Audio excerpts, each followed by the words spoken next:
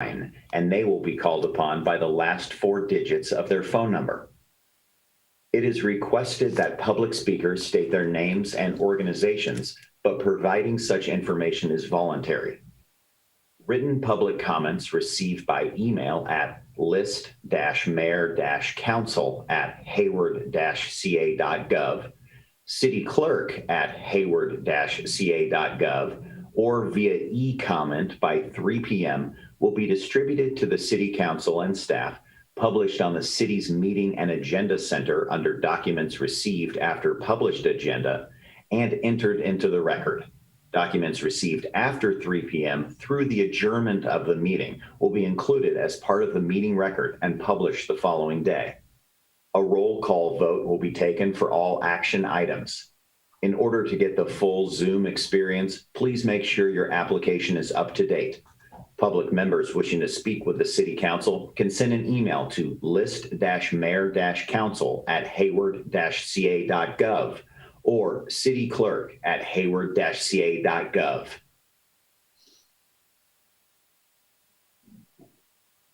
Thank you.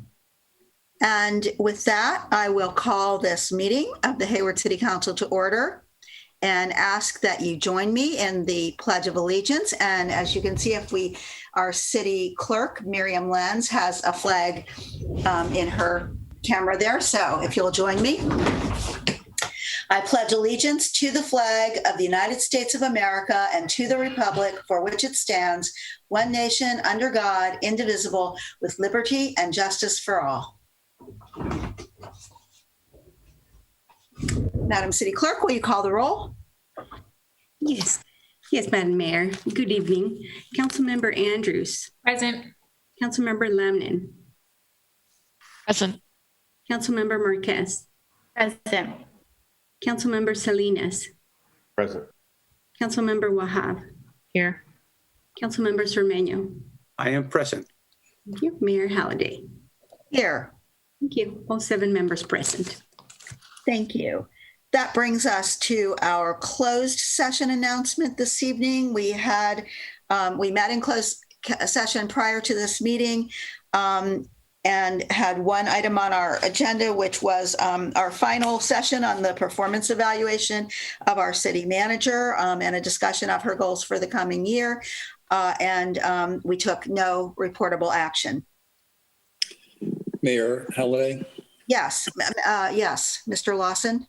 I'm sorry to interrupt, but the council also added an item to the closed session agenda regarding labor.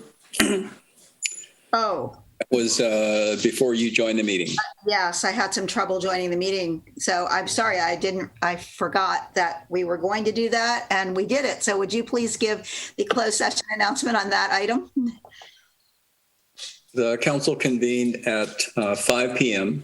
with 6 members present. Mayor Halliday was absent.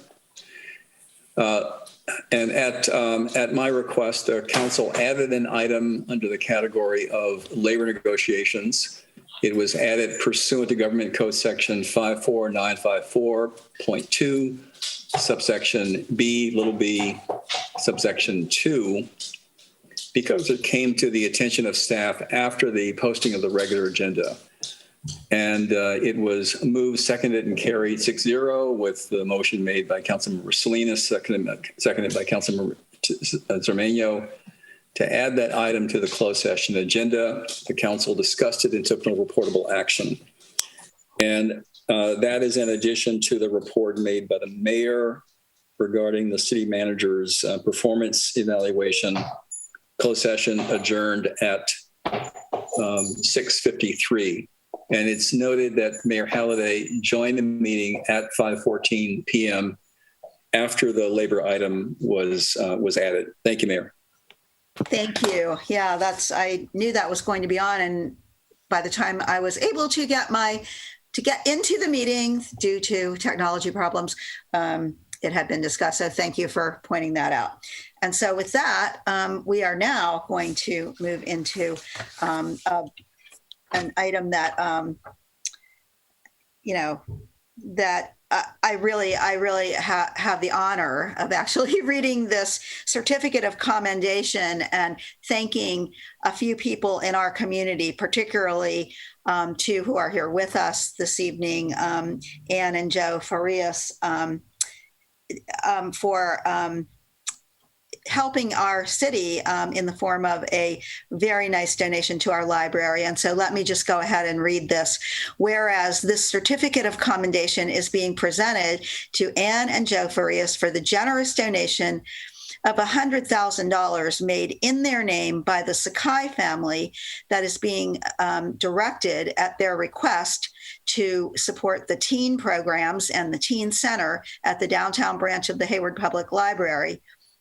And whereas Anne and her 8 younger siblings, the Sakai family, or that would be the Sakai family, grew up in Hayward, just south of Tennyson High School. And whereas Anne and Joe have both lived in Hayward for most of their lives, and whereas Anne served as a teacher and administrator for several local school districts and as a lecturer in the Department of Educational Leadership at Cal State University Hayward, and whereas Joe taught and then became a principal and deputy superintendent at Castro Valley Unified School District in neighboring Castro Valley.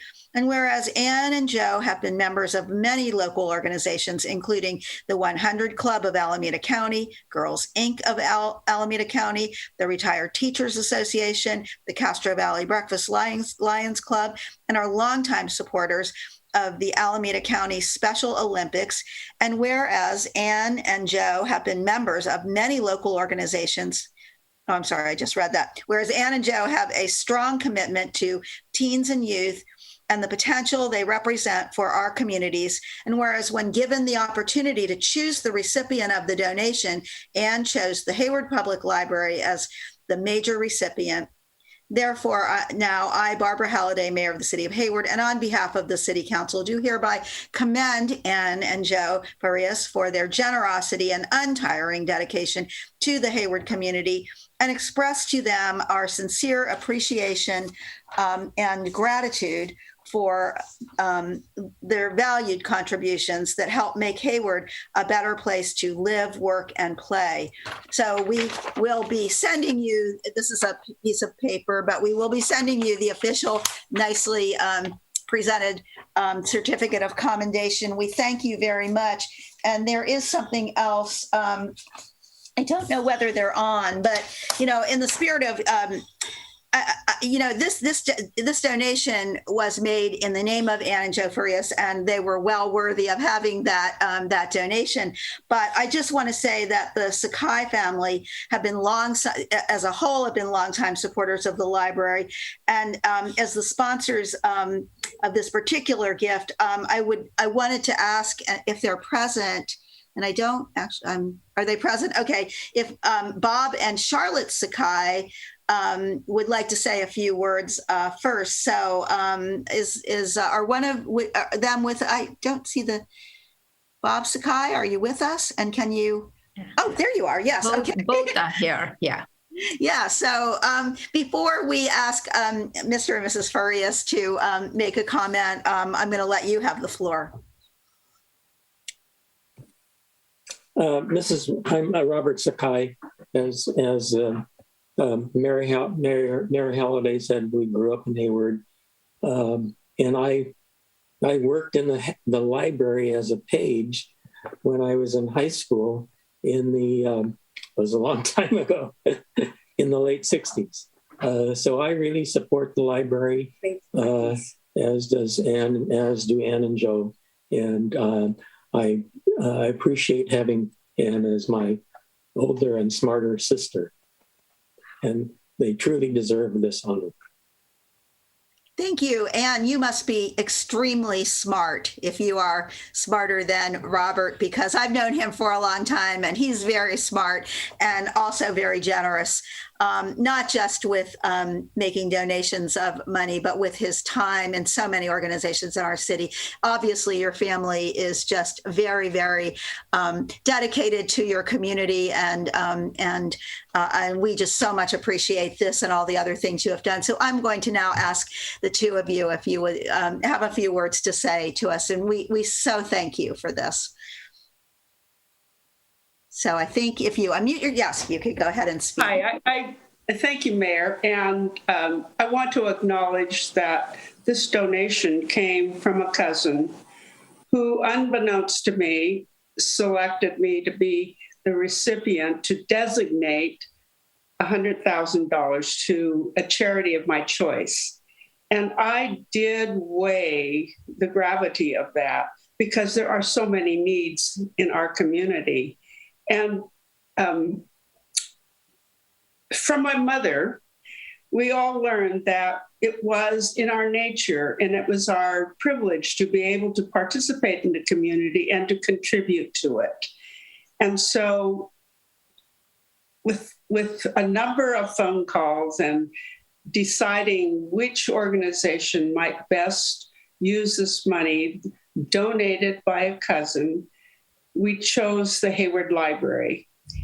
And I also chose a smaller portion to go to scholarships to seniors graduating from Hayward schools, because as a former principal of secondary students, I really am, and Joe and I have been invested in seeing to it that the future of our communities lies in the health and education of our teens and younger children. So I feel honored to be able to designate this donation. Some of this money has come from Bob's wife to make up the total of $100,000 because she is an avid user of the Hayward Library. And we just feel privileged that we can be part of designating these funds to a community facility that will promote the growth and enrichment of Hayward. Well, thank you so much. Joe, did you have anything to add, or? Not after that. No, I don't have anything. It's a real honor for Ann. She really has thought about this and I think made some great decisions. I have to say that Joe has been very much invested in our community through the Lions Club, and designating monies to community organizations such as Breakfast Club, FESCO, Meals on Wheels through the Lions Club. And so it's just a continuation of how many needs and how to fulfill and help fulfill some of the needs in our community. And that's part of our DNA. Well, we so appreciate it. And I do think that given the attention right now on promoting equity, we know that hasn't always been the case in our country. To make this donation to help, especially the age group that you're helping with this donation, the teenagers of our community, is a very, I think is going to be very helpful in allowing us to fulfill that goal of, of bringing equity to our community, especially through the younger people as they're growing up now and have their futures before them. And then I also see that our library director, Genty Adelman, is here. And I just wanted to ask her if she had anything to add to this discussion, since it is her program, her department that is on the receiving end of this very generous donation. Genty? Yeah, thank you, Mayor Halliday. And thank you, Ann and Joe. I can't tell you how grateful we are, really, on behalf of all of the library staff and all of our users. I really, really thank you. And, it was such a, what should I say, painless process talking to Anne when, when you were trying to make the decision. And I'm so grateful that because we are as a library, we are very invested in our youth. We know that Hayward has a great need for supporting the youth, and it's just all over our country. And I just want to give you a little sense of one of the things we talked about after talking to you. We really did think about this idea of supporting not just the programs, but investing the way you said in our like scholarships or similar programs. So, well, we thought about this as being, we want to be very fiscally responsible. We want to handle this and make the money grow and last as long as we can make it grow. And so the two of the programs we're already working on, one which focuses on racial equity, which is a huge part of the city's focus. And so we are actually, the first thing we're going to do is we are expanding our Spanish language young adult collection. And so we're already working on that. And the other thing we've done is we're investing in leadership opportunities for high schoolers in Hayward. And our first program is actually one of our youth commissioners, Ruthie Savesan. She came up with this proposal to do Made in Hayward Entrepreneurs program. So we have this wonderful program which has teens presenting business ideas, and we are going to be giving some awards from that. So that's sort of the first projects we're doing, and we'll certainly keep you involved and let you know more about it. But I'm really excited, and this is just a really wonderful opportunity for us and for all of our youth in Hayward. Thank you so much. Yeah.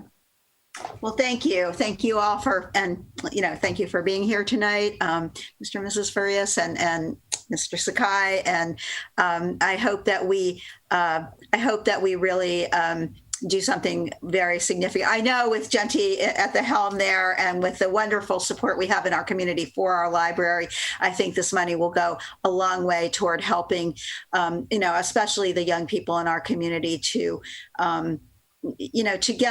get grounding that they need, education, and just experience to have very fulfilling lives. And so we just thank you so much and are very pleased to make this presentation to you. And you will be receiving the actual proclamation in the mail soon, I promise. So, may I just add one more thing? I forgot to say we are renaming our teen center at the library, at the downtown library, the Anne and Joe Farias Teen Center. Yes. So that's, I mentioned that.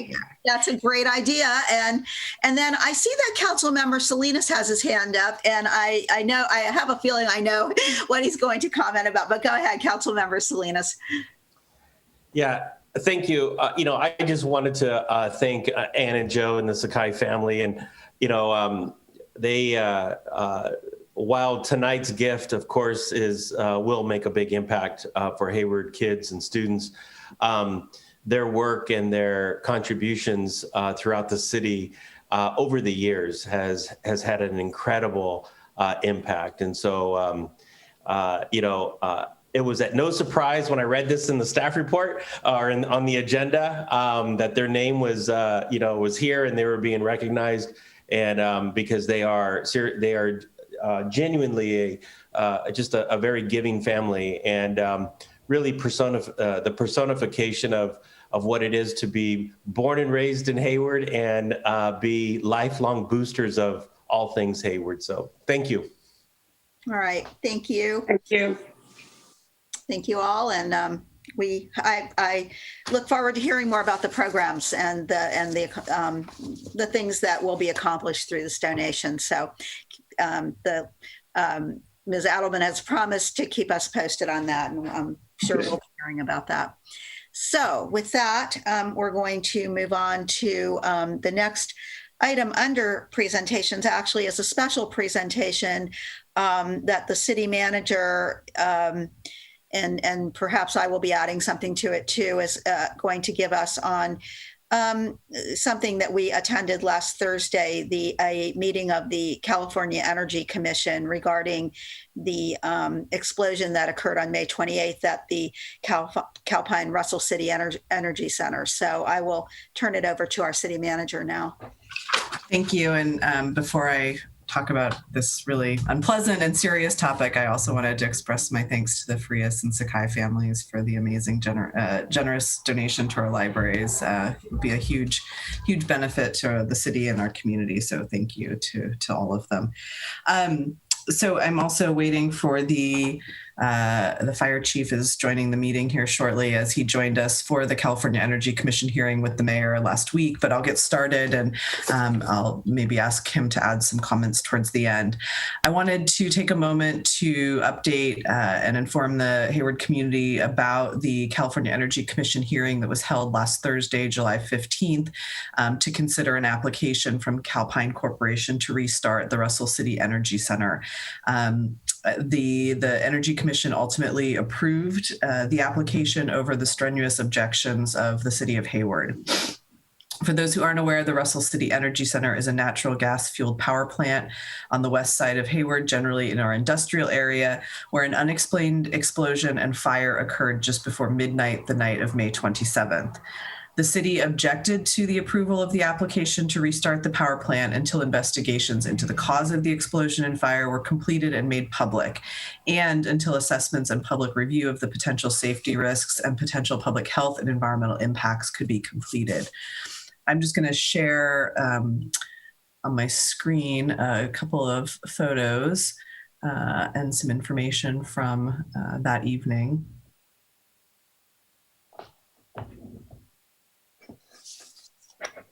This is a picture taken off-site from the fire itself while it was raging on that evening.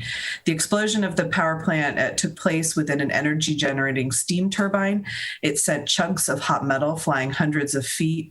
One 15-pound piece cut through the roof of an unoccupied recreation room some 1,200 feet away at the city's Housing Navigation Center for people experiencing homelessness.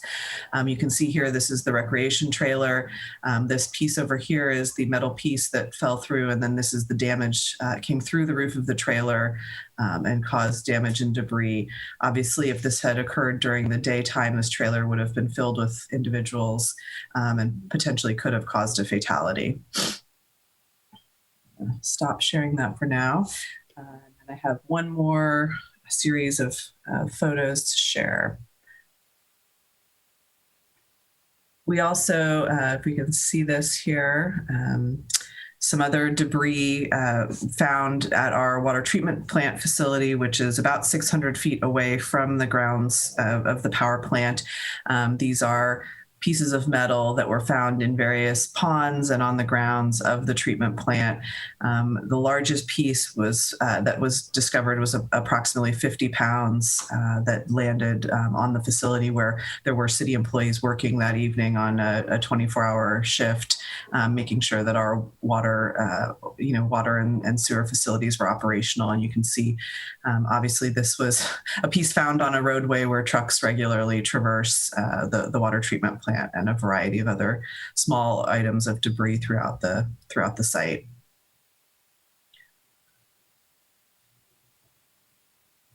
So the ensuing fire at the power plant also forced the evacuation of nearby residents due to the presence of highly explosive hydrogen gas at the plant, and the heavy smoke from the fire forced the city wastewater facility workers to seek refuge indoors.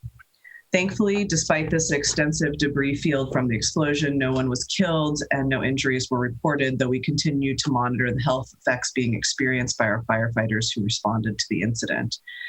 Additionally, our concerns and objections heading into the commission hearing last Thursday were heightened upon learning a week before that the power plant had failed a safety audit in March of 2019.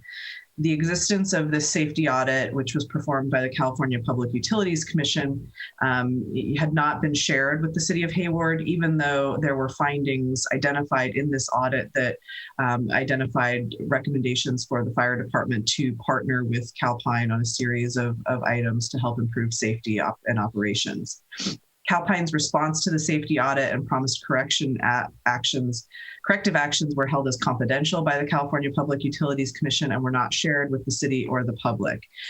This information we found out was also not shared with the California Energy Commission until the week before the hearing. With the approval on Thursday of the application to restart the plant, the California Energy Commission commissioners and staff members all acknowledged the city's objections, but said that they were confident that the plant could be restarted and run safely at a reduced capacity, and that getting the Russell City Energy Center back online was vital to the reliability of the state's electrical power grid as we go into the warm summer months. Obviously, this is very disappointing news. However, on a positive note, we do foresee and have seen evidence over the past few days, a new commitment to transparency and partnership with the city on behalf of the Energy Commission, the Public Utilities Commission, and other agencies. We are in the process of scheduling a tour of the plant where several California Energy Commissioners will be on site to actually see the facility and to witness it. And we will make that available to the council when that date is. The California Energy Commission staff have reached out to city staff and are setting up weekly coordination meetings that will include fire department personnel. The president of the California Public Utilities Commission has reached out directly to the mayor, and a meeting is being scheduled with the mayor, the president, city staff, and CPUC staff to discuss the 2019 audit and the communication failures. In addition, there will be another hearing coming up for the Bay Area Air Quality Management District, who will consider the air quality permit that will be issued in order to allow the plant to restart. So we expect that city staff and potentially the mayor will also again testify at that hearing. So I do want to say that I think many of the energy commissioners did acknowledge and were just absolutely horrified at the explosion that occurred. But again, expressed concern about the need for energy and power during this difficult time over the summer. So with that, maybe Mayor Halliday, if you want to make any comments, and I'll see if our fire chief, Chief Contreras is on, so maybe he wants to share some comments as well.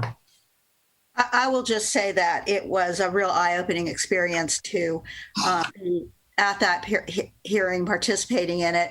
The city manager showed you pictures of some of the debris. One of those pieces was on the table in front of us, as it was the city manager and the fire chief and I were actually on the screen attending the meeting.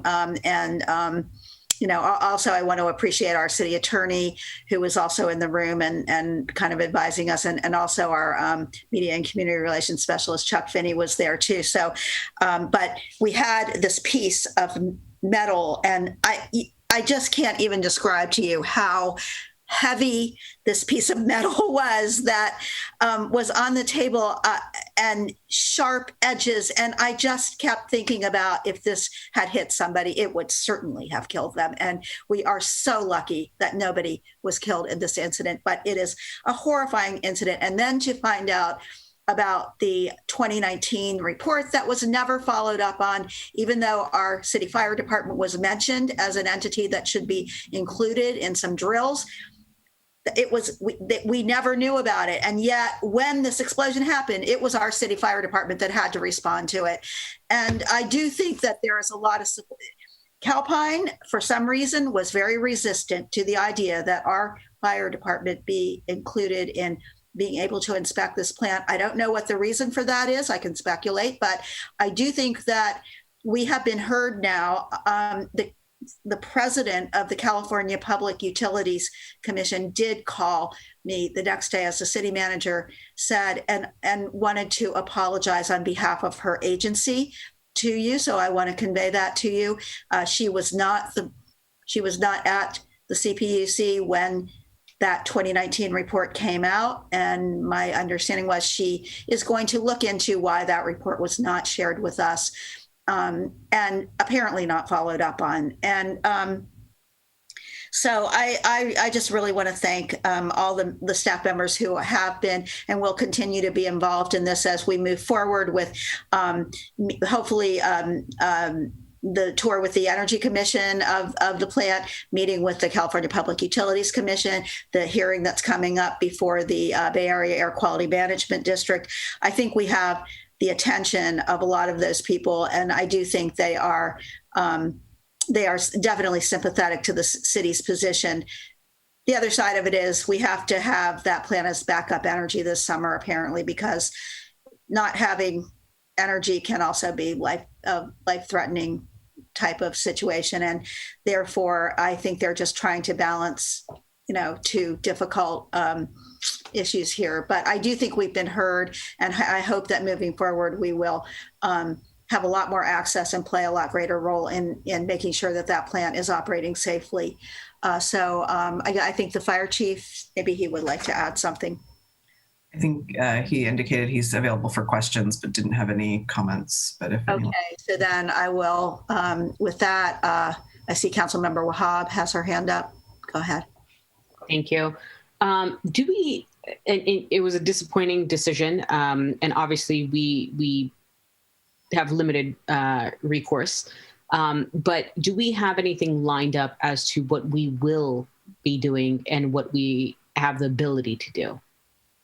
So the one good thing was that there was language included in the order that what we wanted was specific language, and actually one of the commissioners did make a motion to include specific language to allow periodic inspections by the fire department. Calpine pushed back on that and indicated that that would be a change to their license as a power plant. There was a lot of technical back and forth with the lawyers. But what ended up happening was they modified the language and basically indicated that the Energy Commission staff has the ability to allow the fire department to inspect as part of their regulatory authority. And so, as I indicated, we've seen just a willingness to partner with us and to have those regular, weekly meetings. And so in the findings in the order, there was an added bullet, which I think is actually very important. It says it's prudent for the CEC, the California Energy Commission, to exercise enhanced scrutiny over the facility, given the circumstances that gave rise to the petition, and is reasonable for the public to have access to safety audits conducted pertaining to the operation of the facility, including the circumstances that gave rise to the petition. So that was one of the findings in the order that was approved. And then a specific finding was added that indicated the City of Hayward Fire Department will continue to exercise its existing authorities under the Russell City Energy Center conditions of certification, identified some of those, and then indicated within 30 days after approval of the petition for the order, the project owner, Calpine, shall meet with the California Energy Commission staff and Hayward City Fire Departments to discuss any needed modifications of their standard operating procedures for first responders to implement when responding to incidents on site, including establishing a process for reimbursement of reasonable expenses. So we will be, I think those were good. I mean, it wasn't exactly what we wanted, but it was something and an acknowledgement of the role that the fire department needs to play with this facility. So we will be trying to nail that down in much more detail as we meet with the Energy Commission staff, so that we have sort of more ongoing and regular access and inspections. Besides that, are we able to potentially pull any permits or licenses or keep anything in conditional? If they meet these conditions, we'll do this, because this site has been disputed significantly over the course of 15 plus years, with very little accountability and transparency to the public. So, go ahead, Mayor. I was just going to say, we're not in charge of it. It is not something that the city of Hayward has control over, even though it is within our city limits and has had this very damaging incident. We have to look to the state regulatory, in this case, the California Energy Commission, for all of that. And I think Harris wanted to address that question as well. Chief. I apologize for any background noise. I'm at my daughter's soccer training. But to that specific question, there is a lot of language that is now being included that we desired back in 2010, 2011. So we have taken a big step forward. We do have regulatory authority over the hazardous materials through our CUPA, our Certified Unified Program Agency, where we are the eyes and ears, for lack of a better term, of the state agencies. And that is kind of a further positive that we saw with the approach from the Energy Commission is a desire to make sure that we are there in partnership with them, so that our issues, our concerns are also their concerns, and have that assurance that they will address. And that's a big change from where we were 10, 12 years ago. So really happy with the approach from the Energy Commission. That's what I really wanted to add. Thanks for the opportunity. Definitely.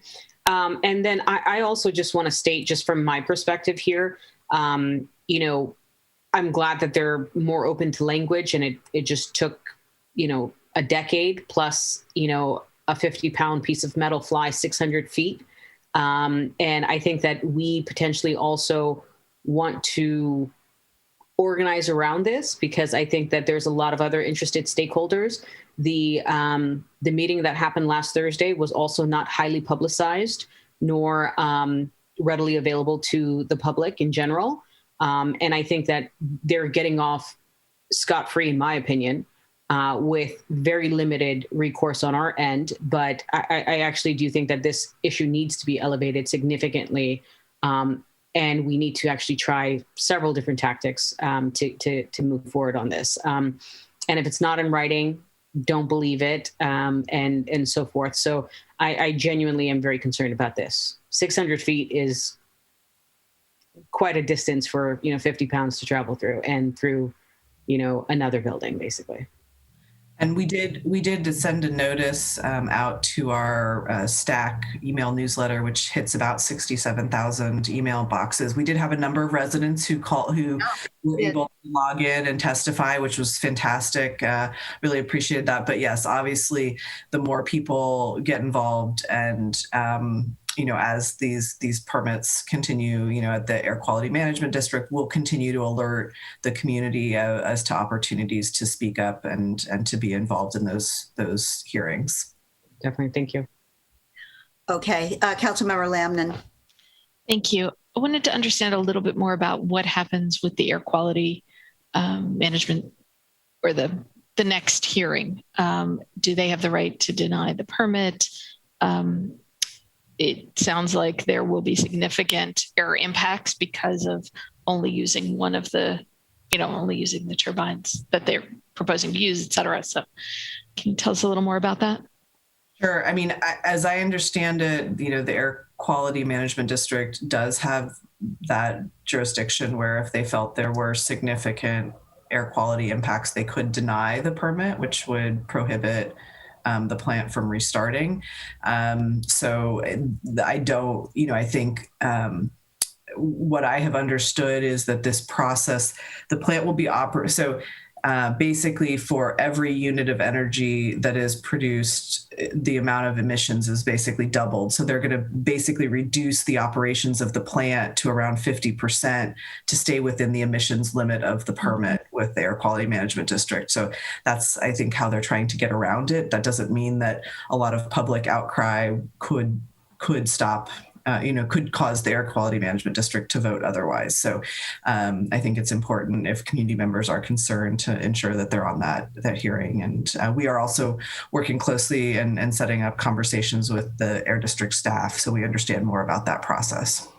Yeah, and I'll add that my understanding is that the permit, should they be allowed to operate, it may be a limited amount of time, which because there's to actually have that operation, and that might take us through the worst of this summer heat and fire season, and that they can establish that this plant will be a backup only in the event of massive need, and that they can dictate that the emissions not exceed what they're allowed to exceed, which the city manager just explained meant that because of the turbine not being there that allowed the more efficient operation, they really won't be able to produce as much energy. So those are the kinds of things that I think we'll be asking the Air Quality Management District to look at and perhaps, issue a ruling regarding. Great. Thank you very much. And thank you to the whole team that's been working on this. Okay. All right. I don't see any other hands up right now, and I'm sure this is something that we will be revisiting and having a lot more. There will be a lot more activity around this issue, and we'll. I'm sure staff will keep us all informed as that goes on this summer. All right. Thank you, everybody. And with that, we are now moving on to our next item, which is public comments. This is your chance to comment on any items that are not otherwise on our agenda this evening. And I do see that there are some hands up from the public. So, Madam City Manager, can you go ahead and do your message about how to make a public comment, and then we'll move on with them. Thank you, Madam Mayor. Yes, community members wishing to join the meeting via Zoom can follow the information on the first page of the agenda, which is also displayed on the screen right now.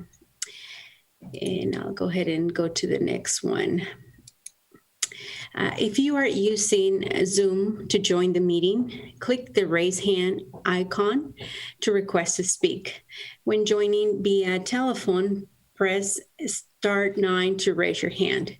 I will unmute your microphone when it's your turn to provide public comment. And with that, Mayor, I'm ready to allow speakers to. Yeah, sorry. And it looks like the first one is Manuel Shafi.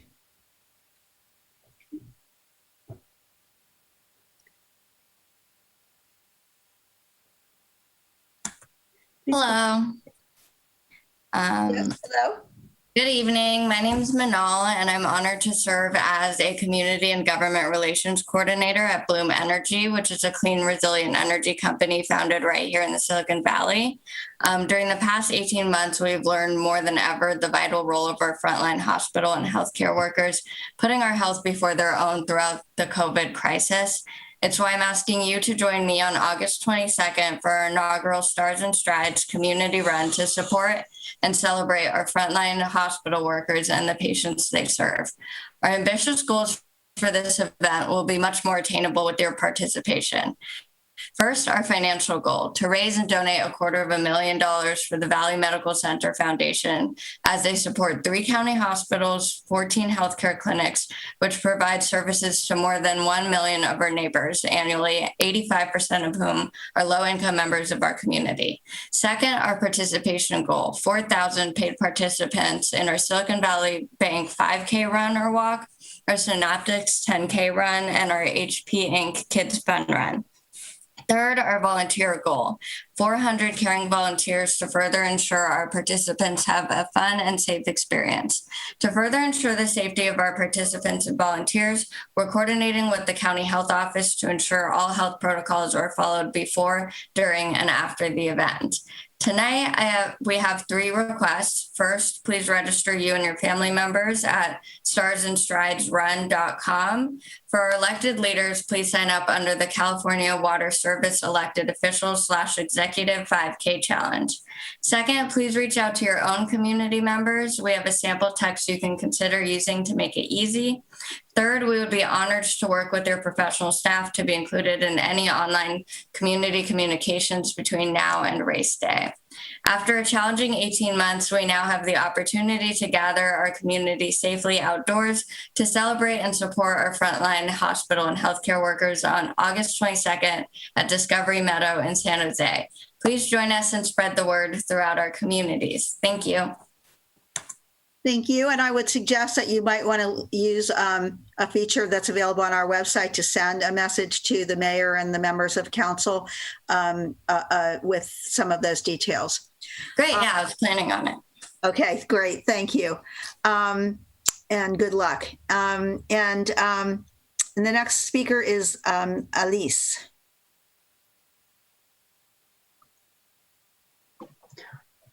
Hi, my name is Elise. I've been with the city of Hayward working in animal services since 2015. I am with SEIU 21. Our department has been working on site, providing services and serving the public throughout the pandemic. Even now with the shelter being flooded, we're still there. We're still providing services to the public and helping our community. We didn't have the luxury of working from home, and I'm asking the city to please not forget us, to respect us, protect us, and invest in us by giving us a fair contract. And also a reminder that not only do we work for the city, but most of the employees also spend their money in the city of Hayward. When I go out for lunch, when I'm doing anything like that, I'm spending my dollars in Hayward. I believe very strongly in the city of Hayward. I love working for the city, and I hope that you remember your workers, invest in us, protect us, give us a fair contract. I yield my time. Thank you. Thank you. Next, we have Doris Tang.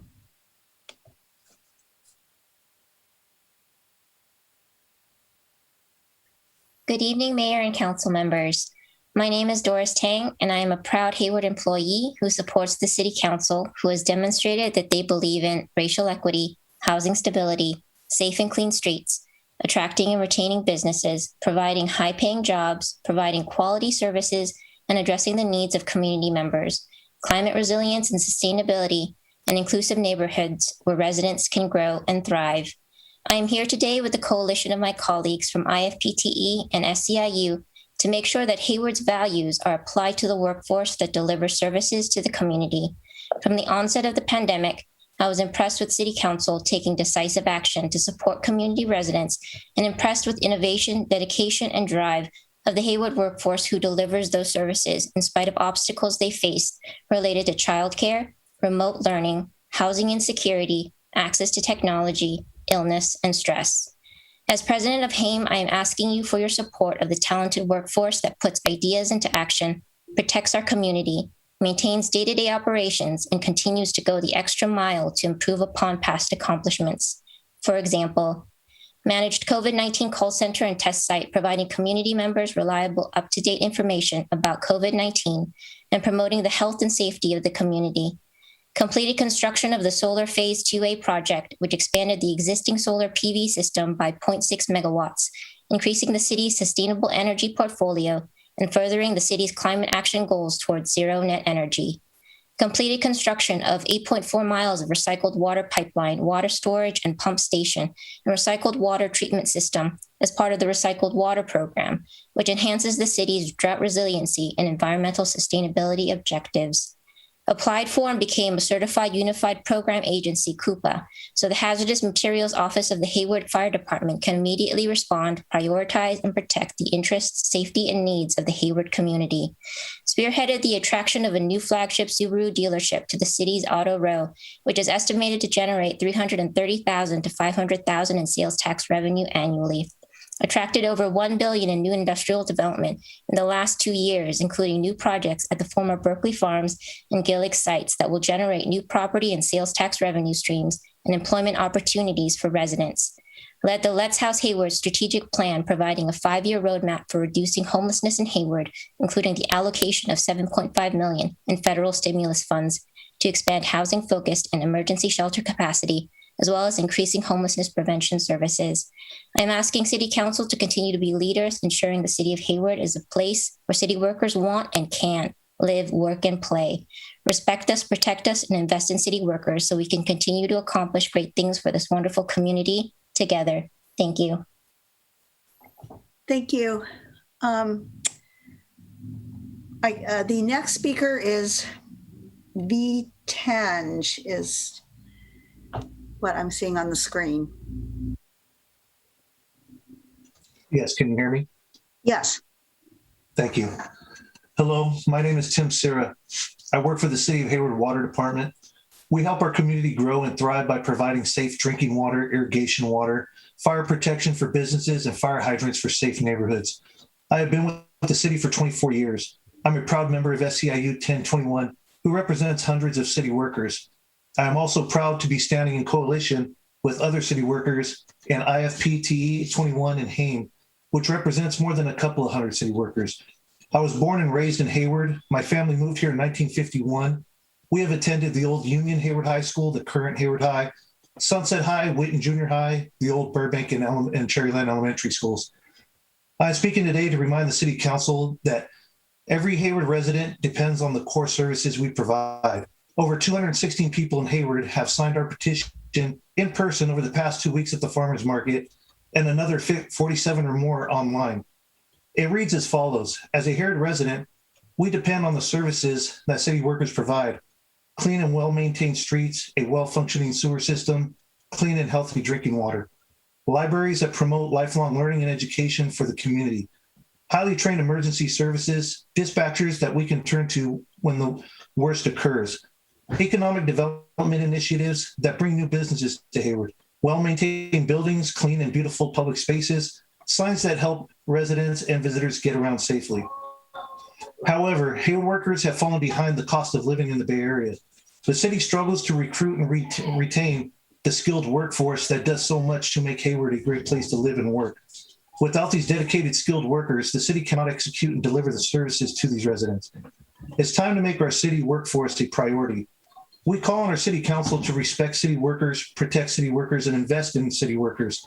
We have earned a fair contract with no concessions that reflect our strong economy, so we can all thrive together as a city. It's time for the council to commit to a budget that works for the people of Hayward and the workers of Hayward. Please take this opportunity to help our community and invest in city workers. As city workers, union members, coalition members, our message is clear. Respect us, protect us, and invest in us, please. Thank you all for your time and have a great evening. Thank you. Next is Suzanne. Hi, can you hear me?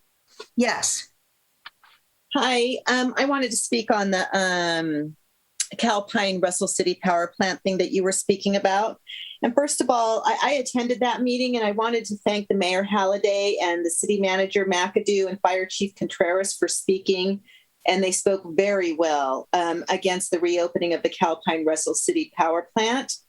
The CEC voted for the reopening, which is quite disappointing, as we all talked about. And I was wondering if there's any other way that the city can protest that besides what you were talking about. And the other question is you mentioned the air quality management district, that they're a deciding factor in them reopening. Do you know when they're going to be deciding on this? Is there a time frame that they're going to make a decision about this? Because you mentioned public outcry, and maybe we can get the public to outcry about this and influence them to hold off on this reopening. And also, you said that there's going to be weekly coordination meetings to include the fire department, the plant tour, and all that. And I hope that you will make that a continual process from here on out, not just once this issue is dealt with. I hope that this is something that you will do continually. I own a small 1-acre auto recycling facility, and this the CPUC, they come and check me out all the time. I mean, they can walk into my yard. The fire department walks into my yard, does an inspection unannounced. I can't believe that this isn't happening at a huge power plant like that. So anyway, those were my questions. If you have an idea of a time frame that the air quality management's going to do something, maybe we can get some public outcry. Okay, thank you. I think you probably heard our comments earlier about we are going to be pursuing this in a number of ways. The information I have right now about the Air Quality Management District is that they will be putting the proposed permit up for a 10-day public comment period by the end of this week. So I think we need to check, and you can yourself, I'm sure, check their website to see if that has been put out there yet. I don't have a date for a hearing, but I think that also keep checking our own website because we will put information out on that as we get it. Madam Secretary, did you want to add anything to that? No, yeah. As soon as we know the date and time of the hearing, we will make sure to get that out on the STAC newsletter. So, Suzanne, if you are not subscribed to that, you can. I am. Okay, great. Perfect. Then that should Thank you. Yeah. Thank you so much. Thank you. Next, we have Randy Wage. Yep, that was close enough. Woggy. Okay. I talked to all of you guys a little bit at the Heritage Park opening, which was wonderful. I really enjoyed that. I just wanted to kind of point out, and I think I did a a comment in the comment sections that with the SkyWest Golf Course, if we could just maybe have a vinyl banner that also advertises that, you know, there's reuse meetings coming up, public meetings. Also, it was kind of odd to me that for the work sessions, you have to go to the website and then click on the Zoom meeting. I mean, it would be great if we had like Zoom links that you could advertise or put on Facebook. They seem to be like password protected ones. They just kind of odd. So if that could be easily put out there, that would be great. I'm just trying to reach a lot of the residents. Their backyards face the SkyWest Golf Course. So I'm sure they're going to be pretty interested in the plans. They have, you know, pretty good views right now. And in looking at some of the plans, I know they'll discuss them in the meetings, but they're going to lose some of that, you know, with pavement coming in for an industrial park. I really was always hoping that the San Lorenzo Community Park would be expanded and that we would keep some of the open space down there. I know there's kind of 11 acres towards the front that they're looking at, but that doesn't seem like an awful lot of space when you're looking at 126 acres. Just a thought. And anyway, I will also try and get the word out. Maybe I'll go, you know, get some flyers to the people along that section that, you know, they border that golf course. Anyway, thank you for your time. Keep up the good work. The Calpine thing, boy, that is so crazy. I don't even want to get in the middle of that one, but hopefully they can operate that safely. Thank goodness, like you said, nobody was killed, or if there's another explosion sometime down the road. Oh my gosh. Anyway, we do need the energy. Thank you so much for your time and have a good night. I hope the meeting goes great. Thank you for your time. Thank you, and thank you for your suggestions. I believe our staff is on the line and hopefully heard them. I've written some of them down, so I'll make sure they did. I think that some of them were good suggestions. So with that, I don't see any other hands raised from the public. Madam City Clerk, are you aware of anybody else who wants to make a public comment right now? No, Madam Mayor, I'm not aware of any requests to speak at this point. Okay, then I'm going to go ahead and close public comments, and we will move on with our agenda. Mayor, I think Mayor Pro Tem has her hand up. Thank you. Yes, I do see that, and we're going to close public comments, as I said, and then, okay, go ahead, Councilmember, Mayor Pro Tem Wahab. Thank you, Mayor. And thank you, Councilmember Marquez. So I just wanted to say, it just based on the comments and kind of a little bit of an update as well. I do appreciate all the workers calling in. I know this council and myself included are very much dedicated to making sure that there's a fair contract that gets negotiated upon. Number two, I do want to highlight that I did make a request of our fire chief and city manager to highlight some of the timelines that are happening regarding this particular power plant. And hopefully we can get more residents on board as well to kind of advocate in the way that, you know, they see fit. I believe Suzanne is from the Hayward Concerned Citizens. I also know that there's other activist groups that are very much interested in this as well. And I think it is in the best interest of the residents to kind of come together around this particular issue. I also want to highlight the fact that in the mayor's conference in particular, you know, and I'm going to ask our city manager if she can kind of elaborate on in the support of recognizing one of the Ohlone tribes in their efforts to be recognized by the federal government, if she would like to touch base on that.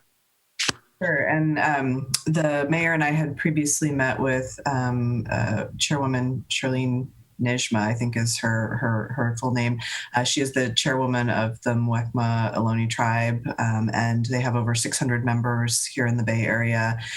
They, as we understood the history, they were never taken off of the rolls. It's very complicated history, but there were some weird paperwork that happened in the early 1900s that prevented them from having access to some of the federal benefits and other benefits of being a recognized tribe. And so she has been leading an effort here locally to try and get just clarification on their recognition status and to just officially clarify that. And so she met with us, and then obviously Mayor Pro Tem Wahab, when you attended the County Mayor's Conference, she made a presentation and a pitch there to have the Mayor's Conference issue letters of support. So we indicated we would work to bring that back, and I think it would be appropriate if the council wanted to take a vote on that and express support as a body. We could bring that back in September.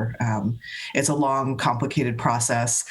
So September, I think, still works from a time frame perspective. So that's some of the background. And I'm going to talk about it in my city manager comments, but we did have them at the library opening ceremony on Saturday to do a land acknowledgement. And there will be an art piece in the plaza to acknowledge the tribes that were here in existence long before many of us and other settlers came into the area. I would hope we can go ahead and send the letter. That doesn't have to come back to the council, but because I do think it's one of those things that we would in general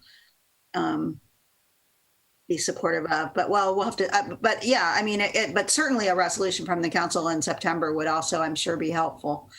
I'm going to be issuing a letter before that, though, as the mayor in support.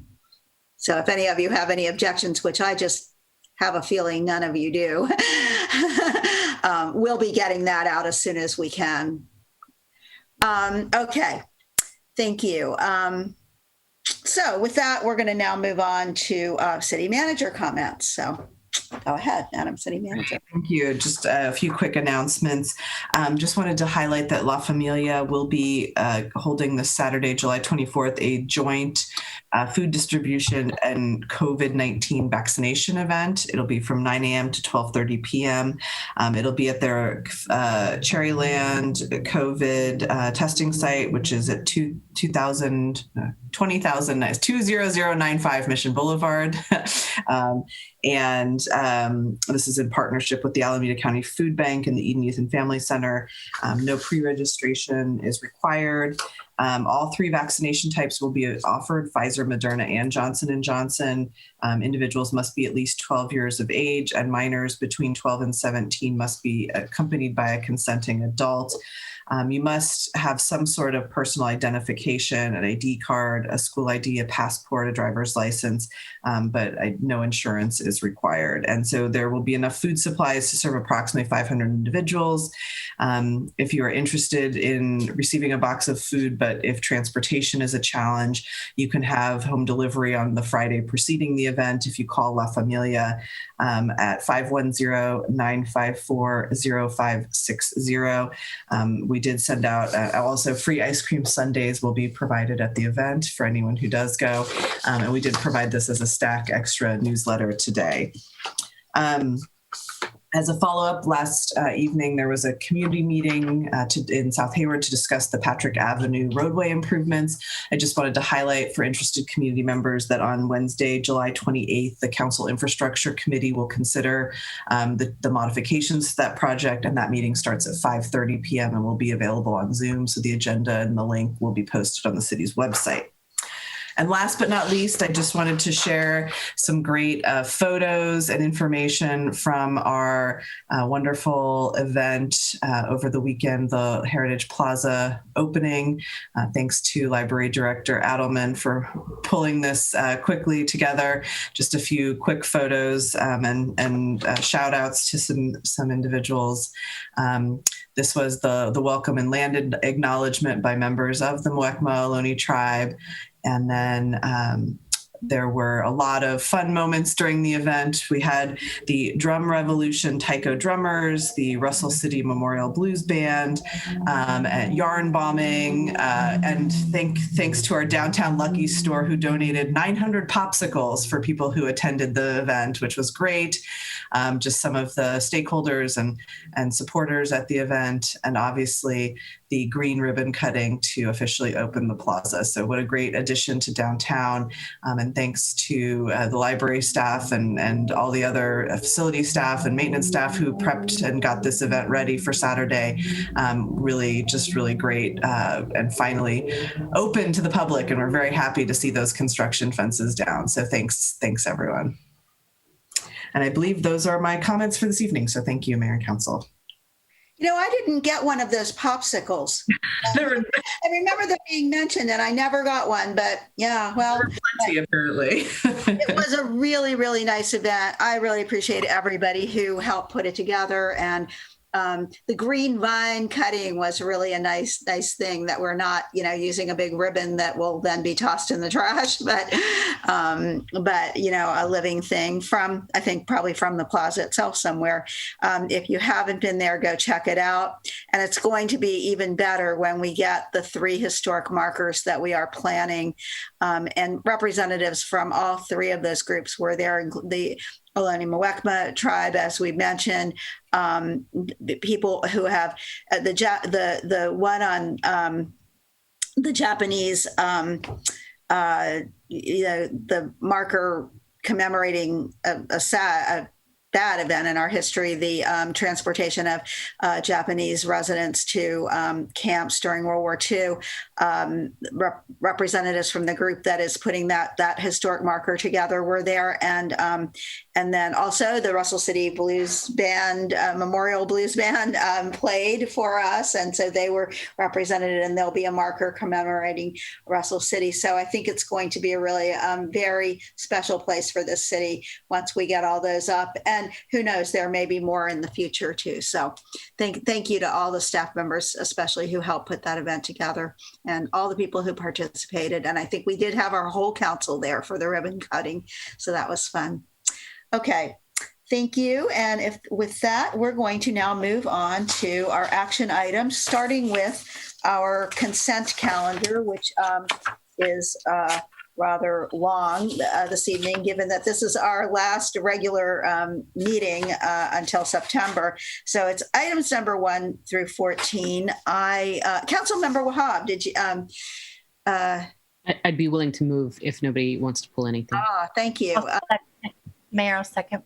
Okay, and I'm not seeing that anybody else wants to pull any of these items off the consent calendar.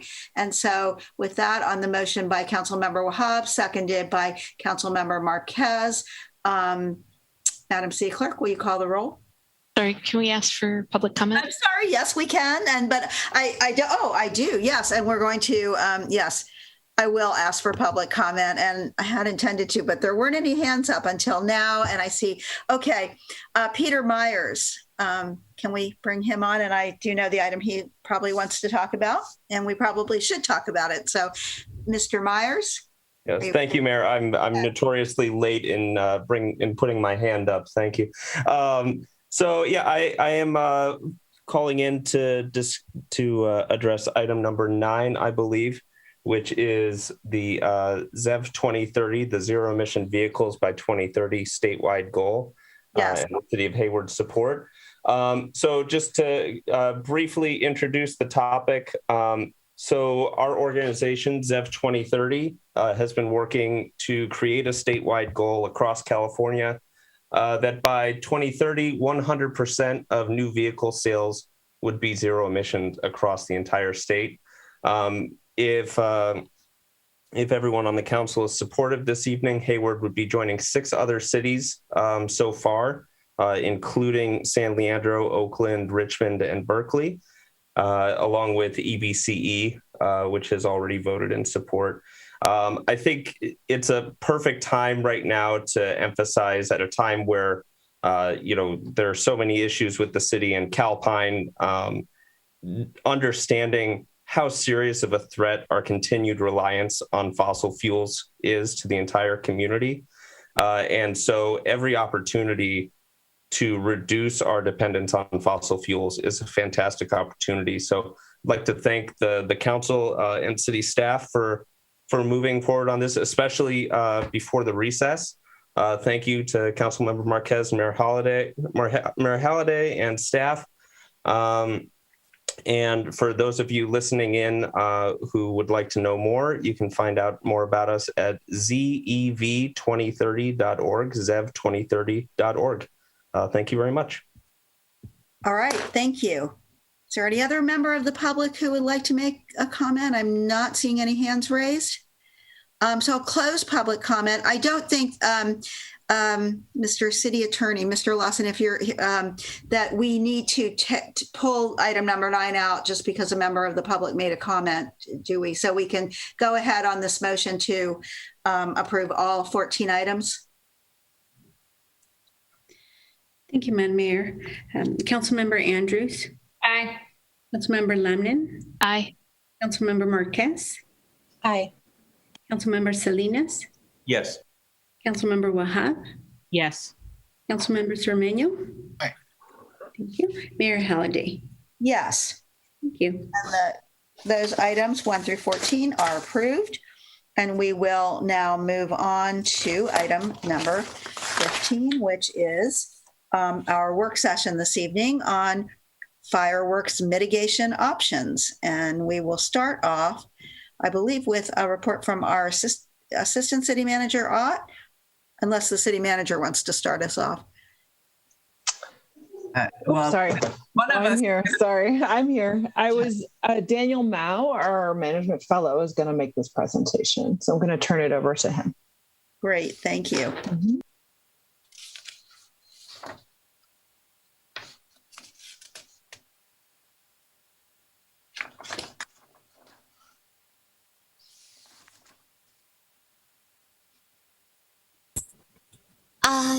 We can't hear you.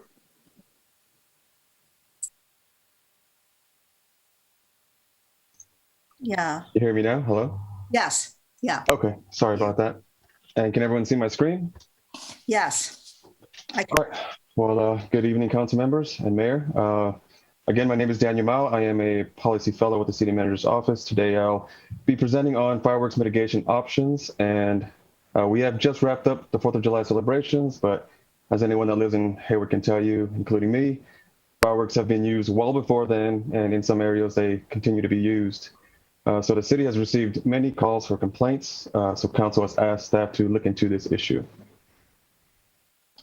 Here's what I'll be going over today. I'll be covering an overview of illegal fireworks, which will also be providing some regional and state and national context to this problem.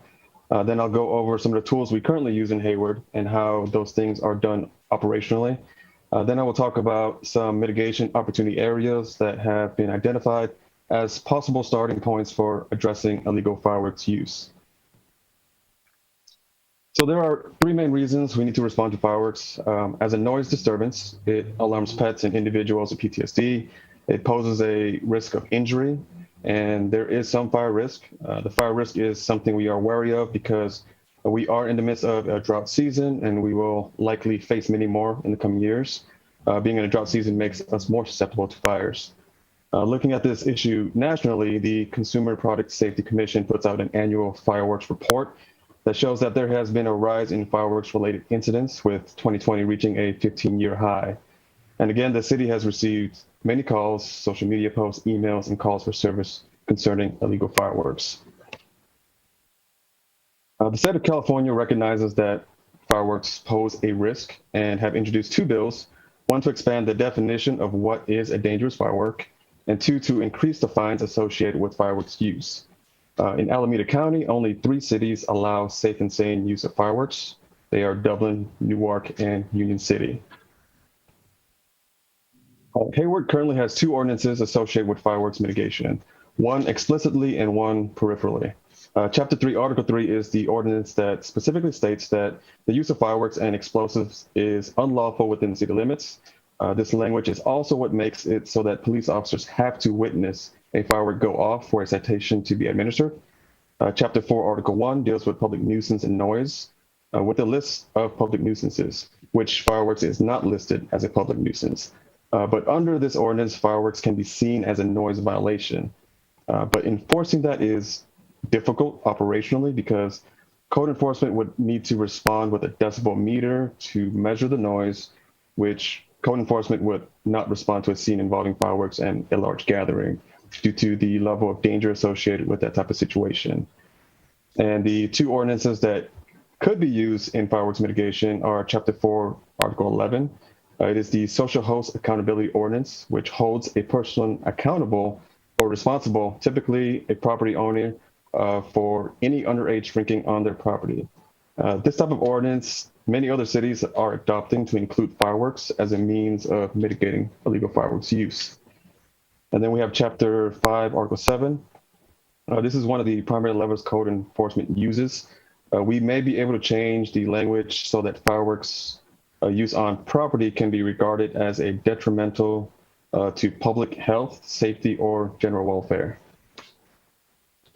Now on to some enforcement challenges. As I said, the current language constrains officers on how they can respond to these calls because they need to witness the use of fireworks. On a typical patrol night, evening patrol, there is 1 lieutenant, 4 sergeants, and 18 officers. During 4th of July this year, that patrol was supplemented by an additional sergeant and 5 officers. When responding to these calls, you normally have 1 primary officer and a 2nd officer assisting. The challenge in responding to illegal fireworks use, along with the fact that officers need to witness it, is that fireworks are often used for celebrations and are done in large groups. This is an inherently dangerous situation for both officers and residents. There are explosives involved, armed officers, and typically a few intoxicated residents. There have been instances where officers have been targets of fireworks being fired at them. So if officers wanted to respond to one of these incidents with sufficient force to disperse the crowd, it would require a significant portion of the patrol staff on hand, and it would increase the chance of escalation for everyone involved, residents and officers.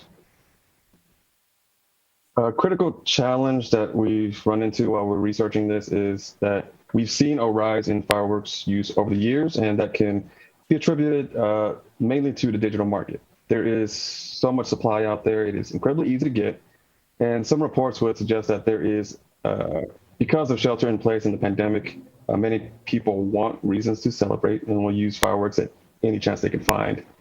We have many reports all over California of tens of thousands of pounds of fireworks being confiscated leading up to 4th of July. And as someone who lives in Hayward, I never would have known that because there were so many fireworks going off still. In this table, you'll see that the percentage of calls received by the call center on July 4th relating to illegal fireworks have increased since 2019. This is specifically between the hours of 8 p.m. and 12 a.m. This year on July 4th, nearly half the calls were for illegal fireworks use at 43%. July 4th received so many calls for service relating to fireworks that the city currently filled an additional dispatcher just to handle them. Some more of the things that the city has been doing, as of right now, there is a coordinated messaging campaign between the different departments in the city. The city has published several posts that have generated some interest and responses, but nearly all of the responses we receive from residents, be it through social media, email, phone calls, have been critical towards illegal fireworks use and our current enforcement efforts. HPD also puts out an electronic street sign to communicate the risk of fireworks use. District Command does a lot of focused engagement on neighborhoods with historically high calls relating to fireworks. And on July 4th, HPD seized 645 pounds of fireworks, which does not include the seizures before July 4th. And now onto the opportunity areas for fireworks mitigation. The biggest bucket for improving our mitigation strategies is to amend the city ordinance in a few ways, but specifically to the intention of these are to lower the threshold for who can be cited, first by possession, and expanding the social host ordinance to include fireworks so that property owners can be held accountable, and add a fireworks as a public nuisance. A big benefit of lowering the threshold for citations would be that code enforcement personnel can assist in issuing these citations. And they can do this over the mail, reducing the dangerous situations involving large groups, residents, and explosives. If we do this, property owners and landlords will begin to receive citations in the mail, so there may be some equity concerns around this option. Our second opportunity area involves exploring a few enforcement alternatives. Our current fee schedule for administrative citations has it so that the first offense is $100, $200 for the second, and $500 for subsequent violations. We may want to explore higher fines for the second and third violations. Now, if we're looking at the penal code, offenders can face up to $1,000 for a misdemeanor, which may not be something we want to explore if we want to avoid criminal charges and stick to administrative citations. As mentioned in the previous slide, increasing fines can act as a deterrent but may have some equity concerns. The second bullet, something we've heard from residents is that we want to be able to, or they want to be able to submit evidence for reports, such as photos and videos. We do not currently use evidence submitted in this way to support citations as an alternative or first step of escalation before engaging enough evidence for a citation. We may want to explore warning letters to properties that have received multiple reports that don't quite meet the requirements for a citation, but to give them notice that they will be under scrutiny. For the third bullet, we can conduct sting operations that can be focused in historically high-use locations. As mentioned earlier, due to the tensions from the shelter-in-place, people want reasons and ways to celebrate. It may be worth exploring having a sanctioned community event or celebration.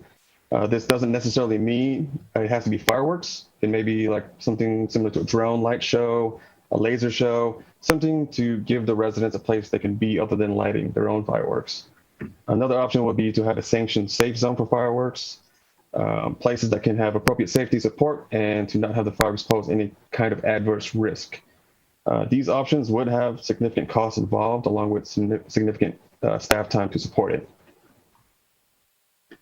Finally, we are doing a lot of community engagement, but there are opportunities for us to do more, specifically by partnering with local institutions, especially education. If we accept that Hayward has a fireworks culture, the first step in changing that would be going through educational institutions like the other options. There is a lot of staff time associated with this option. That concludes my report. What we would like is to have some more direction from council, what we can further research and come back with more costing models and information. Okay, thank you. And can you, yes, thank you. I see, okay. I'm sure we do have some comments, so we'll start with Council Members Ormeño. Sorry, Mayor, is this a work session? So we go to public first? Yes, or? Thank you. No problem. Yes, it is. It is. I'm sorry. We will go to public comment first on this, and then we'll come back to council for questions and comments. Since we aren't actually taking any action on this tonight, we do have some time till next July 4th too. Although I would say that New Year's Eve is also a fireworks occasion. So we'll go to, we'll open public comment, and I do see a couple hands up. So the first speaker is Gabriel Chaparro.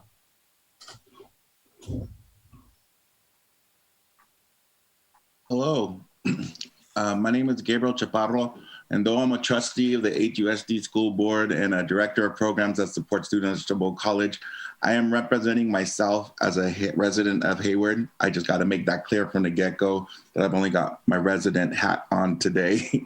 I believe that if we come to critique things that we see, we should also offer ideas. So thank you for the space to offer a few in this conversation. I come from a firework family. I just returned from New York City after seeing my father's handiwork as part of the team that puts on the largest show in and for the nation. Long before we were privileged, though, to be a part of these spaces, we were low income and had no access to shows anywhere around us. And my poor little fingers often burned from hot metal wands left over from throwing sparklers in the air and having to pick them up in the end because they looked like the fireworks that were on TV, and that was the closest I could get to seeing them. It's not almost fireworks shows are an issue of privilege. I've read through some of the proposed changes to laws regarding fireworks in Hayward, and though it may support enforcement, my experience tells me that it won't deter people from lighting. In fact, once we advertise stronger laws, we may even see the reverse reaction. Research shows that a natural reaction to negative reinforcement is actually to do more of what you're being told not to do. Our community needs something else to do that matches the excitement of fireworks in the streets or surpasses it. If we had our own show, bigger fireworks, an amazing little show in the city, why would one focus their energy on their 1-inch mortars when we would be throwing up 6 and 10-inch mortars in our own sky?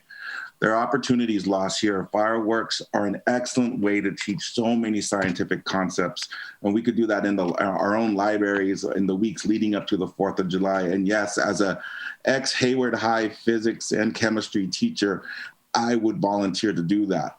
If in that day we had a parade and local businesses paid to be in it as an advertisement space, that money drawn could help pay for the show.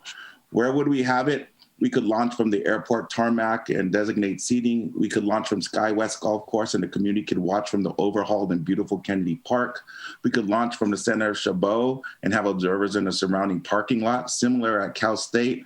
We could launch from a barge on the shoreline and people be up and down the trail. I know these ideas have obstacles and collaboration that would be needed, but I've seen a hand-lit show at Logan and Union City. Castro Valley High has a show every single homecoming, and I've seen a show from a barge at a wedding across the bay. It can be done, and I believe a great city could do it.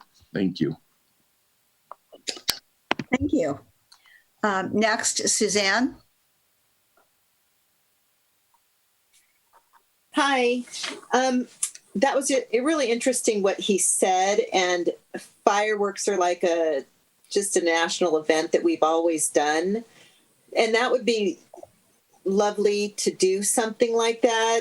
It to me, it's nostalgic, but in today's environment with the fires and everything, it's just so scary. I would think the only place you could launch is over the bay, somewhere very close to the bay, and that would be wonderful. And another option is those laser drones that do really amazing shows.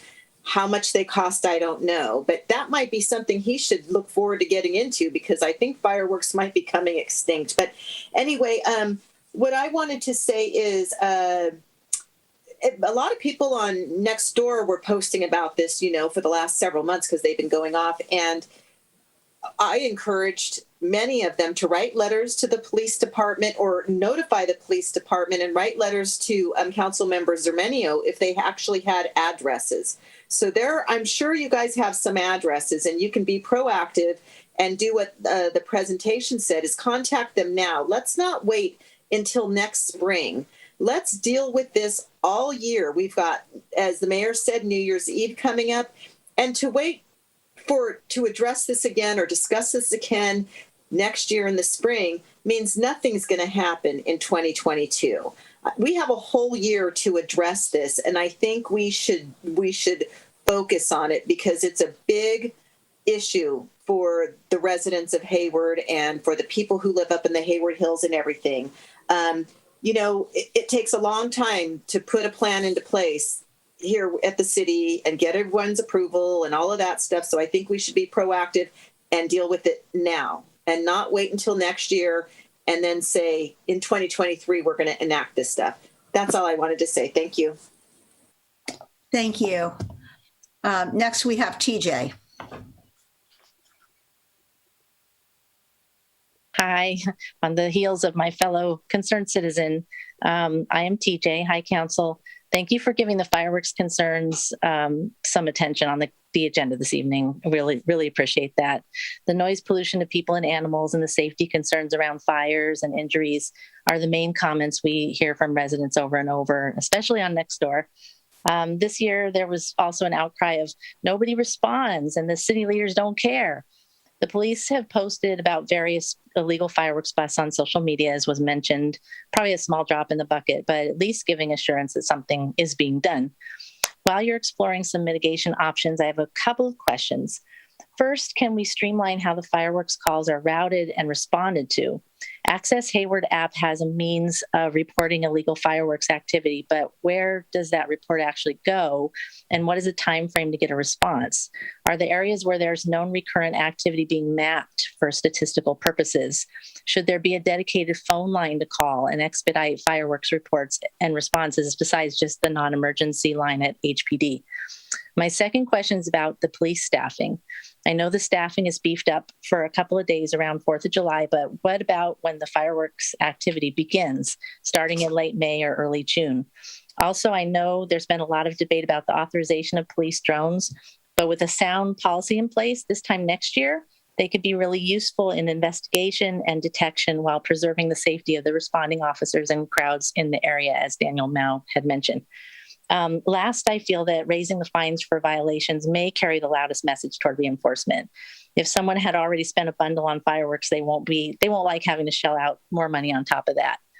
I think the options offered of increasing education or offering up alternative events and areas for fireworks won't really improve the situation.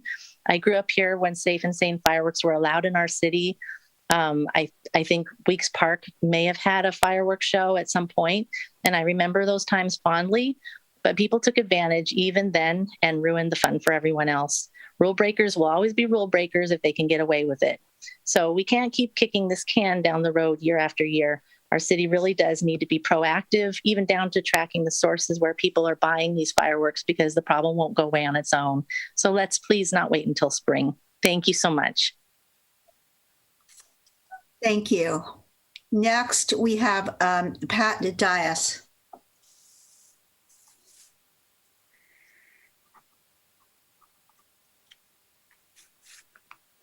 Can everybody hear me okay?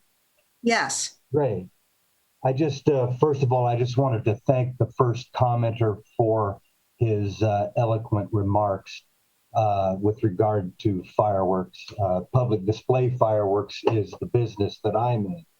I'm a resident here of Hayward over in Cherryland, and I have the distinct pleasure of producing a very large percentage of the fireworks displays in the San Francisco Bay Area. And I want to thank the council for considering these possibilities. Like all of you, illegal fireworks are the bane of my existence. And I very much appreciate your desire to mitigate the risks associated with illegal fireworks. When professional fireworks enter the hands of the public, people get killed. And we, in my industry, have the pleasure and the duty of doing those dangerous activities so that others can enjoy them without having to risk the lives of themselves and others. And in my 40 years of experience in the business, I can state that it has been my experience that the presentation of public displays does mitigate to a degree the use of illegal fireworks. We're faced right now with a very unique situation, and full of really bored people, a lot of them with some extra money in their hands, and everybody with a cell phone. And during that time, two things happened.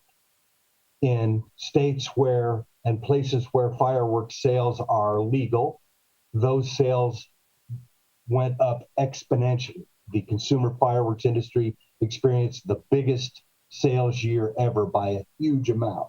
And the other thing was, in places where fireworks are not legal, a large percentage of people they found connections with bootleggers. And when I say that, I mean illegal fireworks dealers. And what we're dealing with now is all of those connections have been made, and all of those people are out there. And so my prediction is that for the time being, absent other avenues, this may continue. And my suggestion would be talk about a professional display or drones, both of which I know a guy that might be able to help you. Thank you for your time. Thank you. Next, we have Ro Aguilar.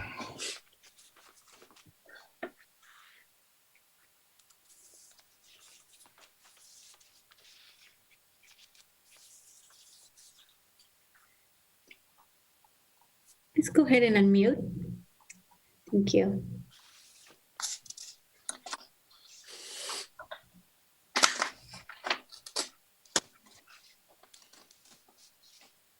Okay, can you hear me? Yes. I'm sorry about that. I just want to say good evening to the council and staff and other citizens. It feels weird not to be talking about housing, but fireworks is really a problem in the city over the last few years. It's gotten, it's no longer a harmless pastime of old. It needs to be really taken on as a serious issue, as I see you are doing, and I want to commend you on that. And I want to support the code change to fining for possession and being a property host. I think those two things, if the police can at least witness that someone's a property host or somebody is in possession, they can fine them. So that's one step we've got to go to. You're never going to catch these folks. They're too good. And the second is support the use of drones to photograph the people that are using them. And if it's, I don't know what the legality is about fining from photo, but if you can't at least fine them, at least you can give a warning. At least you can put them on some kind of notice. I think it's real important for people to know that they could be photographed while they're setting off fireworks, and that might be some deterrent. And then finally, I think it would be good to work with the 3 cities in the county, as well as the League of California Cities, to totally ban fireworks. I am not saying city displays or, once in a holiday sponsored displays. I'm just saying every city needs to ban these things. And I know some cities depend on the funding for nonprofits. They've got to find another way. This is life-threatening right now. And I'm sure we all saw that house that caught fire from illegal fireworks on a hill. You should see my little dog during the fireworks that we've been having ongoing, not just 4th of July, ongoing. Even now at night, I can go out there at 1 a.m. and there's some sporadic firework going off. So this is urgent, it's consistent, it's persistent, and it's dangerous. And I appreciate what you're doing. I hope you can speed it up a little bit and come up with more clever ways to enforce the fireworks code. Thank you, council members. Thank you. Next, we have Tom Ferreira.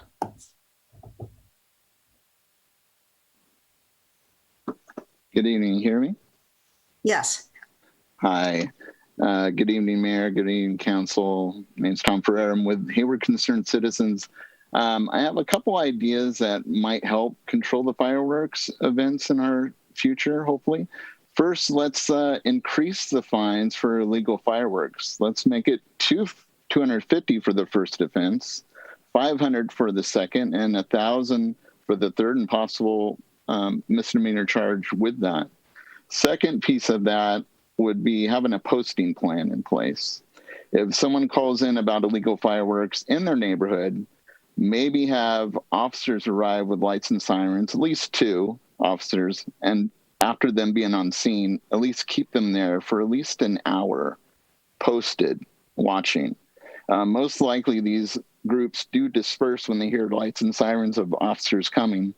And then just having those 2 officers there in the neighborhood watching, they'll go to another place, and then have the officers after that time go to another area of the city that needs help, since we have around 23 officers on that weekend or on that July 4th time. This way it also helps keep our community safe, our officers safe, and our pets safe. Thank you so much. Thank you. Next, we have Hayward Bronco. That's the name I see. Hello, this is Kevin Dowling. Thanks to the staff and for the council for looking at this issue. I think the fines of $1,000 really are worthless. That's not going to get anybody's attention. On the city's social media pages, they talked about a $50,000 fine. That seems like a lot, but I guess there's some state code that can be used. I think a $5,000 or $10,000 fine would certainly get people's attention. When I was on council, the city sent letters to people, and I think that was being done this time.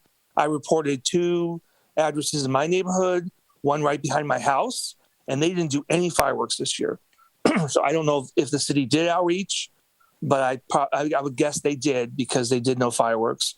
One thing that I had to do last year, I have 4 very large trees in my backyard. I had to cut them down. I was very sorry to do that, but I can't let my house get caught on fire by fireworks. And the neighbor next door was out there when I was having them cut down, and she wasn't happy, but I couldn't have my house get burned down by fireworks. So there is a lot of other, and of course the pets and people with PTSD. I love fireworks. My dad had a fireworks stand when I was a kid. I'm sorry those days are gone, but I think the city needs to be more aggressive. No, please, no. Let's go to policy and everybody set off fireworks. That's a bad idea. More enforcement. Maybe the drones would help. Thank you. Thank you. And next we have Brenda Clark.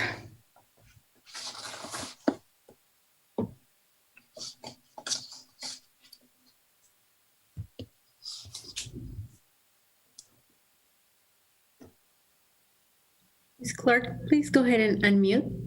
Oh, I'm so sorry. I apologize for that. I'd like to encourage the city to consider a social host ordinance like other jurisdictions are doing, particularly the city of San Jose on their sanjosegov.org site that they published on 6/22 of this year. They have an ordinance that allows the infraction to be the property owner, and they have a snap, click, report portal where you can snap a picture of the area, anonymously report it. The proper authorities are dispatched, and once it's determined that area, whatever the address is, code enforcement takes care of it by attaching a fine to the property owner. I think this is a wonderful ordinance. Santa Clara is doing it. Contra Costa County is doing it, and it's part of their ordinance. It comes with tremendous fines and fees for this criminal activity. I live up in the Hayward Hills, and it's every night at midnight still. And I know that I'm concerned about the police officers trying to stop a large crowd of people and walk in on a situation like that. But if you can get a fine attached to you because you drove a car through a red light and there's cameras and they know it's you because of the tag, I think a portal that would allow homeowners to anonymously report activity and have it followed up by the city with fines and fees and code enforcement, I think that would go a long way. Please take a look at San Jose's ordinance that they just published. And I think it's going to be very effective for the city of Hayward. Okay, thank you. Thank you. And that is the last hand I see raised from the attendees. Madam City Clerk, are you aware of anyone else who wants to make a public comment? No, Madam Mayor, I'm not aware of anyone else at this time.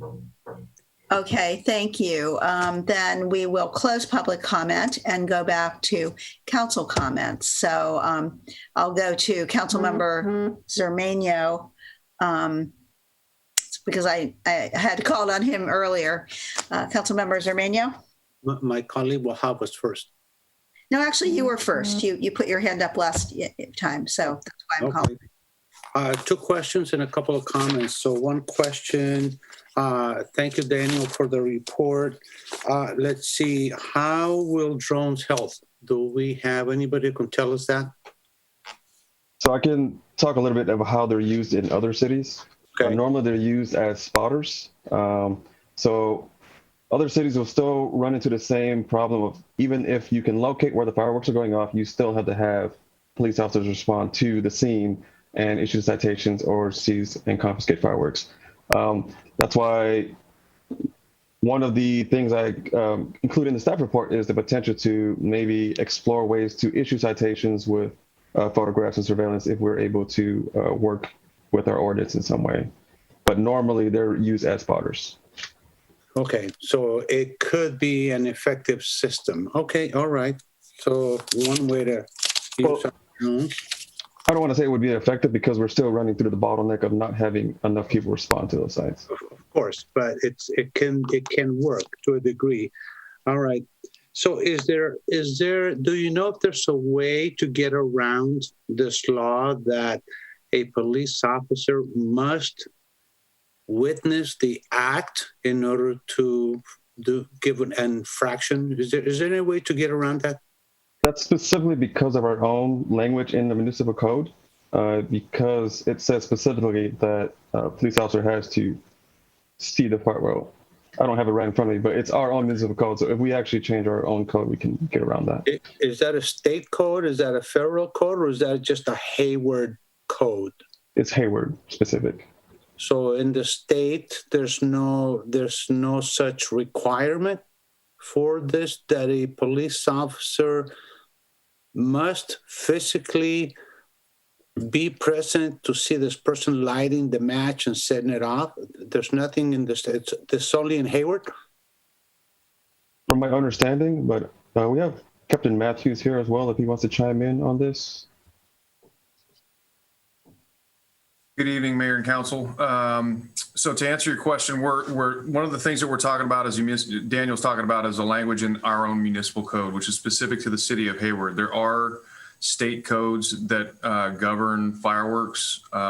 There's health and safety codes, and there's penal code sections that govern fireworks. A majority of those sections are misdemeanors, and so what most people don't understand about the laws of arrest.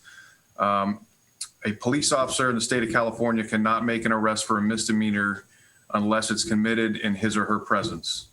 There are exceptions to that: domestic violence, possession of a firearm, DUIs, things like that. So in order for us to make a misdemeanor arrest, including in a case where somebody is lighting fireworks, we would have to have a private person's arrest, which means a community member would have to provide a statement indicating that, sorry about that. Whoop, there it went. Yeah. A community member would have to provide a statement identifying the individual engaged in lighting illegal fireworks and indicate to us that they would want that individual arrested. So, which, a lot of folks are reluctant or unwilling to do. So there's a challenge there, even using the state sections to conduct enforcement for this. Okay, if it's a witness, if it's a neighbor, then it would be a thing of he said, she said, and who's the police going to believe? So what if a police officer sees it? There's not necessarily an arrest, but how about an infraction? Yeah, if it's committed in the officer's presence, they have the discretion to take enforcement action. One of the other— Not an arrest, but an infraction. It can write them up. They can issue administrative citation under the municipal code, or they can issue, a citation that would require an appearance in court under the penal code or health and safety code section. Okay. And that's allowable now by our ordinance? That's allowable now, yes. Okay, all right. So one thing we will need to do is enforce that and make sure that it happens. Let's see. I don't have any questions now, but just a couple of comments. Let's see. The idea of having a free, this is from Gabriel Chaparro's comment about making our own show. The only problem I see with that is that then we would have residents saying, well, if the city lights them, why can't I? So I see that as a problem. If we could find a place to light them in the bay, over the water, that may be good, but I am leery at the moment. I have had only 2 people tell me that we should do our own fireworks display, and I've had hundreds of folks telling me no way. So I want us to enforce what we have. So maybe not necessarily arrest them because you see them lighting it, but at least give them an infraction, and that infraction should be larger. It shouldn't. Somebody, I believe it was Tom Ferreira, who said double it. Otherwise, I don't feel that what we come up with is tough enough. It needs to be tougher. What we also need to do is, as we go year round, not just June and July, but I think we should go year round in educating the public that don't do this. It's bad. You're going to get infraction. And if you want to see legal fireworks display, we can tell them, go to San Francisco, go to wherever they're doing it. So we should tell people this is where you can go to see them so that you don't light them. Okay, so we need to deal with this year round. Okay, does not have, okay. Raise the fines, enforce what we have, please. And then last time I saw, there are about 9 different organizations in the East Bay that sell fireworks, and our 2 nearest ones are one in New York and one in Union City. And there's even a Rotary Club that sells fireworks, for heaven's sake. Okay, so we need to approach these 9 organizations and see if we can convince them to stop and maybe have them sell, I don't know, cookies, brownies, lemonade, something else besides firecrackers, because firecrackers certainly do damage. Those are my questions and my comments. Captain Matthews, thank you very much. Okay, thank you. Councilmember Wahab. Thank you. So this has been raised for a number of years, and I know, even to the suggestion of having our own fireworks display, I've suggested that in the past as well. And, it was stated in conversation that maybe we have it, above the garage, operated by our firefighters, so forth.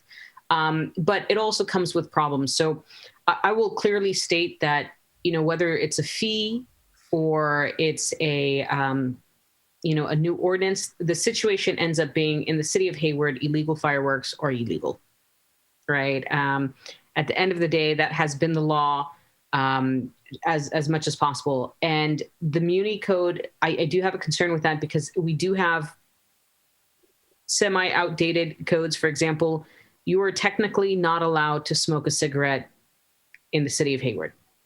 Correct, Captain Matthews? Not really. No, that's not true. I believe it's in a public place. Yeah. And we know we have smokers. We whether you're smoking on the sidewalk, whether you're anywhere, pretty much you aren't able to smoke. That is literally a Muni Code. But the problem is enforcement. This is where we need to kind of be brainstorming on, more so than anything else. Taking a photo is one thing. I also know that when we have residents going, kind of complaining to neighbors and trying to take photos, it may create some danger for individual, civilians. We do not have enough people to go and, have an officer actually view a situation. And I do think that the Muni Code that we are talking about in regards to photographs and being able to report it and be able to cite them later is kind of the big bottleneck that we have. Number one, I also wanted to ask the efforts around cleanup. So when people have these fireworks happening in the middle of the street, what has been the response from our maintenance teams?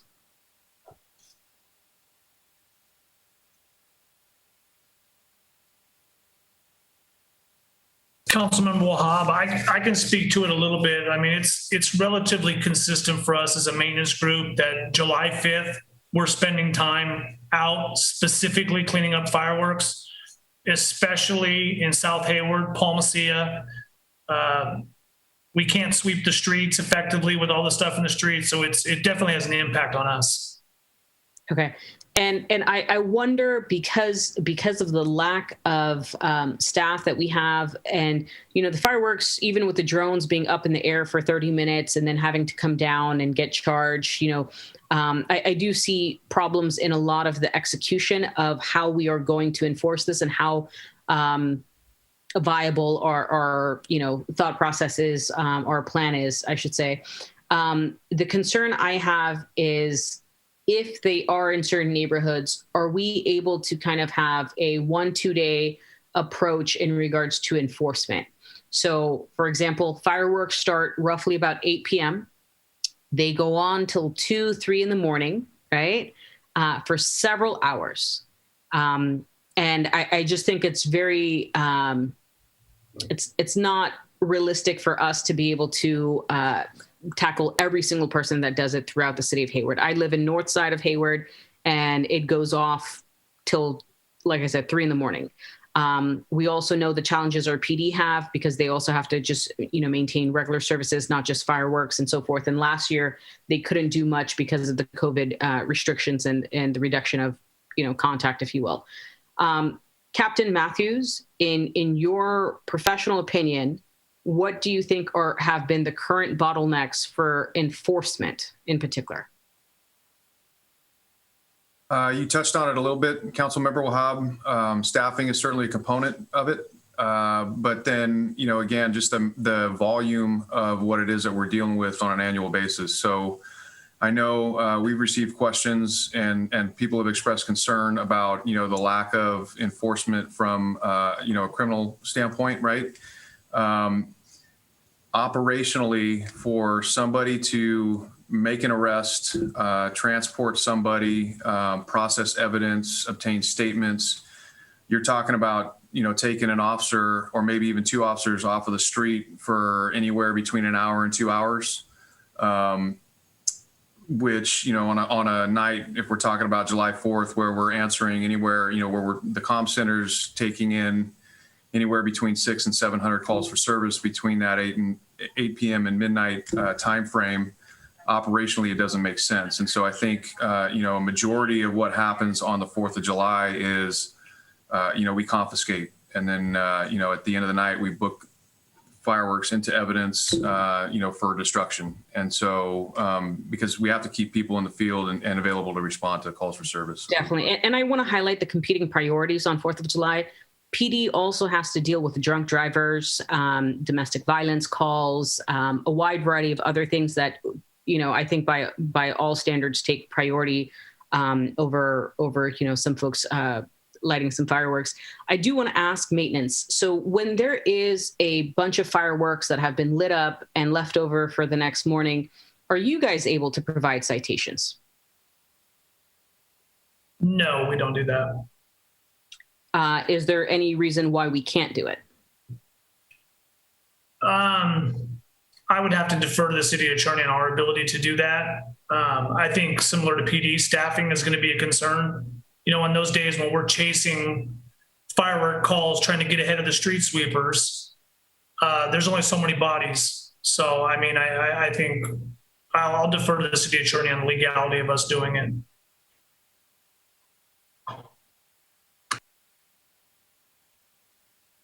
Is our city attorney available to provide a response?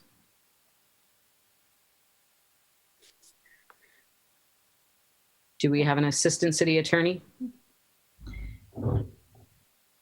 Anybody from the attorney's office? Mr. Vahilia. Yes, good evening. So the municipal code sets forth the officers of the city that are authorized to issue administrative citations. And so I'd have to take a close look at it because I haven't looked at it recently, but let me see. So under the municipal code, an enforcement officer is any city employee or agent of the city with the authority to enforce any provision of the municipal code. So if the fireworks ordinance were, I suppose, amended to specify who the enforcement officers were, it could potentially, provide enforcement authority to employees other than those with code enforcement or the police department. But obviously, that would be a policy decision for the council and require further discussion. And I would be open to that, where, our limited police officers that have to focus on fires, or fireworks, I should say, can focus on that on July 4th. And then our maintenance, a secondary tier, be providing some of the citations for just, as much as we are trying to make Hayward as clean as possible, July 5th, that we can have a round of that. And then I also think, a lot of residents have talked to me about potentially having civilians volunteer to be able to take photos, not cite them at the moment, take photos of where are fireworks happening in front of other people's homes. It's a little bit more difficult in apartment complexes and so forth.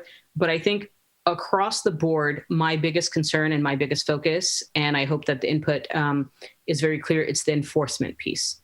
What is a viable solution to enforce the laws we currently already have? And I'm not necessarily interested in, potential arrest or anything like that.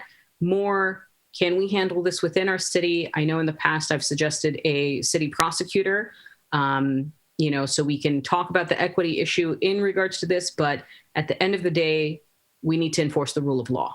And that is the part that is lacking across the board. And that is my overall concern and my input. And I appreciate everybody's response. Thank you. Okay, thank you. Councilmember Andrews. Thank you, Mayor, and thank you, staff, for the report. And I actually laughed when I heard Mayor Pro Tem say that the fireworks start at 8 p.m. to 3 a.m. I hear them from 8 a.m. to 3 a.m. In Palmacia. So I also just want to acknowledge that this is a year-long issue for this particular neighborhood. It's not just spring through summer. The whole time council members were speaking, I was hearing fireworks in my neighborhood right now. I was hearing fireworks. So just want to note that, and just was curious to see if there are nights where there's less activity and there's a particular area where there are going to be a lot of fireworks. What is PD doing in those circumstances when it's possibly a Warriors win that night, and I hear fireworks in early or late fall? Does PD go out to certain neighborhoods to see if there's going to have that activity? Can Captain Matthews respond to that? Sure. Definitely on the 4th of July and, on New Year's Eve, yes. What we do is we take a look at data from the years prior, because a lot of these impacted neighborhoods were chronically getting calls for service regarding fireworks. So, having people proactively be in those neighborhoods as a deterrent is one of the strategies for sure. But in other parts of the year where they're more spread out, it's a little bit more difficult to take that approach. And so we're really in a position where, we rely on members of the community to contact us and let us know what's going on and what times it's happening. That's always one of the questions that we ask community members. And when we ask ourselves, hey, are we deploying our resources appropriately? And a lot of times, it has to do with trying to figure out, those days and times where we're having the consistent issues, because we are spread thin sometimes. So we do provide that information to our folks on an annual basis, particularly for the 4th of July and particularly for New Year's Eve.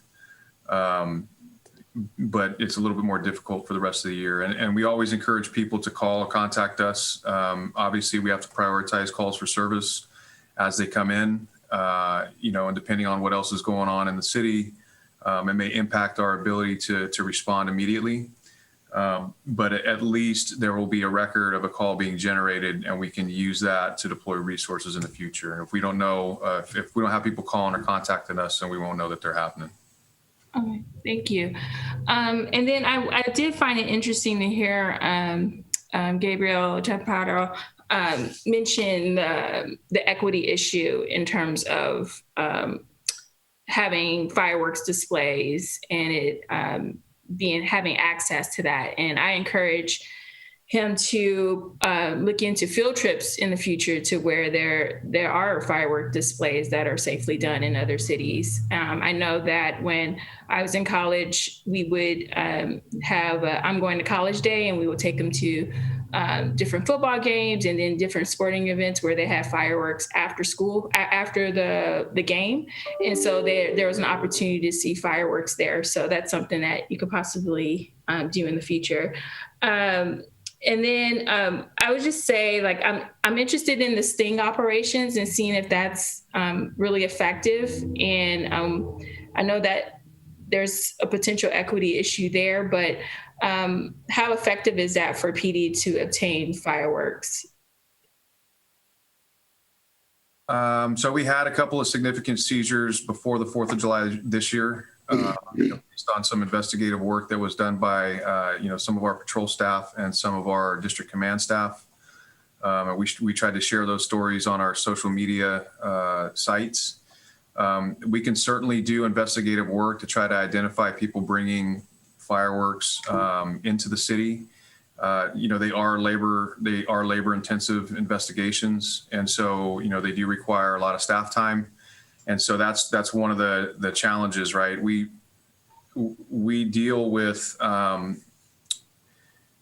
this constant evaluation of where to put our resources, and when we're talking about fireworks, which in the grand scheme of things, particularly when we're talking about prosecuting cases, they kind of fall down to the bottom of the barrel, so to speak, which is a challenge. So we have to ask ourselves, do we want to dedicate a ton of staff time, put an effort into an investigation that may not yield anything on the back end? And so that's consideration that we take. Mm-hmm. Okay, thank you. And I understand that. And I do think there's an unfair burden on Hayward PD in trying to catch people who are lighting fireworks. I've definitely gone on ride-alongs with PD, and you hear firework and you don't know which direction it is. And I've heard so many fireworks, I'm thinking it's on my street, and I step out and you can't find that person. So I can understand 20 minutes later might be difficult for PD. So I think one of the things is education. I do understand that DCU provides pamphlets to residents, letting them know how they can report fireworks. And I would just talk to your neighbors, get to know your neighbors, get to know your community members, and people should just let them know, hey, I know your son is lighting up fireworks at Palmacia Park. My child cannot sleep at 3 a.m. or my dog had to take her own blanket in the closet and sleep in the closet because she was terrified. Just have those conversations with each other, because if they put a face to someone they know that is being burdened by this, potentially that could help. I am concerned about citing Palmacia as a location for fireworks display in the report. We already have an unfair burden of a lot of fireworks, and even as a laser display, I think people will still take that opportunity to display their own fireworks in addition to the laser display. So I do have some concerns about that. And I do understand that people in the surrounding cities are able to buy fireworks, and just wanted to know if there's anything that the cities are doing to regionalize what's happening here and letting them know, hey, your city selling fireworks at that stand in Union Landing. I'm going to call them out. Union Landing is selling fireworks, borderline Hayward. is our city doing anything to call that out? Because it's causing confusion for our residents because we're a stone's throw away from that location that's selling fireworks. Is anyone available to answer that? Maybe city manager? Well, yeah, I mean, I think, and we mentioned it briefly in the report, the police and fire chief have committed to sort of taking a leadership role in coordinating on a regional basis some, because it really is a regional issue. And the chiefs and I have talked, and I think we've talked even that there really is a need to address this at the state level, maybe through state legislation that prohibits, or, there's state level legislation that prohibits the, import of the illegal fire. There's a whole series, and maybe this regional task force could put forth some recommendations that might be forwarded to our state legislative delegations. I've had conversations with the Union City manager. I think, people have talked with, Union City council members. The challenge for them politically is that their nonprofits depend on those fireworks sales as like their major source of revenue for the year. So I think they're unwilling to get rid of it because it is such a politically sensitive issue for them with the nonprofit organizations. So it's, and frankly, I don't think that's actually, you can now mail order fireworks on Amazon and in other, so state legislation prohibiting mail order fireworks in the state of California. There's a series of solutions that need to happen at a bigger level. We're trying to figure out if there's some things locally we can do, but I think the bigger conversation the chiefs have volunteered to kick off with the regional chiefs is one that might make some progress. Okay. And then the last thing I'll say is a lot of people don't light fireworks in front of their own house, at least not in my neighborhood. They go to Bolero and Calaroga. They go outside of Palmacia Park. Cause guess what? Their mothers don't want to hear fireworks either. So I'm a little concerned about the drones taking pictures of homes with people in front of a home lighting fireworks, because it actually might become a nuisance for that resident that unfortunately lives in a neighborhood where everyone lights fireworks. So I just want to make sure that there's a way to address that issue, because if someone's constantly appealing because someone else is lighting fireworks and they don't know who that is, we're going to have problems with that as well. Thanks. Okay, thank you. Councilmember Lamnon. Thank you. It's a great point, Councilmember Andrews, and the enforcement is a challenge here. And so I'll get back to that in a minute. I had a couple questions. First, this may sound like an off the wall question, but I promise I have a reason for asking, which is our livestock registration. Does anybody know, just off the top of their head, has that helped with managing or decreasing issues in the city with livestock? I don't receive livestock complaints, so I don't, in terms of sort of animal noises, I'm assuming is one of them, backyard noises and things like that. I don't, we could check with code enforcement, but we don't get very many of those complaints. I don't think I've seen in my 10 years. I couldn't remember one that I've received. So, okay, we went down the road of requiring people to register livestock for a reason, which I admit it's been a few years since we did that, and I'm not remembering off the top of my head what the issues were, and so was wondering if that was effective in mitigating them. I'll come back to that. The other question I had was for our for our street parties, the street parties that happen in the city.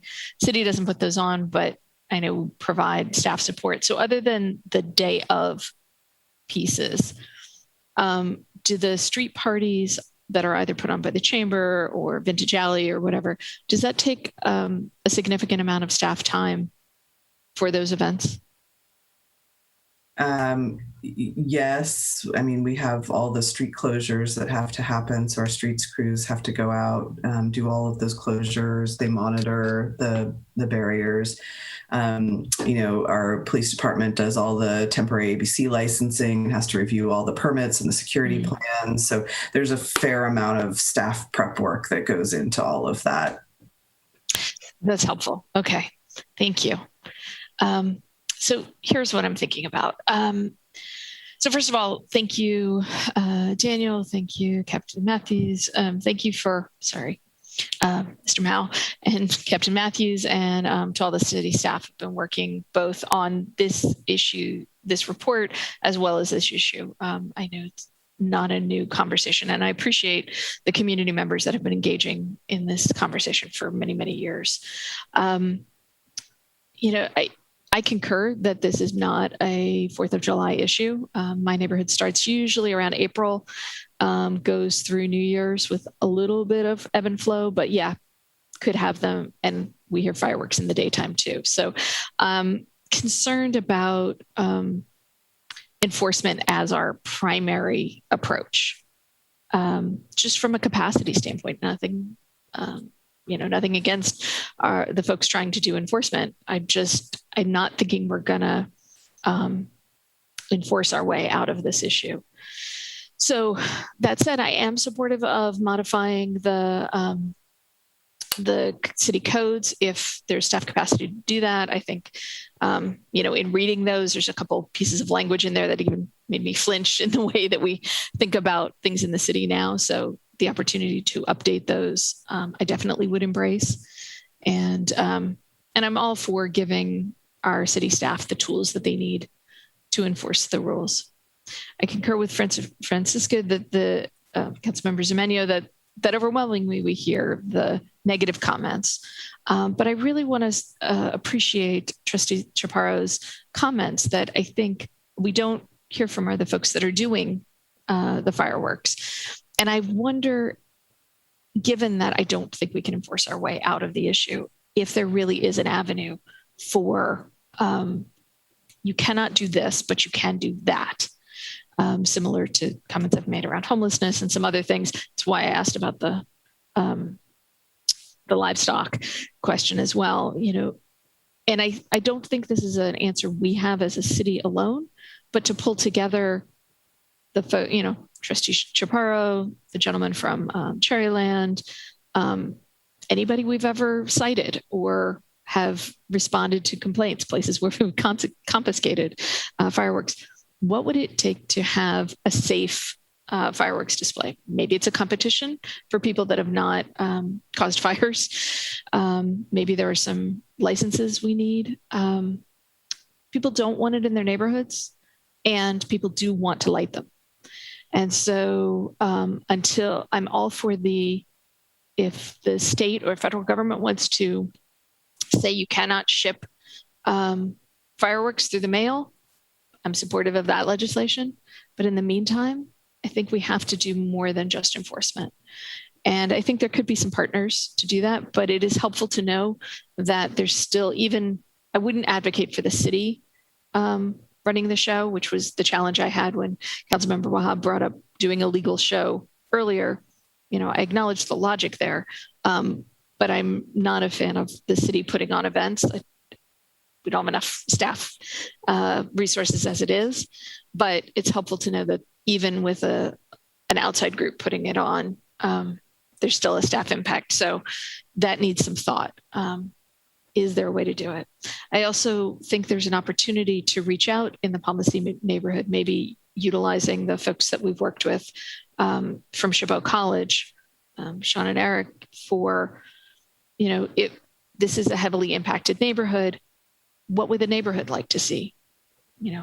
What does it look like if it's better?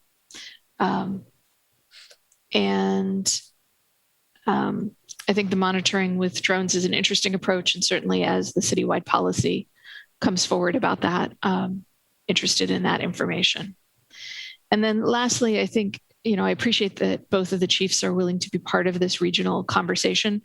I think non-sworn response is part of that. We've talked about code enforcement a number of times. And so to the extent that it makes sense to have somebody from city staff that's in addition to the chiefs, seems to need to be part of the community conversation as well. And with that, I'll yield. Thank you. Thank you. Okay, Councilmember Marquez.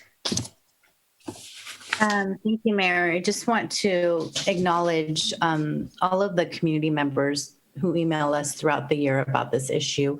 I concur with Councilmember Andrews. This is a year-long issue. I'd say the last 3 years, there's been an uptick. It's getting worse, but by far the last 2 years has been the most impacted. Sorry, my dog's really loud here. Zito, shh. He wants to play with the cat and the cat's not having it.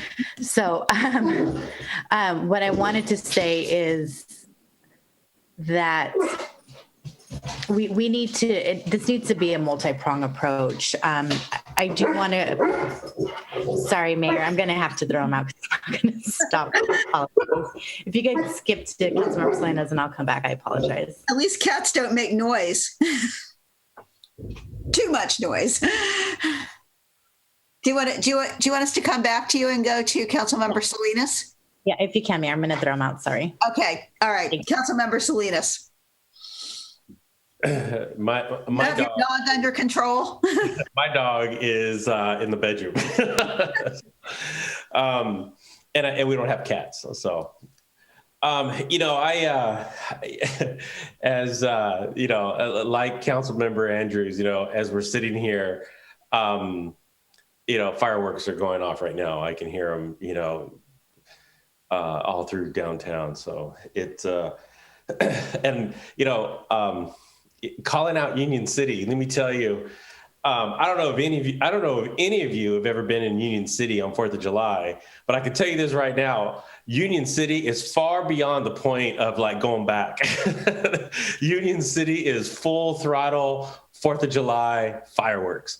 And I mean, whether they're safe and sane, whether they're, whatever, but, I have friends and family that live in Union City, and year after year after year, there's entire blocks, entire courts are blocked off with, professional grade fireworks. And they're,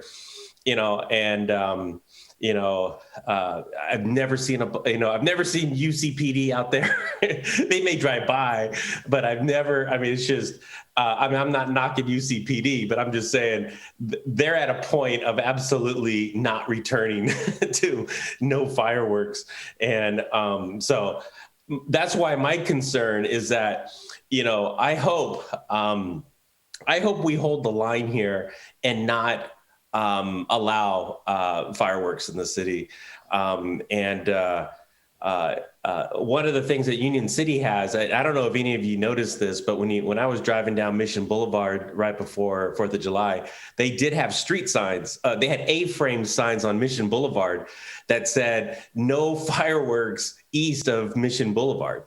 Right. So parts of it's weird. Parts of Union City, they're prohibited altogether, which is along the hillside. And then other parts, you think our area, you think Hayward is confusing. Can you imagine living in Union City, not know if you live on Tamarack and, one side of Tamarack is okay, but the other side of Tamarack is not okay. It's really, really a bizarre place when it comes to fireworks. But in terms of, nonprofits, I can only imagine if you were to put the stop on firework booths in Union City, every nonprofit, boosters club, every booster club at Logan High School would, they would go unhinged because of the amount of revenue that fireworks booths bring in, the Union City Chamber. So anyways, my point is that, we really need to figure out how to navigate this because, and without allowing fireworks. I hope we don't allow fireworks because once we do it, there will be no going back because the issue will just grow so big. that, it'll be difficult to go back on. Comment around codes. Yeah, I totally support strengthening the codes where we can. If we can change, I was listening at the beginning of the meeting or at the beginning of the report with Council Member Zerminio about if we can change and tweak the code to allow police officers to cite under different circumstances. One thing I don't want is I certainly don't want neighbors reporting. I don't want like citizens arrests, or I forget how it was put. I certainly don't want that because I can only imagine what'll happen. But we do need to give our enforcement as much flexibility as possible. So whatever we can do, bring back something that gives the enforcement, that gives the code piece a little bit more teeth, I think will be fine. Enforcement, yes, that's the key to everything we do up here, whether we enforce it. I mean, someone brought up smoking earlier. Well, we have a smoking code, but you know what? I still see people smoking up and down B Street. I still see people smoking, all over the place. And so so enforcement is key. And, we're, until we want to, invest in, hiring more people or in, hiring, more police to enforce, these codes, then, we really have to think about that. I don't know if I'm at that point yet, but, anyways, enforcement, I think is, we really have to figure out a way of enforcement. If it's the drone technology, sure. If it's, anyways, I think that's certainly a crucial part. Public shows, I kind of like, I like a good fireworks show. I mean, I like going to A's games where they have the, after the game, 4th of July, they have the annual 4th of July fireworks show. I read in the report, where can we do it? Can we do it on the shoreline? That'd be great. I can only imagine what the budget would be, but if we can, I don't know how confident or what's the word? I don't know how, what the results are in terms of, if we have a public show, will it reduce illegal fireworks? I don't know. I mean, I haven't seen, I haven't seen any reporting coming out of, San Francisco. I mean, they have a pretty large, fireworks show, or even in Oakland. I mean, Oakland has the baseball games and, events where they do fireworks shows. And does that reduce fireworks in Oakland? I doubt, probably not. And obviously not, right? Because all you got to do is watch TV on 4th of July in the evening and, on the news and see, the skies lit up. But, but anyways, a public show, I think it'd be great if we can invest in that. I mean, where we do it, I think the only plausible place would be that's open and, and is safe would probably be out in the shoreline somewhere. But then we have to think about, once we start lighting fireworks out there, what's the environmental impact? What's the litter impact? And so forth. So anyways, just a couple of ideas I thought about, about over the last couple of weeks when all of this was happening, of course, again, but, street signs. I was thinking about putting, on all of the Keep Hayward Clean and Green, when you adopt a block, under the adopt a block sign, put, fireworks are illegal sign underneath those signs. We have, there's 2 on my street. and not every neighborhood has them. Not everyone has adopted their block, but they'd be kind of nice to, include those signs on the adopt a block sign. The other one is the last one. Idea I had was, education. It's getting the information out. It's getting it out early. This is something that the neighborhood watch groups can certainly adopt. I mean, they can take this as a campaign to start notifying, start educating their neighbors. I've seen in other cities, not big fancy metal signs, but hard cardboard signs where you can go and just, either staple or thumbtack to, fences, or on, you can zip tie it to other street signs. I mean, if there was, particular areas and hot spot areas like, Palmacia, South Hayward, Tampa, Pompano, a lot of those areas, just every post just have a sign up and just really, get the, at least there's a measure of awareness and consciousness out there. And, I think that, could work. Lastly, I just wanted to say,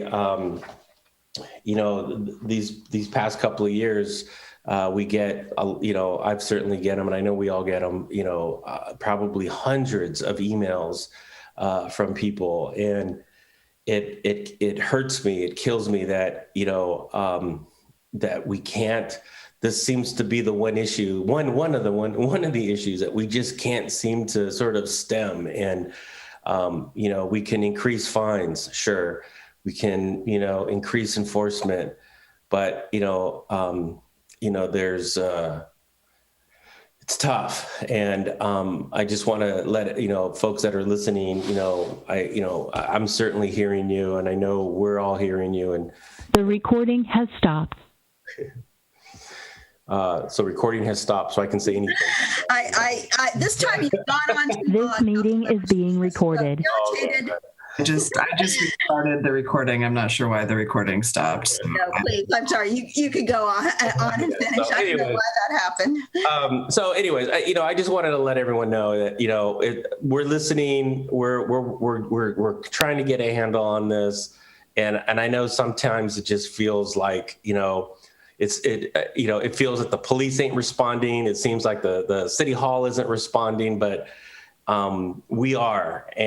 But this is just one of those things that is just, it's a tough issue to crack. So so anyways, hopefully my comments helped staff a bit. So thank you. Okay, thanks. Sorry about that interruption. Let's see. Council member, I see we have two hands up right now. Council member, but Council member Marquez, you didn't get to finish your comment, so. Thank you. The pets are sound for now. So I think what I really want, I'll try to keep my comments brief. A lot of my colleagues have shared some really good information, but I think just from hearing everyone, I think there's a huge opportunity to get ahead of this issue before the big uptick next year. And that really is the educational piece. What I have learned from receiving emails and phone calls, what resonates the most with me is when I hear people tell me that, I can't remember who it was, but I remember we got an email from a woman who's been struggling with many challenges due to COVID. She lost a son, and her only respite, her only peace is to sleep. And that has been taken from her. That's not okay. That's not a quality of life. And this is a serious issue because those are the level of impacts many, many community members are facing. So what I feel we need to do is really put a name and a face to the issue. I won't single anybody out, but I have heard people mention, the impacts of their pets, their children, their family, people that they're our neighbors and they live in our community. So if we could do a campaign, short videos, hi, my name is so-and-so. I live in South Hayward. I live in Fairway. I live in Palmacia, whatever neighborhood that is that's impacted North Hayward, and just give a brief testimony of how this has impacted them. That could be shared on the Haystack. We can all share that on our social media, on our Twitter. But I think that's just a way to kind of get ahead of it, along with the framing of the council's going to start taking serious action on this. We're not there yet. This is the beginning stages.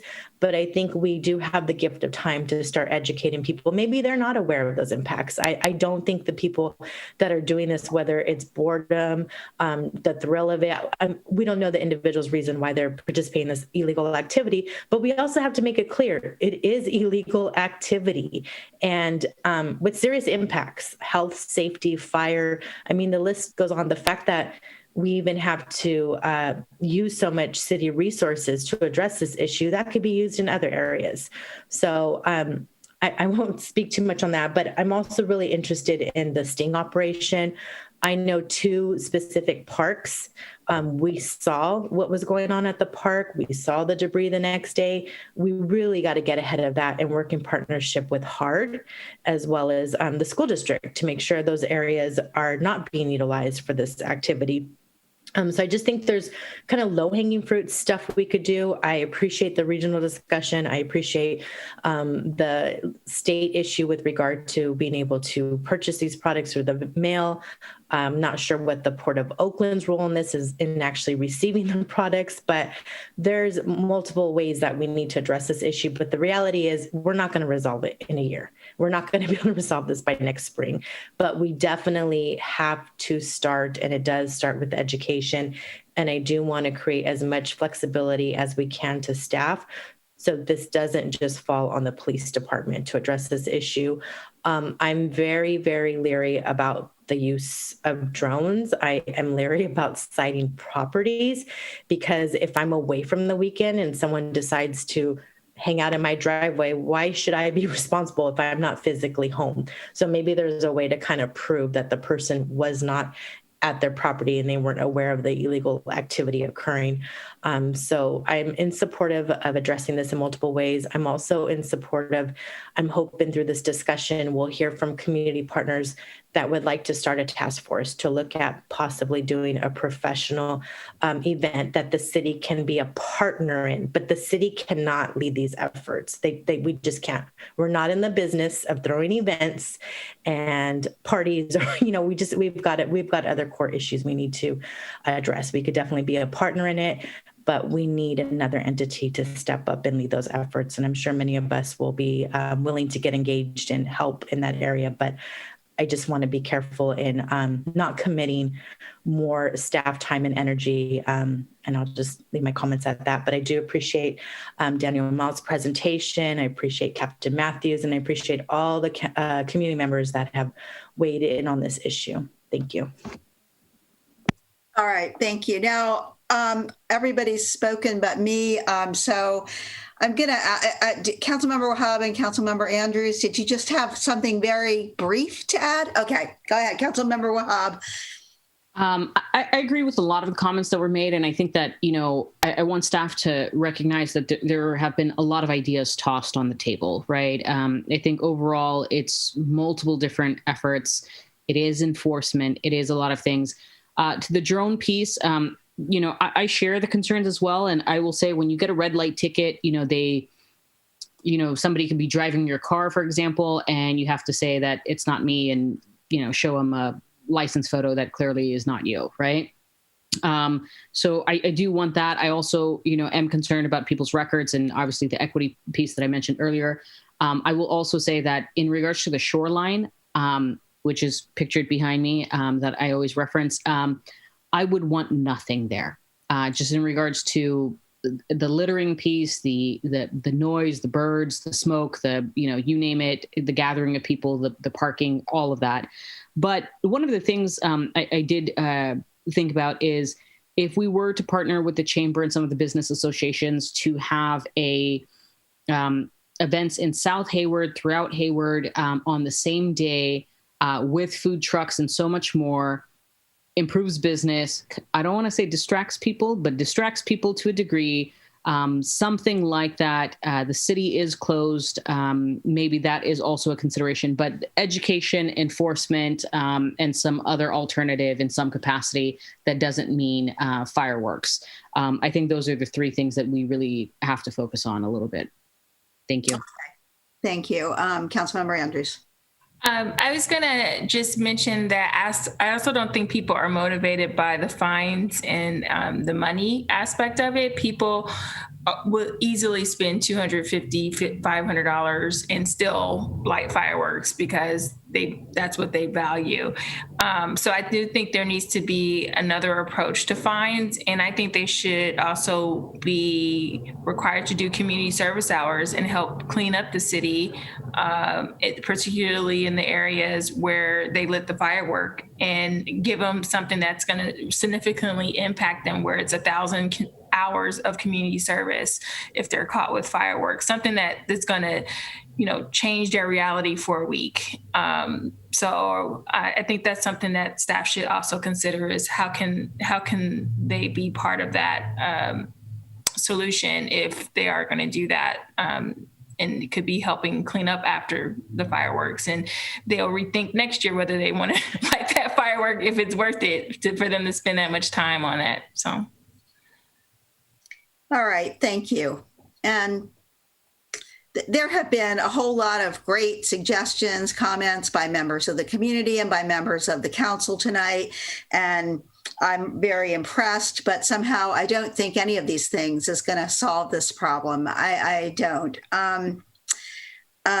First of all, I would like to ask Captain Matthews, what exactly are the safe and sane fireworks that are sold in Union City and these other places that, what I thought of was were sparklers that I used to have as a kid. That was back east, not here. But what are I don't think that those fireworks are the ones that people are really upset about. The really loud and, booming and fireworks that we're talking about. Is that correct? Yeah, that's correct. I think the safe and sane fireworks are those that don't generally send a projectile into the air. They're usually fixed on the ground. They'll emit some sparks and some light, but we're not talking about the loud booms and the aerial fireworks. So, while our neighbors do sell them, and that's annoying to us, I don't think that's where the problem is, that we're really complaining about the really loud, booming ones. I've heard the phrase M80. I don't know what that means, but I now know them when I hear them, and those are outrageous. The ones that go up in the air and make pretty signs, they're fun to look at for a little while, but they do go on, and it's absolutely right. It's an all year long thing, although it certainly gets very bad around starting, like somebody said, in May and continuing through the 4th, which this year I have it's a low view, but it's an expansive view from my home. And there was one point on that night of July 4th where it looked like everybody who had fireworks through, from Union City on up to San Lorenzo and north, all at once, all across Hayward, I could see things going off at once. It was quite a sight, but it was also very scary. And I always think about all the calls we're going to get about this the next day. And it does. I've had calls too from people. Post-traumatic stress syndrome, and especially for war veterans, is very real. And I had a talk with someone who has that problem. It wasn't even this year; it was a couple of years ago. But you do really feel for the people. We all have our pets that we know get very upset. I'm sure young children. It's just outrageous. I just don't know how we can stop it. But a lot of the ideas I've heard that I think might work. I don't think having an event is going to deter this. In fact, it might even encourage more because people are seeing it. And there are events in other places, and you can go to them if you want.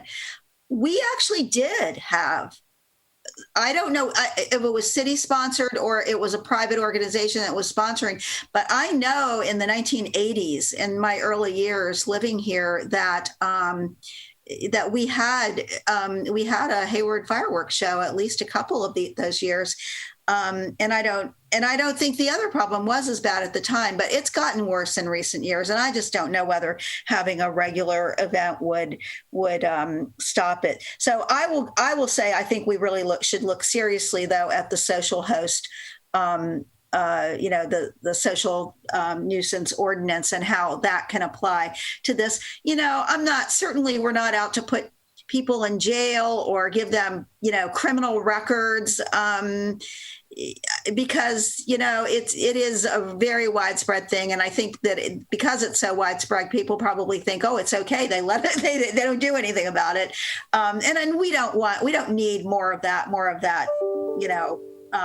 criminalizing people who have the bad judgment to engage in this practice. However, I think financial, really looking for people whose properties this is being done on that are allowing it. And then also if it's being done, we should know from the maintenance crews the next day where it's being done. So if we can get vehicles, and I'm thinking fire trucks, police vehicles. I'm thinking lights. I was also thinking water, but we have a water shortage, and we just sprayed areas where this is happening. That's probably not a good idea, though. But really, if we and I would say, can we work with our partners here in the city, hard at HUSD in some way, and get more people out in more places, more neighborhoods where this is being done. Maybe try to use lighting, a lot of lighting, so people realize they're being seen. As far as the drones, I would agree. I don't want to use drones to go after individual people, but if we could use them in a way that they may be telling us where something is happening at a certain time, and then that alerts police to get to get some people over to that particular place to stop it, that might work. So I think this has been a very good session, and we've got a lot of ideas. I'm sure somebody's been taking notes here, and this is not the last word on the subject, but we've certainly gone on a long time about it tonight. And so thank you everybody for your input. And I think that something will come back to us. I'll ask the city manager if she has any last words here, or another member, Mr. Mao, or another member of staff. I appreciate the feedback from the council, and I think we'll regroup and sort of coalesce all the comments that we heard, and then try to come back this fall with some additional action items for the council to take consider. All right. Thank you for that. Thank you for the report and the discussion. And it will be continued at some later date, but long before New Year's or next 4th of July. I would say we should take this up again in the fall and see where we can go from there as far as putting some real plans together. Okay.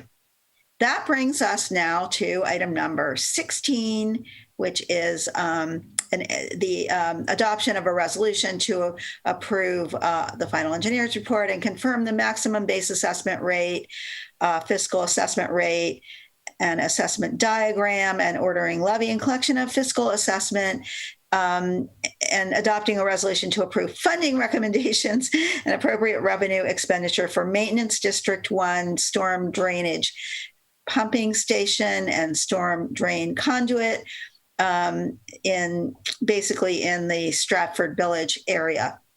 So I think we'll hear from starting with Maintenance Services Director Rollman. Yes, there he is. Thank you. I am. It was a mouthful, like always, when you have to do this one. So good evening, Madam Mayor, council members. Our management analyst, Denise Blom, who's our lighting, landscape, and maintenance district project manager, will present tonight's item. I'll turn it to you, Denise. Okay. Thank you. Good evening, Madam Mayor, members of the City Council. If I may, congratulations to the Milwaukee Bucks this evening for the NBA Finals. Wow. Thank you. We haven't been watching, so thank you. It was an exciting game. Anyways, all right. So this is my fourth and final report to you regarding Maintenance District Number 1, which is the Stratford Village Stormwater Lift Station. So let's see here. So this maintenance district was established for the property owners to pay for their special benefit, which is the special benefit being the stormwater lift station. It was established and built in 1995, and it affects 174 property owners. So as we've been sharing with you over the last few reports, this maintenance district, this special assessment district, built just to service and benefit only these 174 properties, has a deficit balance. And the contributing factors to that were that when it was originally established, there was no inflation factor included in the annual calculation. And in addition to that, the biggest problem in this district is that the County of Alameda administers the maintenance and operation, and they're going through a system-wide upgrade.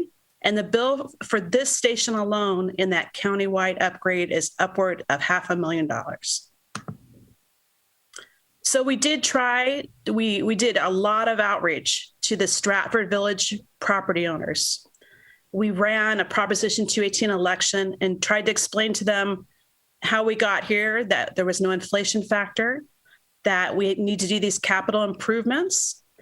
We tried to offer them a $379,000 low interest loan, transfer of funds to be repaid over a long period. So that would be a low annual amount. And we asked if they would consider paying an additional $254 per year each to help repay that transfer of funds.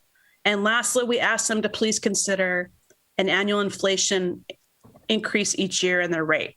So all three of those things were rejected by 69% of all the ballots received. They rejected the request to increase their assessment. So therefore, we are coming back to you a final time to assess the maximum rate that we can be charging by law, which is the rate we charged last year.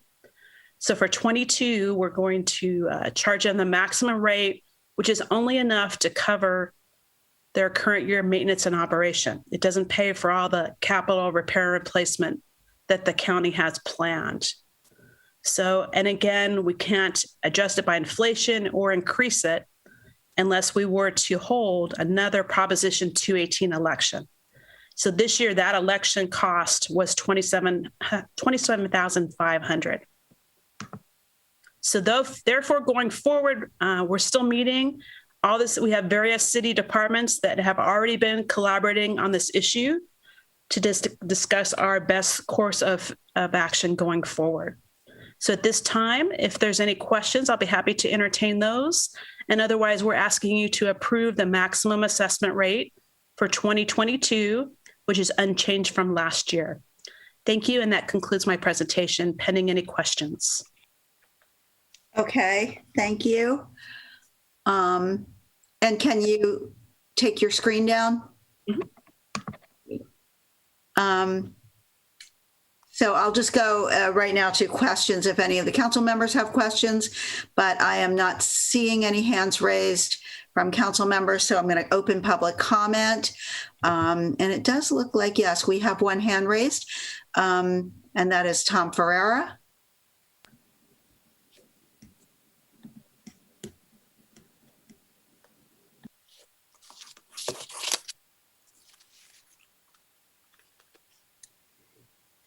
Mr. Ferreira, is he? Yes. Please go ahead and unmute.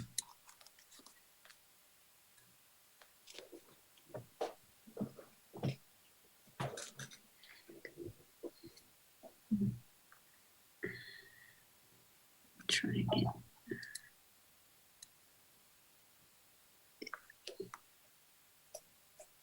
Is he wanting to make a comment, Mr. Ferreira? I believe he's not able to unmute at the moment. I don't know, Mayor, if you want to come back. No, is he really wanting to make a comment? I'm not even seeing his name on. Mayor, his hand's been up for a long time, so maybe he just hasn't shut down his computer. Okay. All right. So I'm going to close public comment, and we'll go back to council for Councilmember Marquez. Go ahead. Thank you, Mayor. Thank you to staff for the presentation. The question I have, I just want to make sure that moving forward, when we're adopting these districts, that we are factoring in this issue and ensuring that the inflation escalator is included, and just trying to avoid this issue from occurring in the future with other districts or new districts.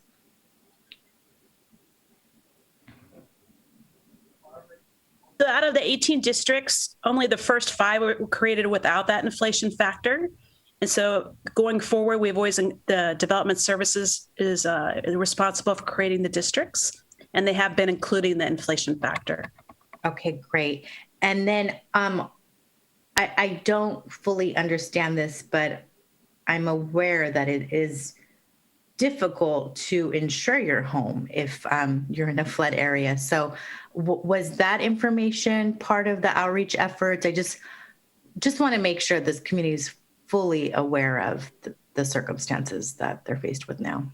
So we had several community meetings. We had informational letters, pamphlets, door flyers, and a website, and they all, described that area was developed. If you walk the neighborhood, every single house, you have to walk up the stairs to the front door. So when that area was developed, they had to do extensive grading, and they had to build this flood control, this stormwater lift station in order to develop there. So that was our message all along to the community through multiple channels. Okay.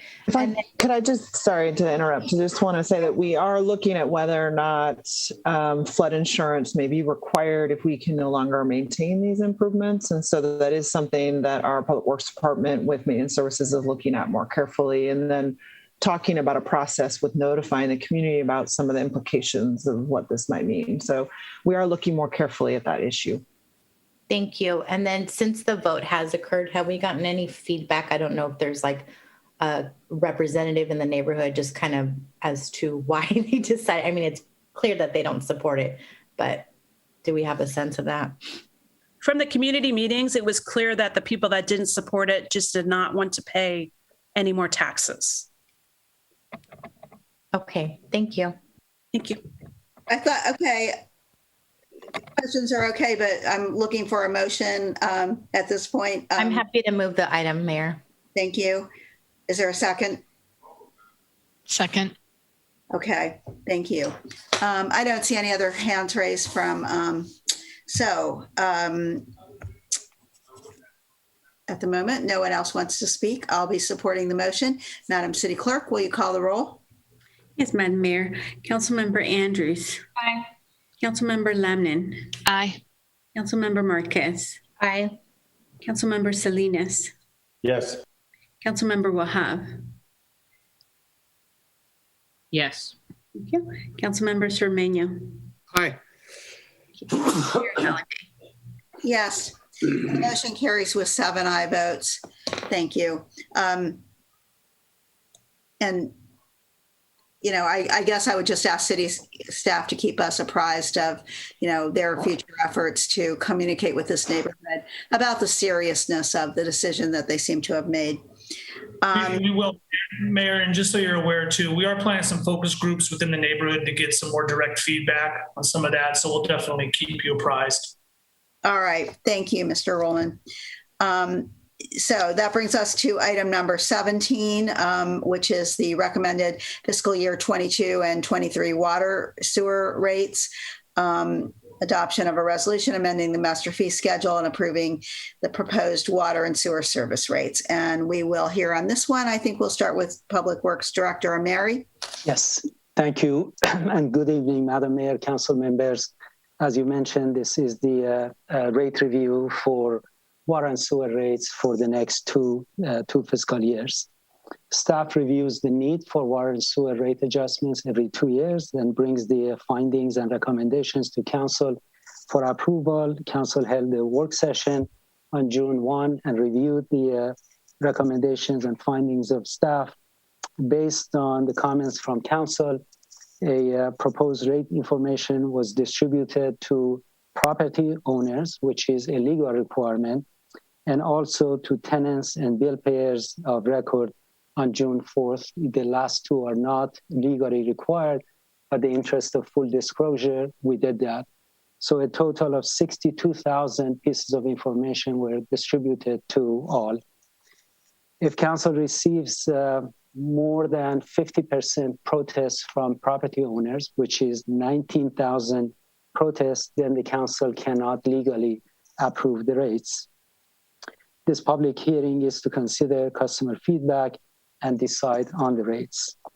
The water rates were prepared by Raftelis, and the financial plan and the cost of service study was done by them, and they will start presenting the item. The sewer revenue program was prepared in-house by city staff, and we will be presenting them. I just wanted to mention that the council has heard most of this presentation during the work session, so we will try to be very brief and not go over every detail. And with that, I will introduce Raftelis. Next slide. Ali, next slide. Okay. All right. Raftelis is a leading expert in financial advising to utilities, including the rate setting process. Mr. Sanjay Gaur is a principal with the firm. He is here. He is going to introduce the members of the team and then start the presentation. Sanjay? Thank you. Can everyone hear me clearly? Yes. Thank you. Good evening, everyone. My name is Sanjay Gaur, as mentioned. I'm both the project director on the study. Kevin Kosnick is also here. He was the project manager, and then Nancy Fans also with us too. And she was the lead analyst and assistant project manager. Next slide, please. So the goals, today's topics to go over the goals and objectives of the study, talk a bit about the legal environment, the financial drivers, the factors that are affecting the rates, review the financial plan, proposed rates, and customer impacts. Next slide, please. So there's a couple of goals, really 4 goals. The first is to develop a 10-year financial plan to look at the obligation and financial needs of the water enterprise. Second is to develop a formal reserve policy to mitigate against risk. The third is to do this comprehensive cost of service analysis that ties the cost of providing that service to the rates and develop an administrative record, which you have a copy of. And then lastly is today, which is a 2-year rate adoption for City Council consideration. Next slide, please. So legal environment, there's a lot there, but it's really these 3 components. One is cost of service, which is basically we look at the rate, the cost of providing that service and the rate, and there needs to be a logic and rationality for that, which is illustrated in the administrative record. Also, San Juan Capistrano, the ruling there basically said that you need to show that math, you need to show your work, you need to show that. Again, the administrative record shows that. Conservation is important. As we know, we are in a drought. Article 10 of our Constitution states that. Again, you have that by having tiered rates. Next slide, please.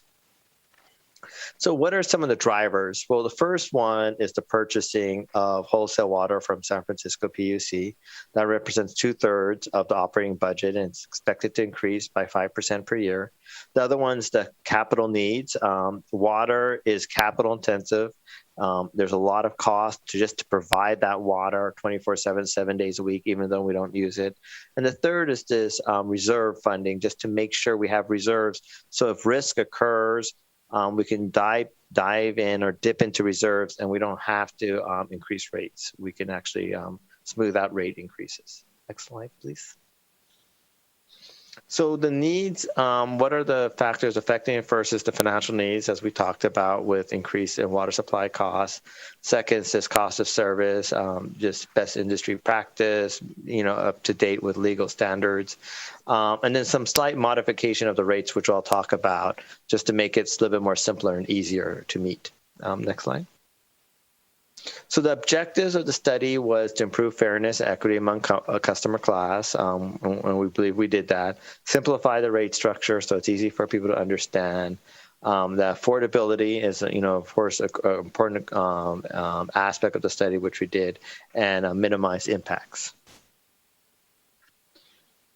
So the financial plan, the first is the reserves. This is the reserve policy that we're recommending. It's threefold with an operating, capital, and rate stabilization. These reserves are needed because, again, water is one of the most capital intensive product there is. There's a cost associated, a cash flow with operating with paying SFPUC, that's your imported water. When someone gets a bill, there's capital needs, there's rate stabilization. This really basically helps reduce overall rate increases and smooth out rate increases in the future. Next slide, please. So this chart actually shows the without any revenue adjustments. That's the top bar, top graph, and the bottom's width. So let's talk about the top one first. So the top one shows that line. That line is that reserve target that I mentioned that we're proposing. The bars are the ending balances. As you can see in 21, 22, you're doing well without any revenue adjustments. But then all of a sudden we start dipping quite dramatically. And as you can see by 2027, we're negative fund balance, and then either the general fund or something will have to occur. So in order to smooth out increases, minimize it, to meet that target as much as we can closely, the balancing act here, what we're recommending is this year, no revenue adjustments, just the cost of service, then a 3%, then followed by 7s and 5s. And by doing that, you see with the revenue adjustments now, the bar, we're slightly below the reserve target. So it's the minimum amount for the affordability concern, and at the same time, maintaining the health of the enterprise. So the proposed rates, yes. So the couple of things we're suggesting, one is to harmonize single family and multifamily into one customer class. That just makes it easier to explain. Also, it's simpler to understand for customers, ensures equitability for indoor needs. For commercial, industry, and irrigation, we're suggesting to separate irrigation out. They do peak more on the system, so they should pay for more of that. And you do have a small amount of customers that are outside, and we recommend to remove that, eliminate that, and just keeps it simpler. So here's the proposed rates, the current and the proposed rates with these changes that I mentioned with the cost of service. Next slide, please. And this is the fire service. This is for the private fire sprinkler system. So this really affects mainly commercial establishment. So anyone who has a fire sprinkler commercial will be paying this. And then now the tiered commodity rates. So current tiers are shown right over here, the 825. We are suggesting changes to that to reflect more the usage pattern of customers based on winter and summer needs. That's what the 8 and 18 reflects. We did the same analysis for commercial and irrigation, looking at that, having a logic and rationality for that. And then here's the current and proposed rates. So now I'm going to turn it over. Thank you, Sanjay. Appreciate it. Next. Just wanted to make it clear that the objective this year was to have 0 revenue increases. We just wanted to improve equity between customer classes and making sure that our rates are going to be legally defensible in view of what Sanjay explained. So in this case, you can see that there is a very small rate increase of between 0.8% to 1.5% that most customers will pay. But those who use a whole lot of water, residential customers, will be paying 6.6% more, which is about less than $7 a month more. Next. On the commercial side, that rate equity that I mentioned, you see that most customers are going to be paying less, up to 4.5% less. Some of the restaurants, this is for all commercial, some of the restaurants fall in the middle. Most of them are going to see a decrease in their water bill. Next. This is a comparison of single family rates that we charge right now and we are proposing to charge compared to agencies that either don't get any of their water from San Francisco, very expensive water, or just a small portion of that. We are charging more for our water than they do. But I just want to point out that because of high level of conservation in Hayward, single family homes in Hayward use less water than their neighbors in Union City, let's say Alameda County Water, or in San Lorenzo and San Leandro that are served by East Bay Mud. So they pay a little bit less for the same amount of water, but more for their monthly payment. Next. This is how our commercial compares, even with yes, this is a comparison to those that, like Hayward, buy all of their water from SFPUC. As you can see, we are slightly more than Mountain View, but much below Palo Alto and Redwood City. Honestly, there is no reason for our cost to be less than some other neighboring agencies like Palo Alto, Redwood City, but we are because of the efficiency in distribution of water and the maintenance that we do, and other things that are besides the 2/3 of the cost that go to San Francisco. Next. This is our commercial bill comparison. Again, this is non-SFPUC.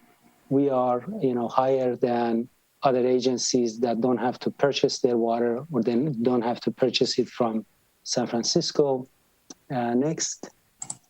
But when you compare us to those that are on the same footing, you see that our rates are currently less and will remain less after this small adjustment. Next. Just wanted to show you the amount of water usage that we have here in Hayward compared to average of all wholesalers that buy their water from San Francisco. Our usage is less than 50 gallons per capita per day. This is residential.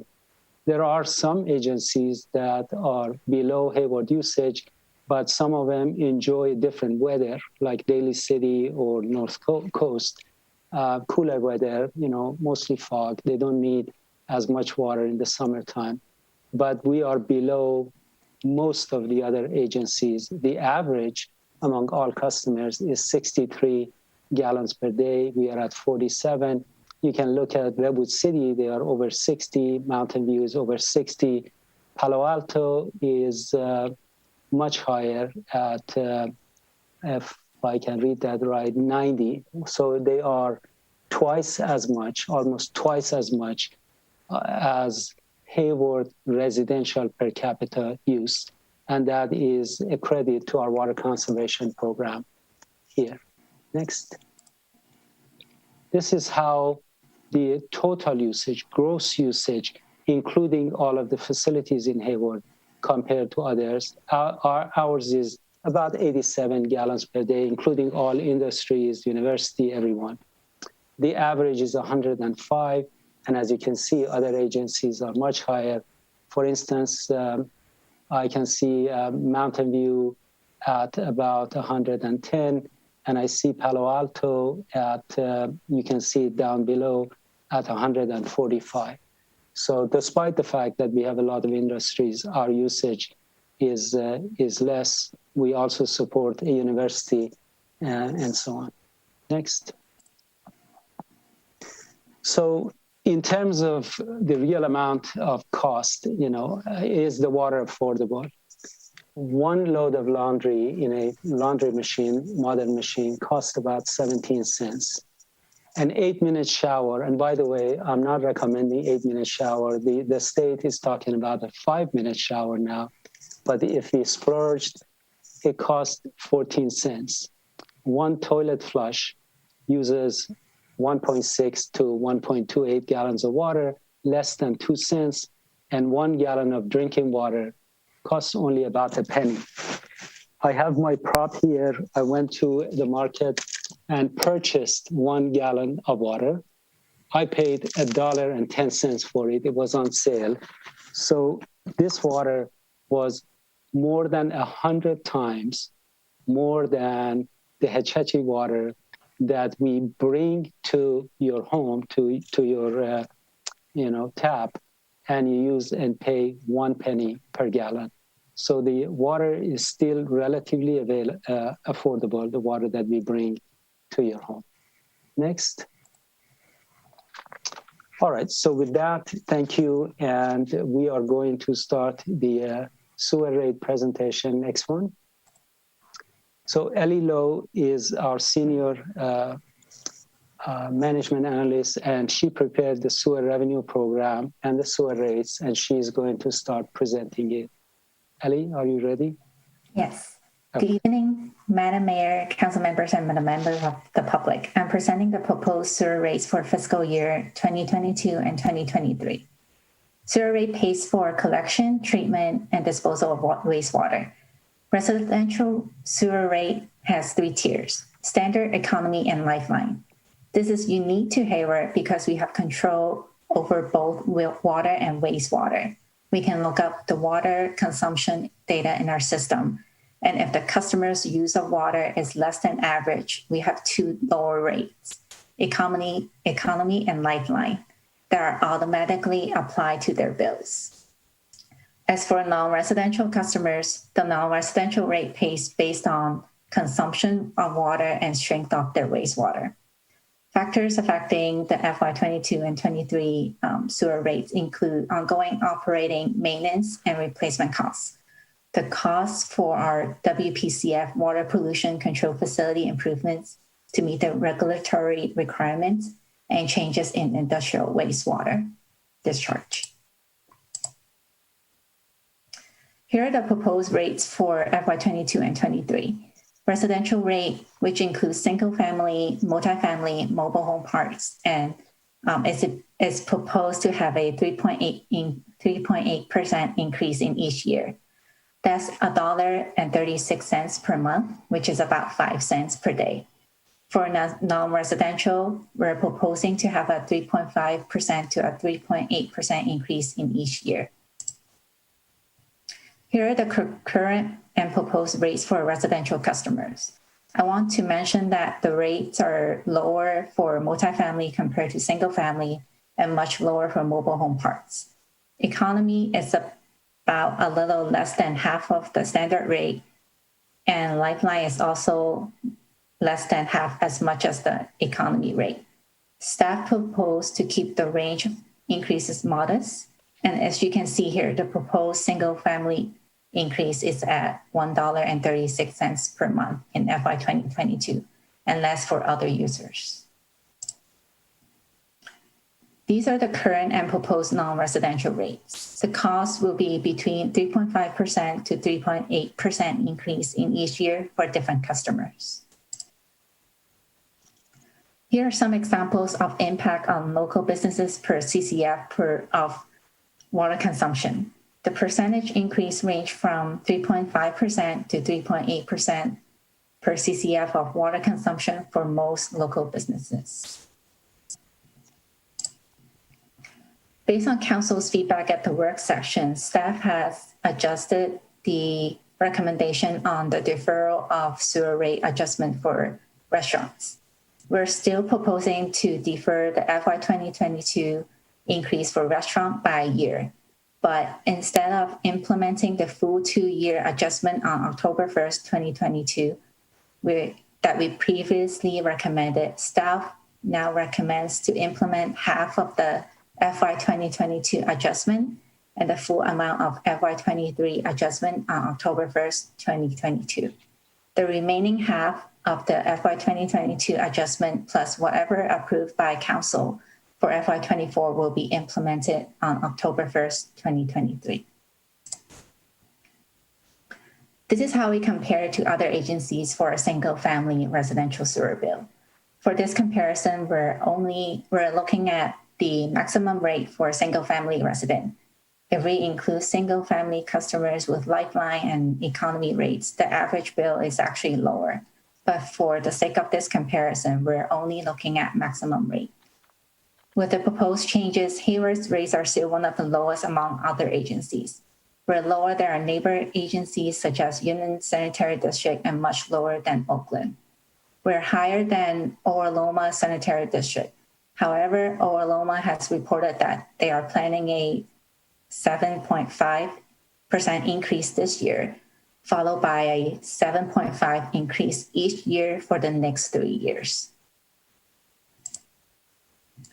The water and sewer connection fees pays for infrastructure needed to service new development. Staff is proposing no changes at this time. As for recycled water rates, the recycled water rate pays for treatment and distribution of recycled water. We are anticipating the start of delivery this summer, and staff is proposing no changes to the rates at this time. As far as public outreach goes, we have sent out notices to all property owners, tenants, and bill payer of record, which is over 62,000 notices. We published these rates in the newspaper twice. As of close of business today, we have received a total of 15 protest letters. The information we had before was that 4 has cited economic conditions and 3 has cited impacts from the pandemic. Protest letters can be accepted until the end of the public hearing this evening, and if we do receive more protest letters, City Clerk will announce the total at the end of the public hearing. By law, if we receive over 50% from all of the property owners, and we're estimating that number to be 19,000 protests, then council should not approve the rate increases. So the schedule is public hearing tonight. If the rates are approved, then the new rate information will be communicated to ratepayers via bill insert. The new rates will be effective October 1st, 2021 and October 1st, 2022. So this is a public hearing. We'll start with questions from council, then open public hearing, and then council discussion and actions. Thank you.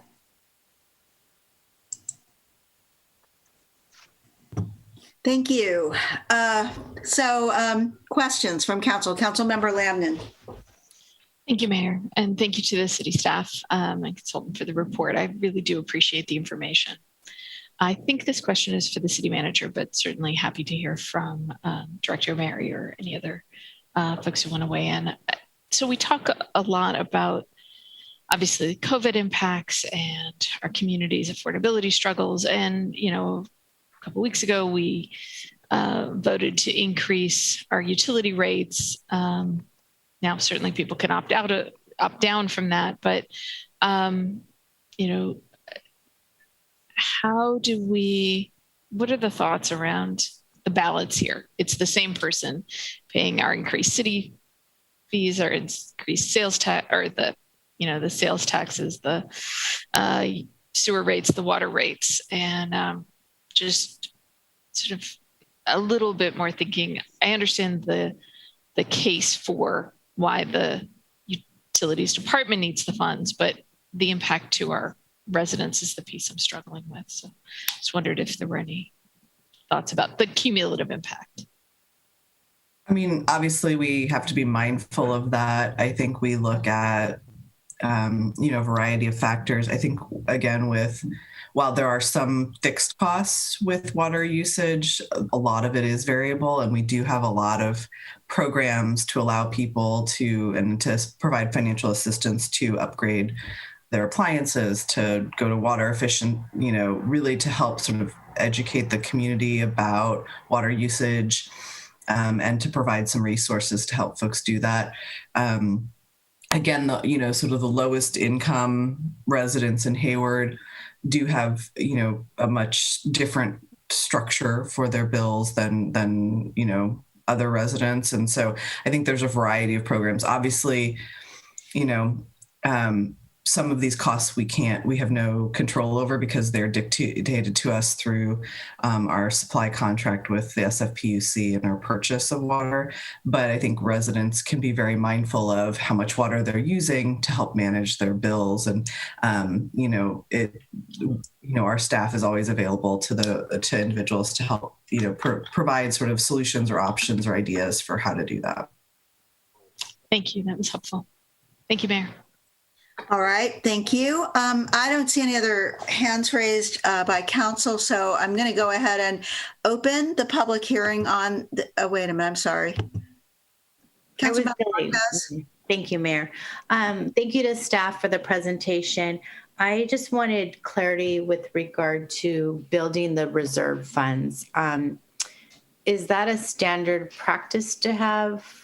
I believe I saw up to 25% of operating cost and over a year's worth of revenue in the fund. So can you please elaborate on that? Sanjay, I would defer to you.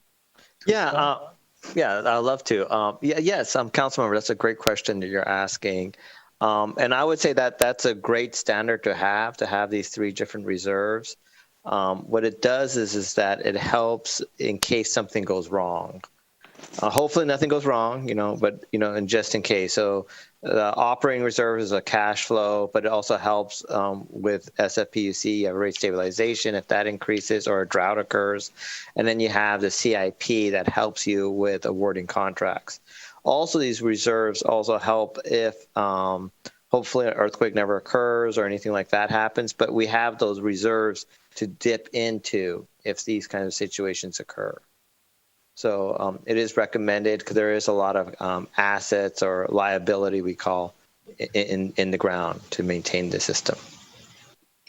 Okay, and can staff speak to, do we currently have a reserve balance? And if so, how much is in? We absolutely have a reserve. We have always had a reserve. As Sanjay mentioned, the reserve has different purposes. For instance, I can tell you that because we have started the entering into the drought, there is an executive order, as you may have heard from the state, from the governor, that has asked us to voluntarily cut back our usage by 15%. If that happens, if other agencies cut back 15% or more, the revenues to San Francisco are going to go down by that amount, by that 15%. They don't have to purchase their water. Their costs are fixed. They are all costs of, operations and maintenance and what have you. They are going to increase their rates by 15%. We don't want to come to you and ask for a 15% increase in rates.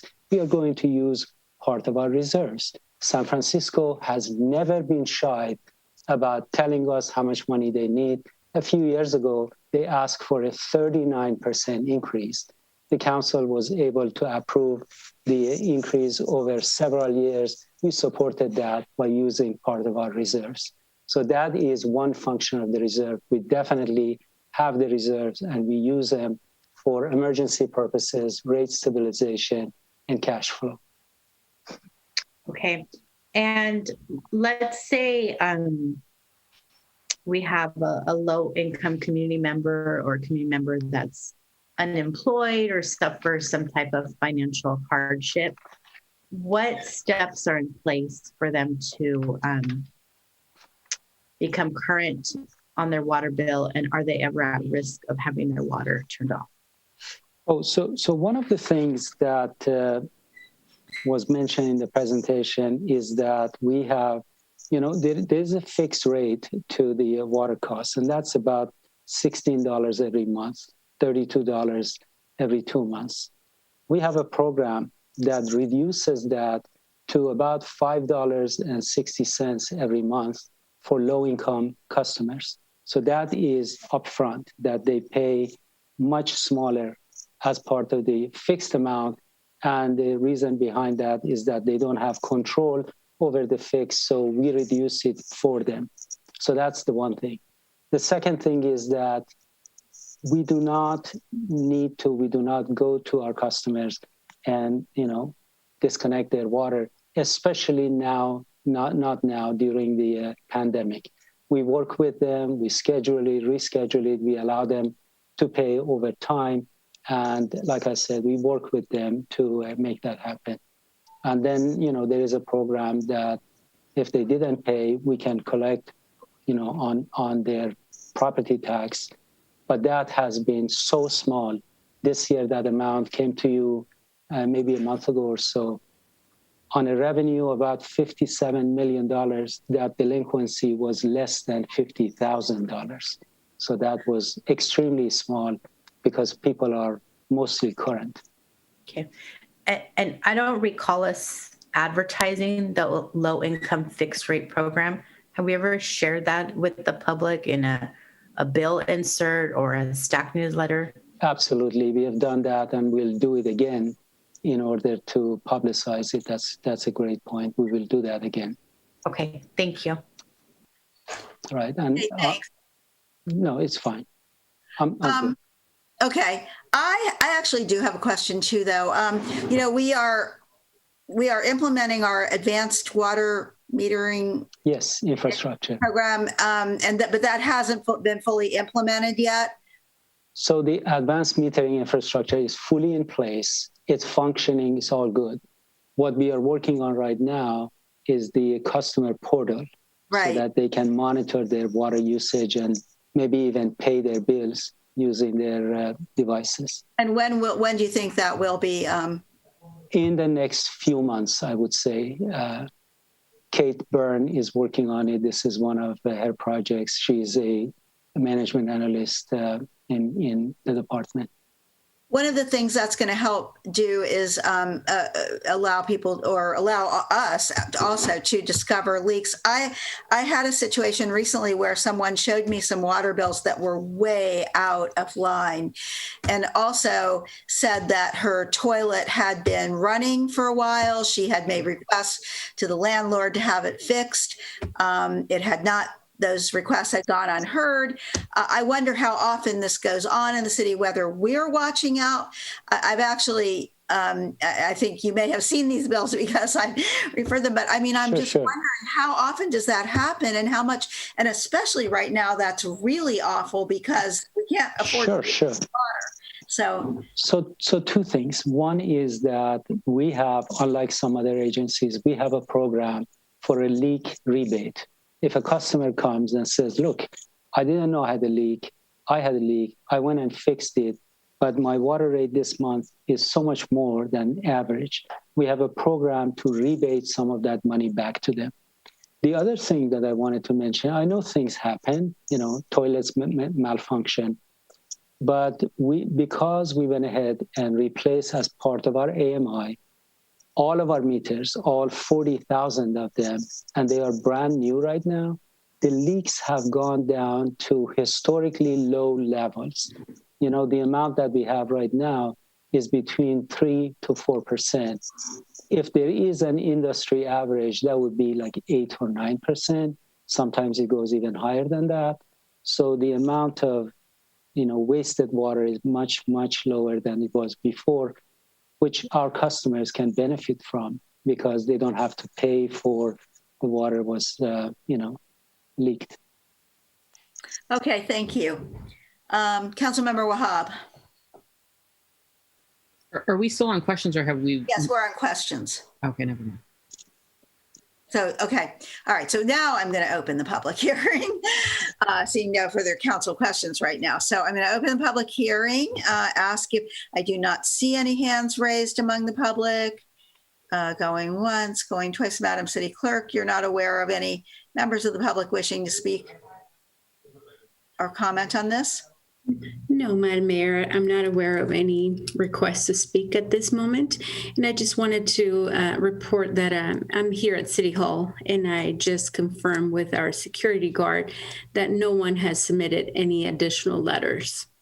Just wanted to report on that. Thank you. All right. With that, then, I think it's safe to close the public hearing and go back to council for comments, hopefully fairly brief, or a motion. Anyone want to try to do that? Well, I guess we'll move on to the next item then, because no one seems to want to speak. No, I will move the staff's recommendation. Well, I'll second it, Mayor. All right. If you said, I'll second it. Germano.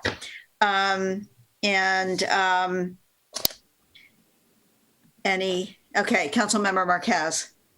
I would just like to, I don't think it needs to be amendment, but just ask my colleagues to please concur on just us having the opportunity to educate our community members in terms of the low income services that are available, the water leak, the AMI, just really, really educating our public in terms of how efficient our water department is, because it is. But I think we need to reiterate these points, and not related to this, but just in general, if we could partner with our local nonprofits to do more social media campaigns and encouraging people to take advantage of multiple resources available in the community. I just want to make sure the public is aware that there are food distribution, utility assistance. There's just a long list of resources. And just if the city can partner with our local nonprofits to get that information out to the public for individuals that are struggling financially. Thank you. Thank you. Councilmember Lamnon.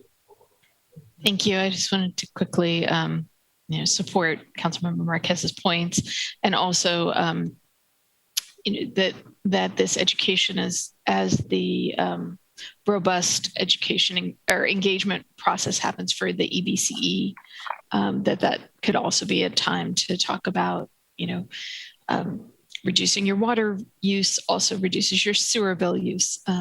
As Councilmember Marquez says, our department does a great job, as highlighted by Director Mary, both water and sewer departments. And there's a lot of information that can be shared in that same conversation. Hopefully we can leverage those opportunities. Thank you. Thank you. Councilmember Andrews.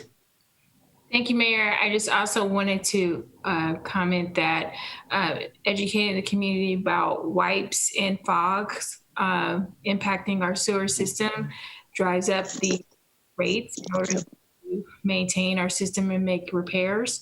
So part of that education should be to know what to go down the drain, which is wipes and what? Fog, did you say? Fat, oils. Oh yeah. Okay. Got it. Those items impact our infrastructure, which causes, repairs. So. Okay. Fog. Okay. All right. Thank you for that. I don't see any other council comments. I will say I will certainly be supporting this motion. I would add to what Councilmember Marquez was talking about to also perhaps do something, some kind of message to landlords of multi-family properties, because I think this is where, and especially since a lot of them have gone to individual, metering as opposed to, they pay the bill. And although in many cases they pay the bill and then charge back the tenants too.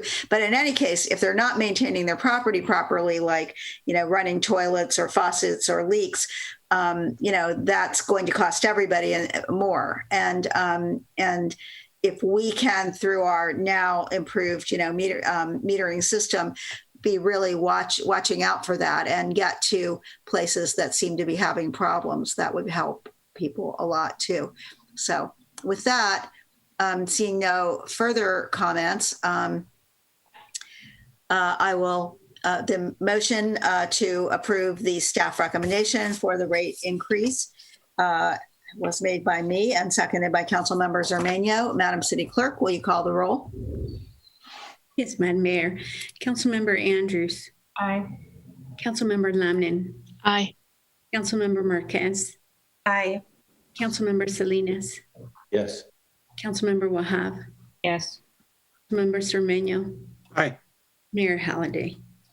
Yes, and the motion is approved with a 7-0, unanimously with a 7-0 vote. I understand that the hour is late. However, we have been at this for quite a while, and I am going to call a very brief less than 5-minute break right now. As soon as we can all be back, please come back. But I think I'm just going to call a brief break until we come back for item number 18. Thank you.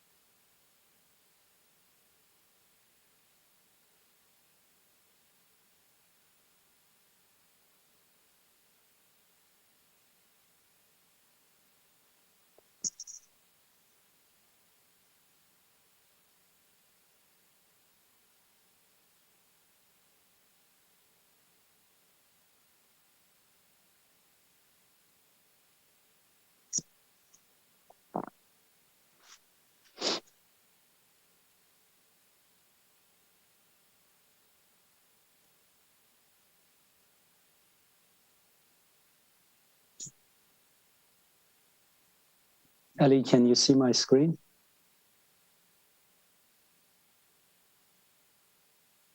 Anyone? Yes, we can see it, Alex. All right, thank you.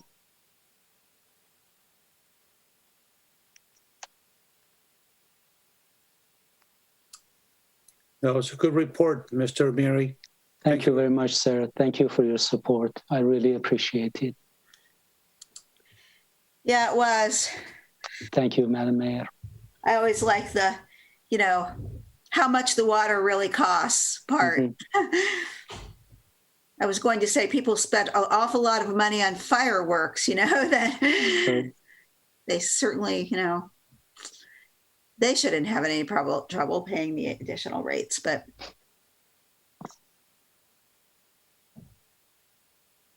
we aren't back broadcasting yet, are we?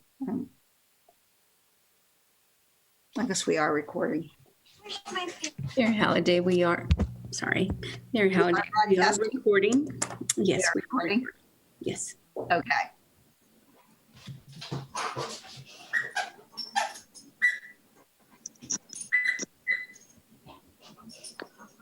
And let's see. Can you, Madam City Clerk? The Urban Water Management Plan is on the screen, so I'm not necessarily seeing if all the council members are back yet.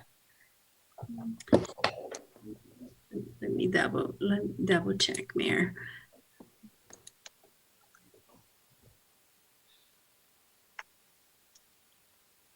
There's Councilmember Salinas, one. I believe all of them are back, Mayor. Okay, and the city manager. And Mr. Mayor, you're going to start us off on the next one on the Urban Water Management Plan. Yes, Madam Mayor, I'm going to make this presentation myself. So this is the adoption of the Urban Water Management Plan, as you mentioned. We're back in session, and please go ahead. Yes, so adoption of the plan is mandated for certain water agency of certain size. We have about 37,000 service connections, so it is more than 10 times the minimum requirement.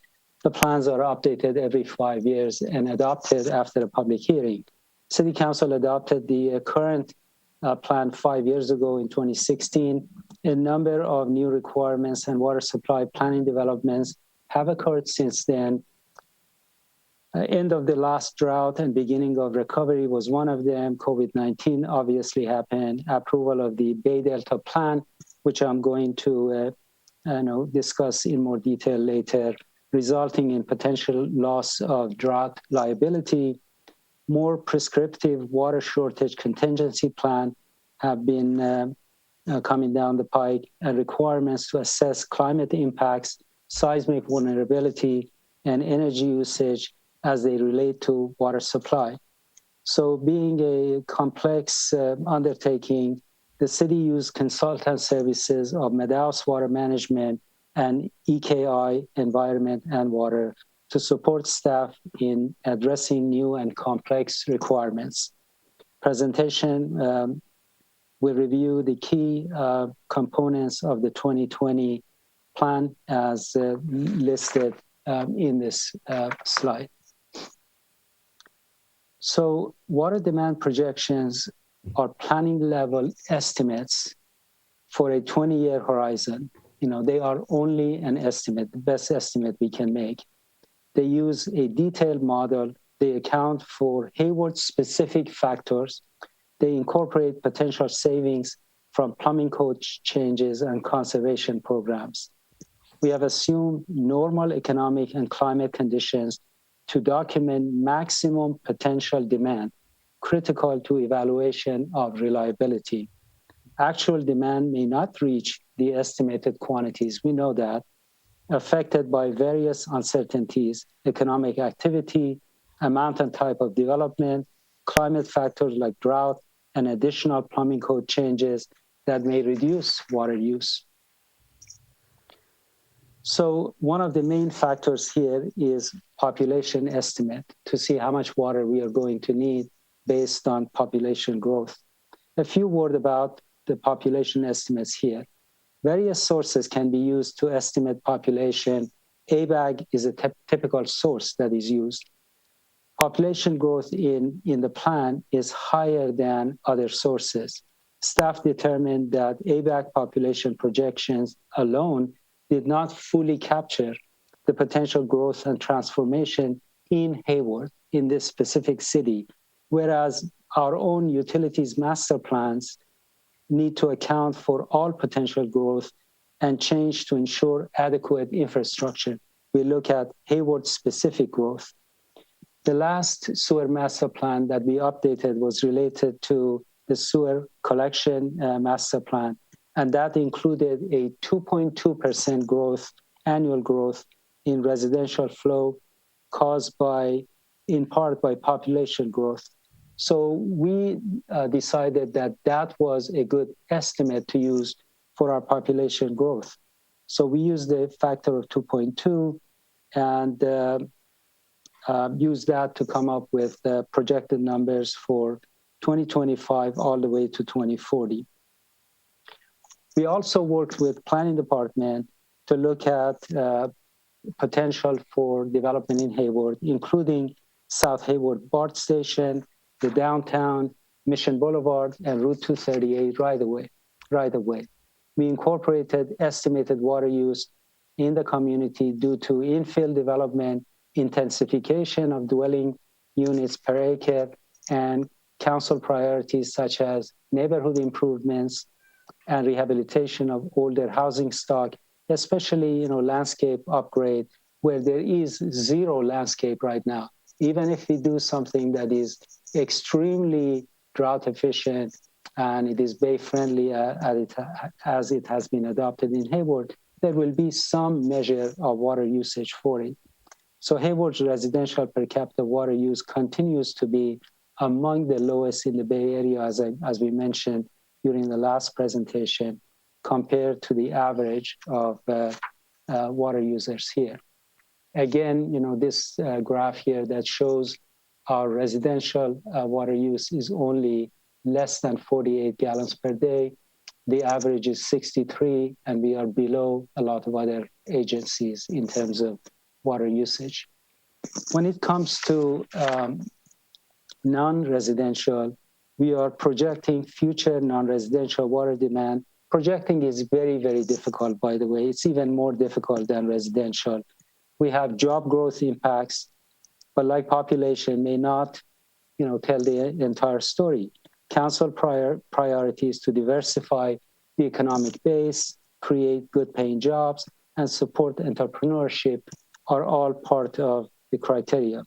Some factors that distinguish Hayward from other places is that significant number of industrial properties we have here in Hayward. However, many are underutilized and less expensive than in other cities in the Bay Area. So there is more potential for their redevelopment. We also have wide range of industries, not focused on a particular market sector, so maybe less susceptible to market changes and economic downturn. So when other cities see a reduced use in their industrial base, that may not be necessarily the case here in Hayward. Post-secondary education is another factor. We have a university campus in Hayward and a community college. Both of them have master plans for development in the next 20 years, and they are projecting that their student population is going to go up by 50% from the current 12 to 14,000 to 18,000. The university has projected that their residential student body is going to go up by a factor of 4 from what they have today. So they are all part of our non-residential. So gross per capita use includes all industrial and institutional use and is one of the most accurate measures of the community's overall usage. And I will share with you to see how we are doing in Hayward. As I mentioned, even taking into account the universities, community college, everybody else, all of our industries, and we have more than our share, we have 87 gallons per day as our gross per capita usage. As I mentioned, the average is 105 among all of SFPUC customers. Some cities are far more than that. Let's just compare ourselves for the sake of this conversation to Palo Alto, where their usage is 145. So it's much higher than us. But that is not the full story, because in Hayward, we support and the usage of university is part of our total gross. So is the community college. Unlike in Palo Alto, although they have a university, they have Stanford University there, but as you can see in this chart, Stanford University has its own contract with SFPUC, and their water usage is not part of the gross usage in Palo Alto. What I'm trying to say is that we are extremely efficient in terms of water usage that we have in Hayward.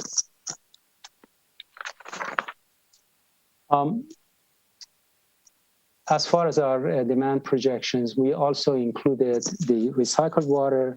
We have implemented our phase 1 recycled water, which is scheduled to begin this summer. We are in the last stages of getting our permit from the state to start operating.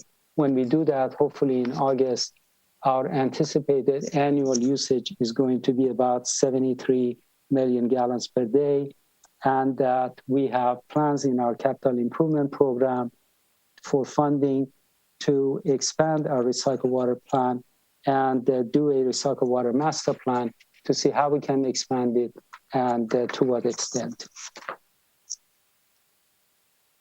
Our actual usage today is about 5.1 billion gallons per year. We are projecting that that goes up by 48% to 2040 to 7.5 billion gallons. Now, that's a projection. It doesn't mean that's going to happen. But, you know, we have had years in the past that we came close. I have included for comparison our actual usage in 2008. It was 7.3 billion gallons. So it was close to what we are projecting for 2040. Are we going to get there? Hopefully not.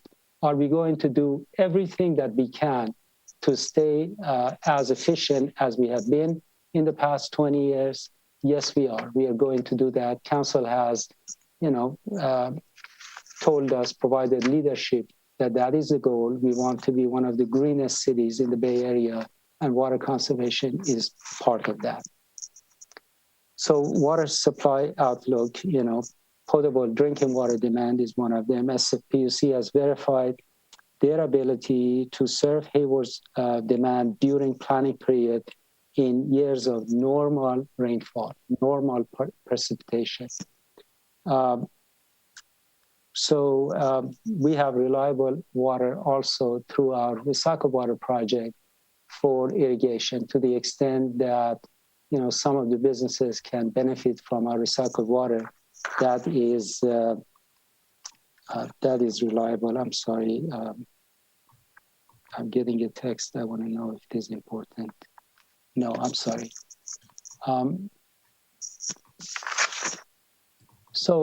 Just a few words about the impact of the Bay Delta Plan and what it's going to do after it is going to go into effect to our water availability. Implementation of the Bay Delta Plan would seriously impact SFPUC's ability to deliver water in the event of multiple year drought. City Council received a presentation in June from Nicole Sankula, the General Manager of BOSCA, regarding the Bay Delta Plan, its potential impacts, and SFPUC and BOSCA's efforts on our behalf to encourage the state to approve Tuolumne River voluntary agreement as an alternative. This is what we have proposed to them, and so far they have not entertained that. Hayward, however, SFPUC opted to incorporate the Bay Delta Plan in their reliability analysis. And because, and I just lost my light, Mayor, I have to run down the hall and reactivate it. It takes me 15 seconds. That's how energy efficient we are.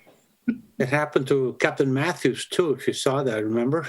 We're very efficient in our facilities. That's excellent. Very good. Oh, because he's at the city council, he wasn't moving. And if you don't move, it goes off. Mm-hmm. He used to. He was moving. He was talking. His mouth was moving. Well, the light's back on, I see. So I think he'll be back soon.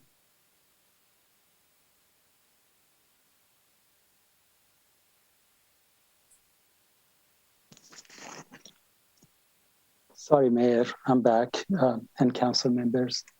And in the light, you're in the light again. So yes, I am. That's part of our energy conservation. At 11 o'clock, all lights go off. Anyway, SFPUC opted to incorporate the Bay Delta Plan, and because they did that, Hayward is required to rely on the wholesale suppliers analysis to prepare our own plan, and that's what we did.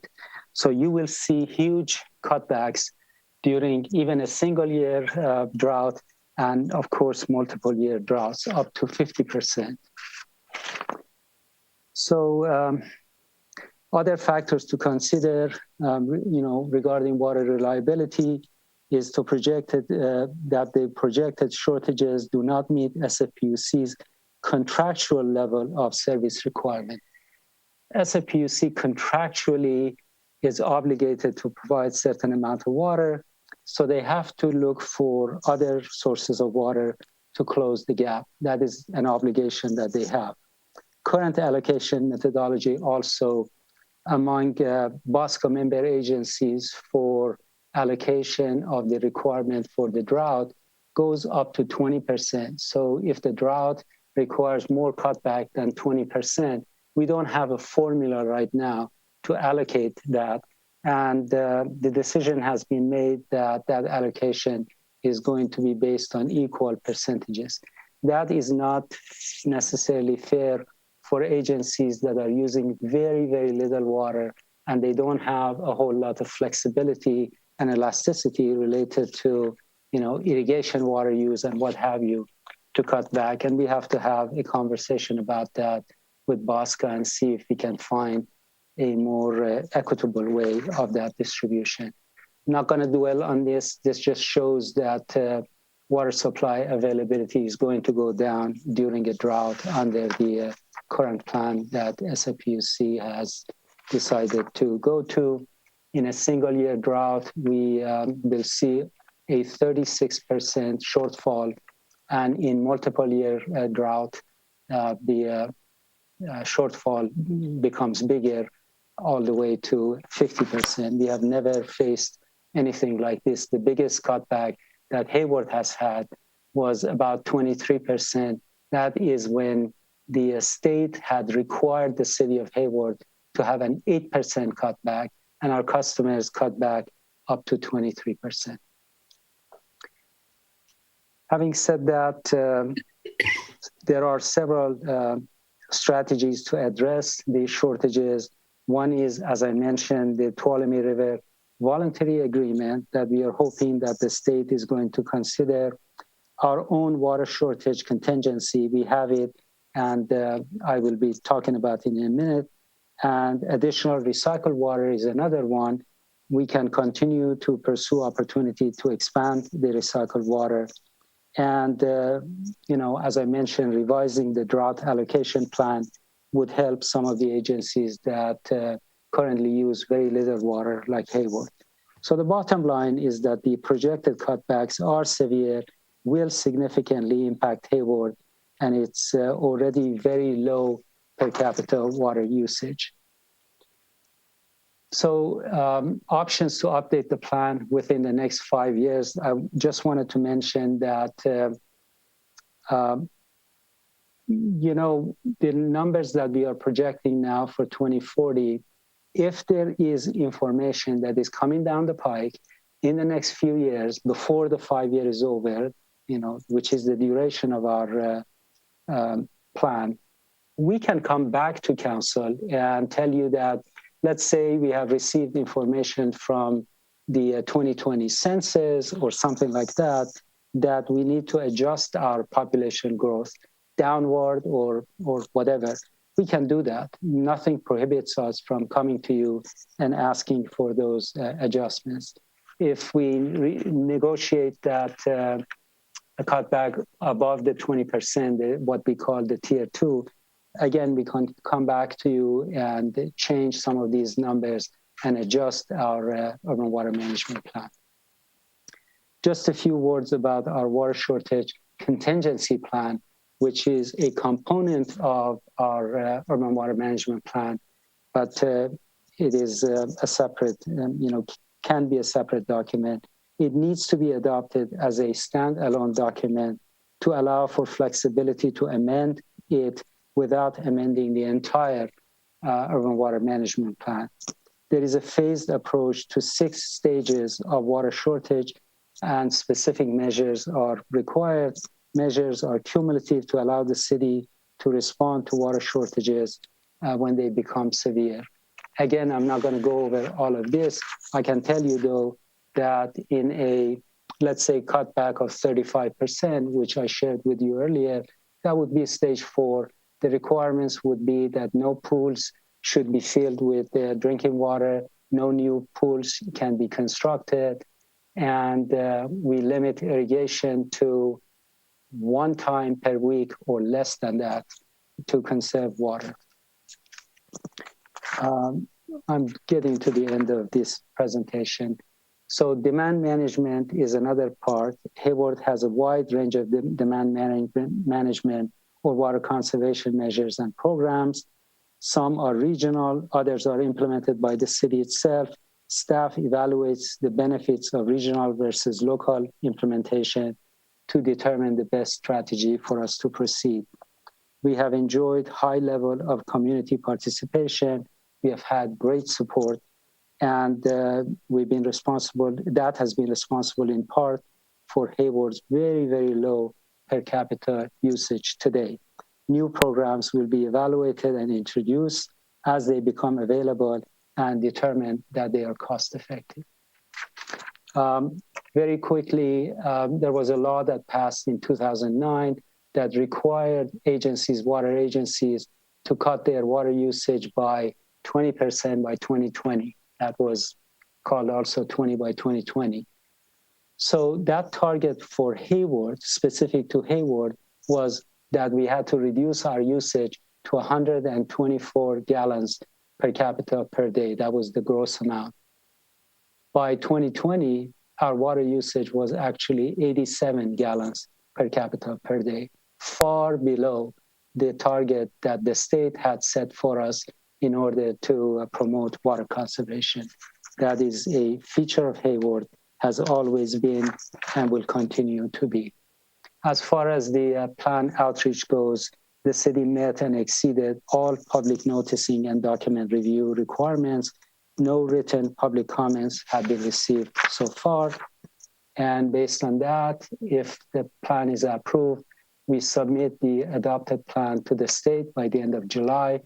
And this plan will be used as a planning tool for us for water conservation programming, water shortage contingency planning, and water supply development.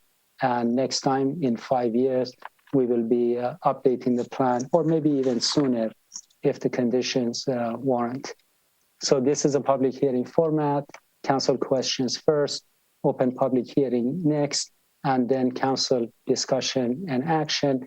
The recommendation is to adopt the proposed 2020 Urban Water Management Plan and the Water Shortage Contingency Plan. Just wanted to mention that Michelle Madaus and Lisa Madaus of Madaus Water Management and also Anona Dutton of EKI Environment and Water are here to help me answer any questions that you may have. They have been tremendous, both firms, in helping us develop our plan. Thank you, Madam Mayor. Appreciate it. And I'm going to stop sharing. Yes, thank you. And that's quite a lot for this evening. But, you know, it's very, I apologize for that. So I'll start with council questions and see if we have any.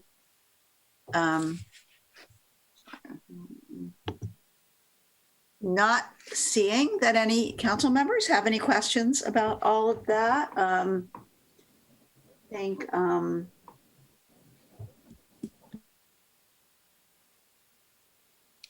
yeah, I'll wait till comment. So I'm going to go ahead and open the public hearing.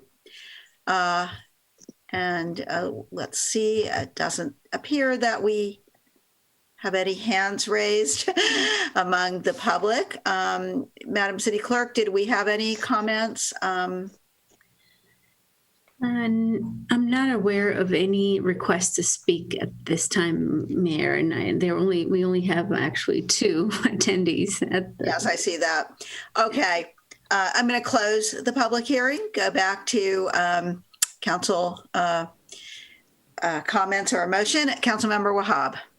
Thank you, Mayor. Director Amiri, I just really want to appreciate your dedication to making sure that we have the facts.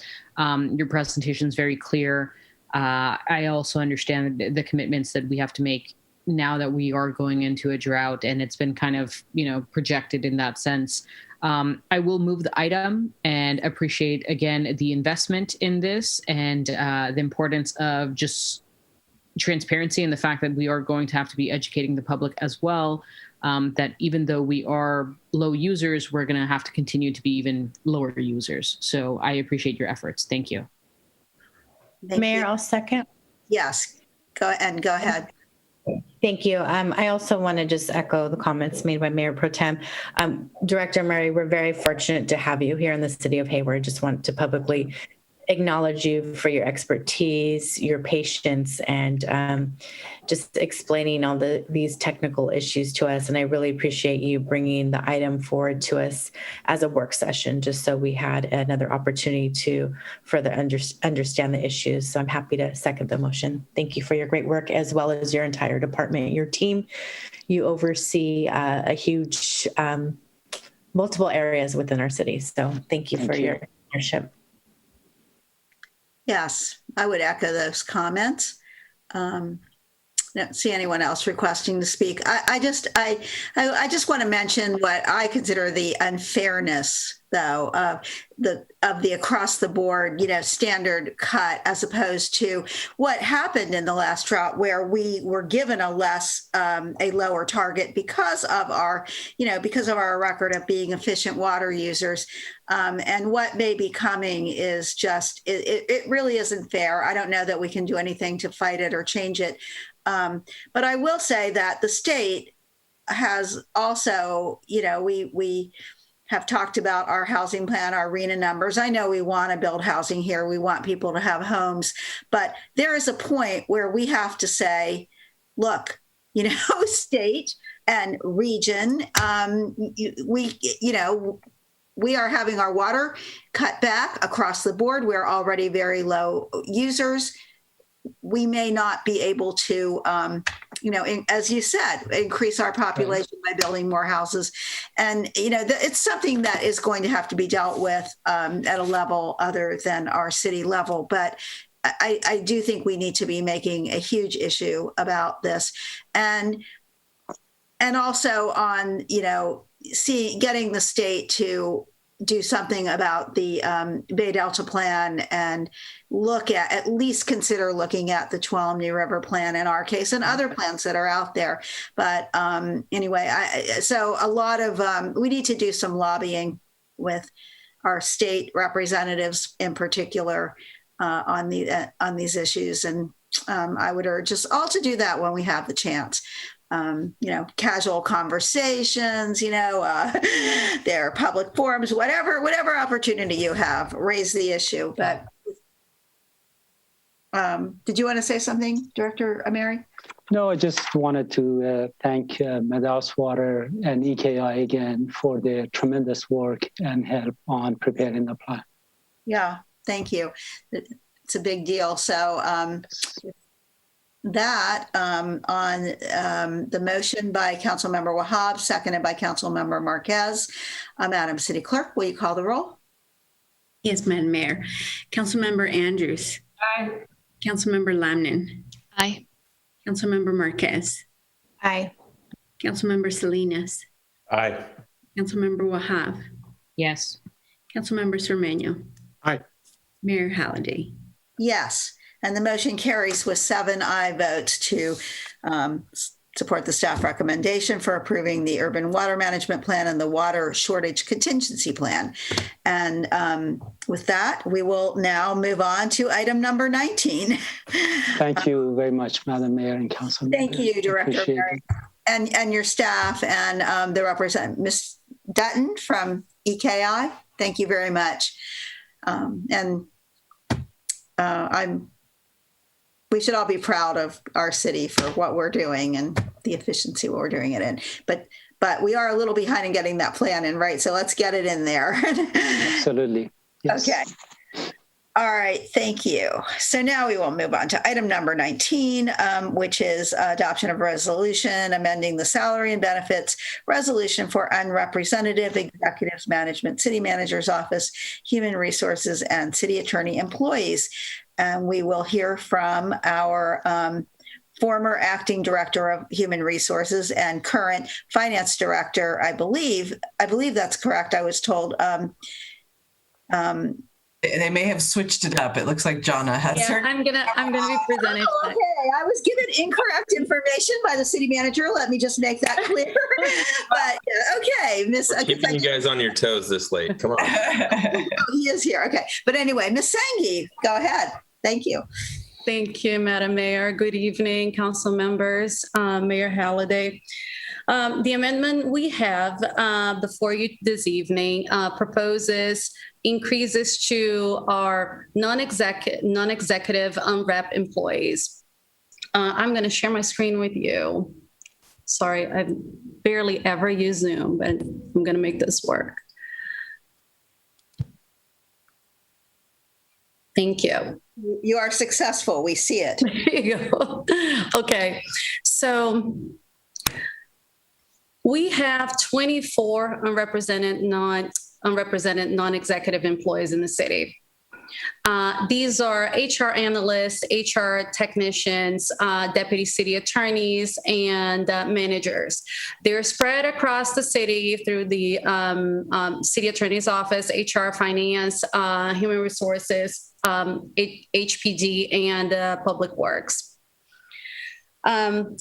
These employees are the only group besides executives that are not covered by a labor union or collective bargaining agreement. We come with a recommendation today for your consideration to provide this group with a 2% increase for the fiscal year of 2022, in parity with what we provided with to. Sorry, I thought it was frozen. Okay. In parity with what we provided executive employees, and being a one-year deal, no commitments to further increases without coming to you and going through this process again. The total cost of this proposal is $100,973. So this is a really brief presentation. So with that, I wanted to open for council questions, public hearing, then discussion, and recommend the approval of the amendment increasing the salaries for our unwrapped non-executive employees by 2% for fiscal year 2022. Okay. And now can you unshare your screen? That's the next test, right? Stop sharing. Yep. Great, thank you. Okay, so questions, Councilmember Marquez? Thank you. Welcome to our new HR director. I just want to make sure that this group, I know we approved many side letters tonight, and I know some employees were also paid back for the concessions they had made. So I just wanted to verify whether or not we have already taken that step with this group. I think we have taken that step. I'm gonna, Dustin, I'm gonna confirm that with you. I think That's correct, right? Yeah, that's correct. We council took action. I want to say 2 meetings ago to do that, to repay folks, whether it was a furlough or the COLA that was. Yep. Got it. Okay, great. And then the contract is for 1 year. If there were any changes that needed to occur to revisit this resolution, can that be done prior to the 1 year mark, or are we required to wait for the sunset of the resolution? No, you wouldn't be, and Kelly, correct me if I'm wrong. No, you wouldn't be required, because this is not a contract. This is a group of unrepresented employees. So we're moving to approve a resolution for an increase, and if other conversations are taking place, they could take place at any time. Okay, thank you so much. Seeing no other questions from council, I'm going to open public comment on this item. We're really down to 2 attendees now. Neither of them have their hands raised. So I'll close public comment, go back to council. Councilmember Marquez? Yeah, I'm happy to move the item. If there's a second, I'd like to speak on it. A second. Okay. Thank you. So I just wanted to thank this group of members, employees. They're not an actual union or association, but just thank them for their work, for their leadership. And I had another point, I'm sorry, but I am exhausted.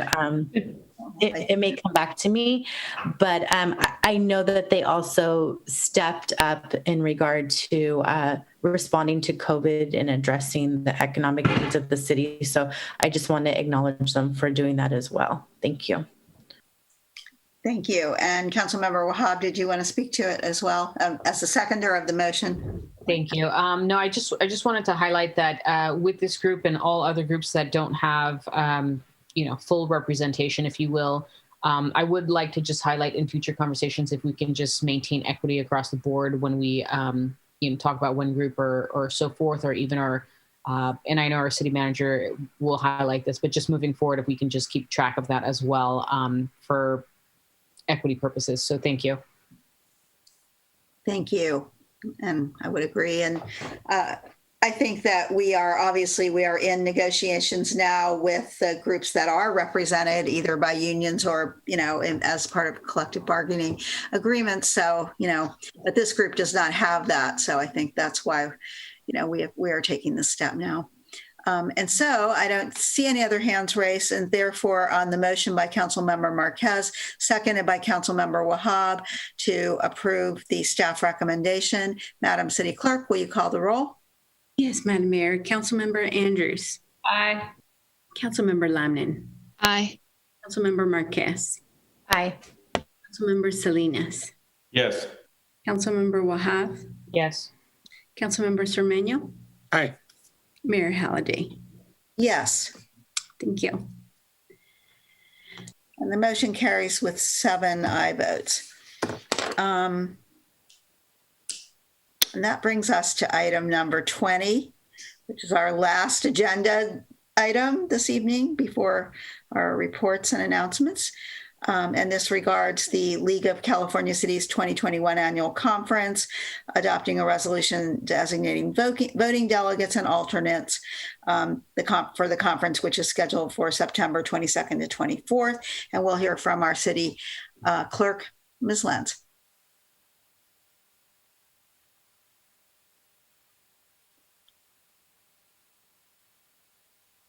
All right. Thank you, Madam Mayor and council members.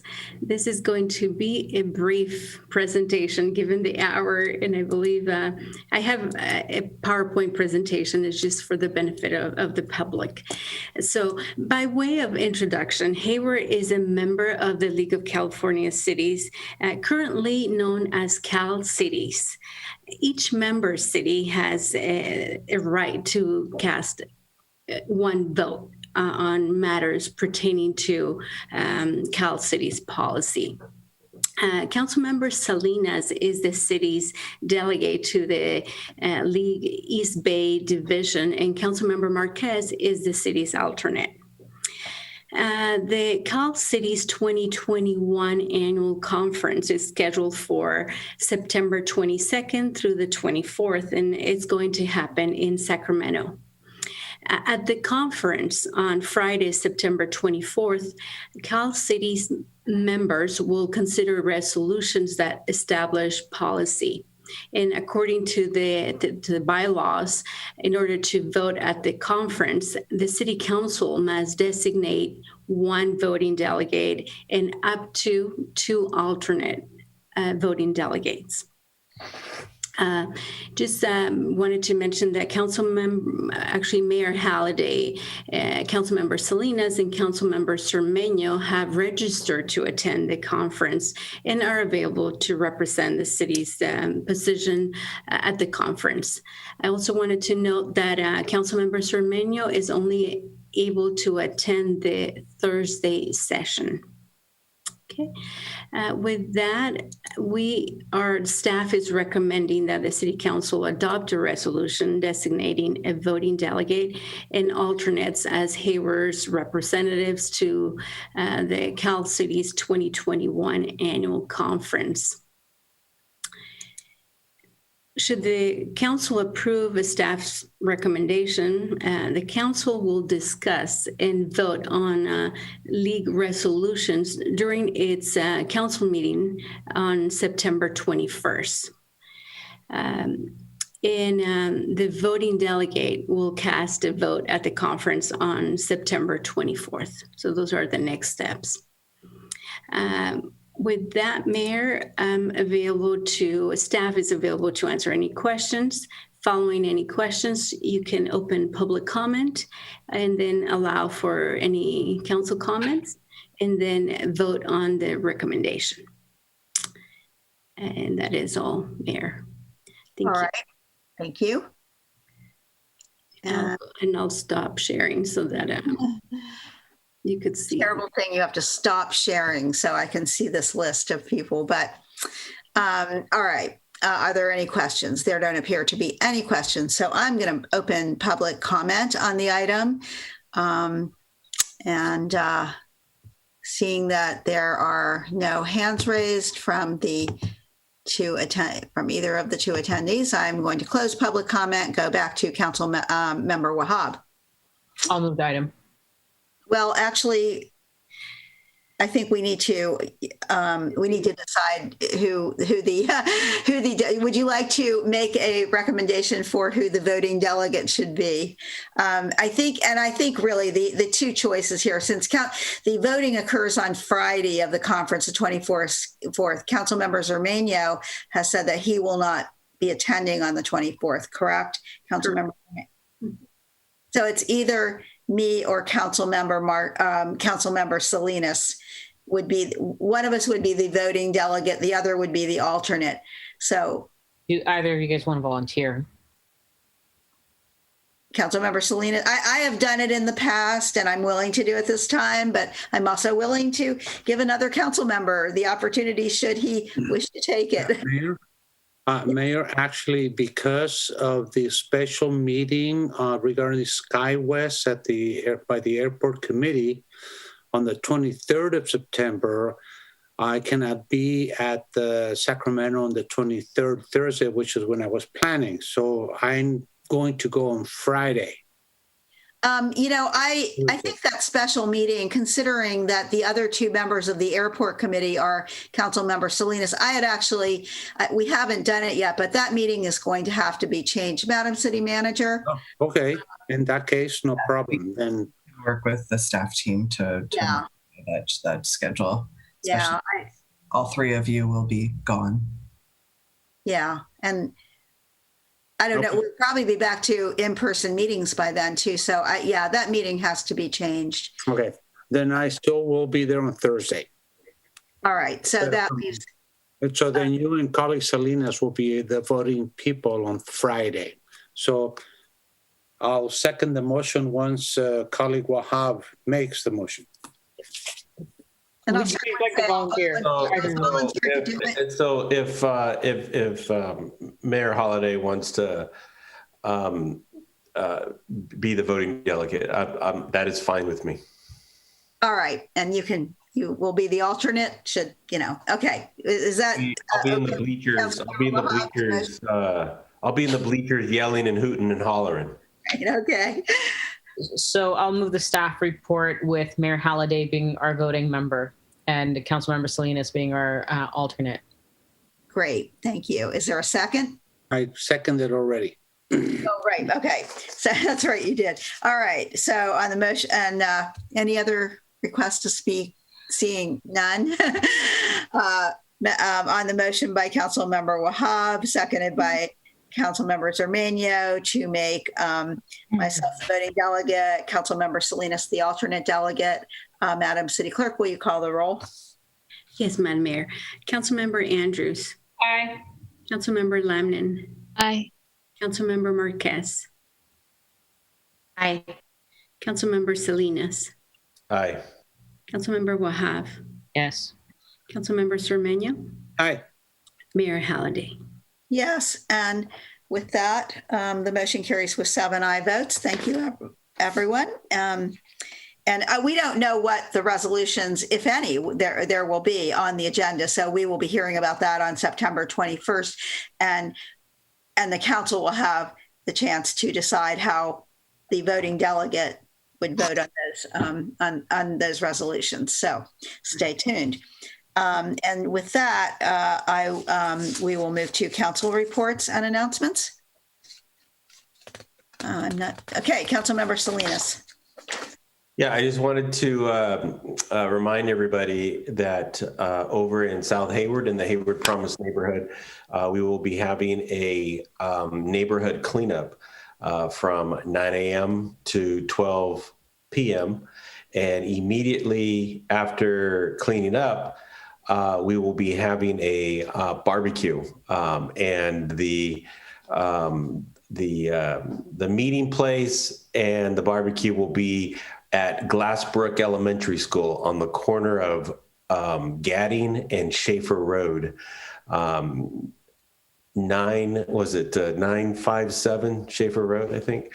But right there on the corner of Schaefer and Gadding. So I know there's another cleanup on the other side of town. So and I'm sure Councilmember Andrews will report that. So that's it.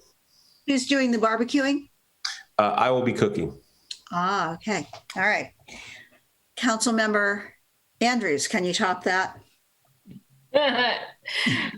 We will be having our Keep Hayward Clean and Green meeting on July 22nd to discuss our cleanup on July 24th, which will be at our Juliana Plaza from 8 a.m. to 12 p.m. across from our brand new Heritage Park.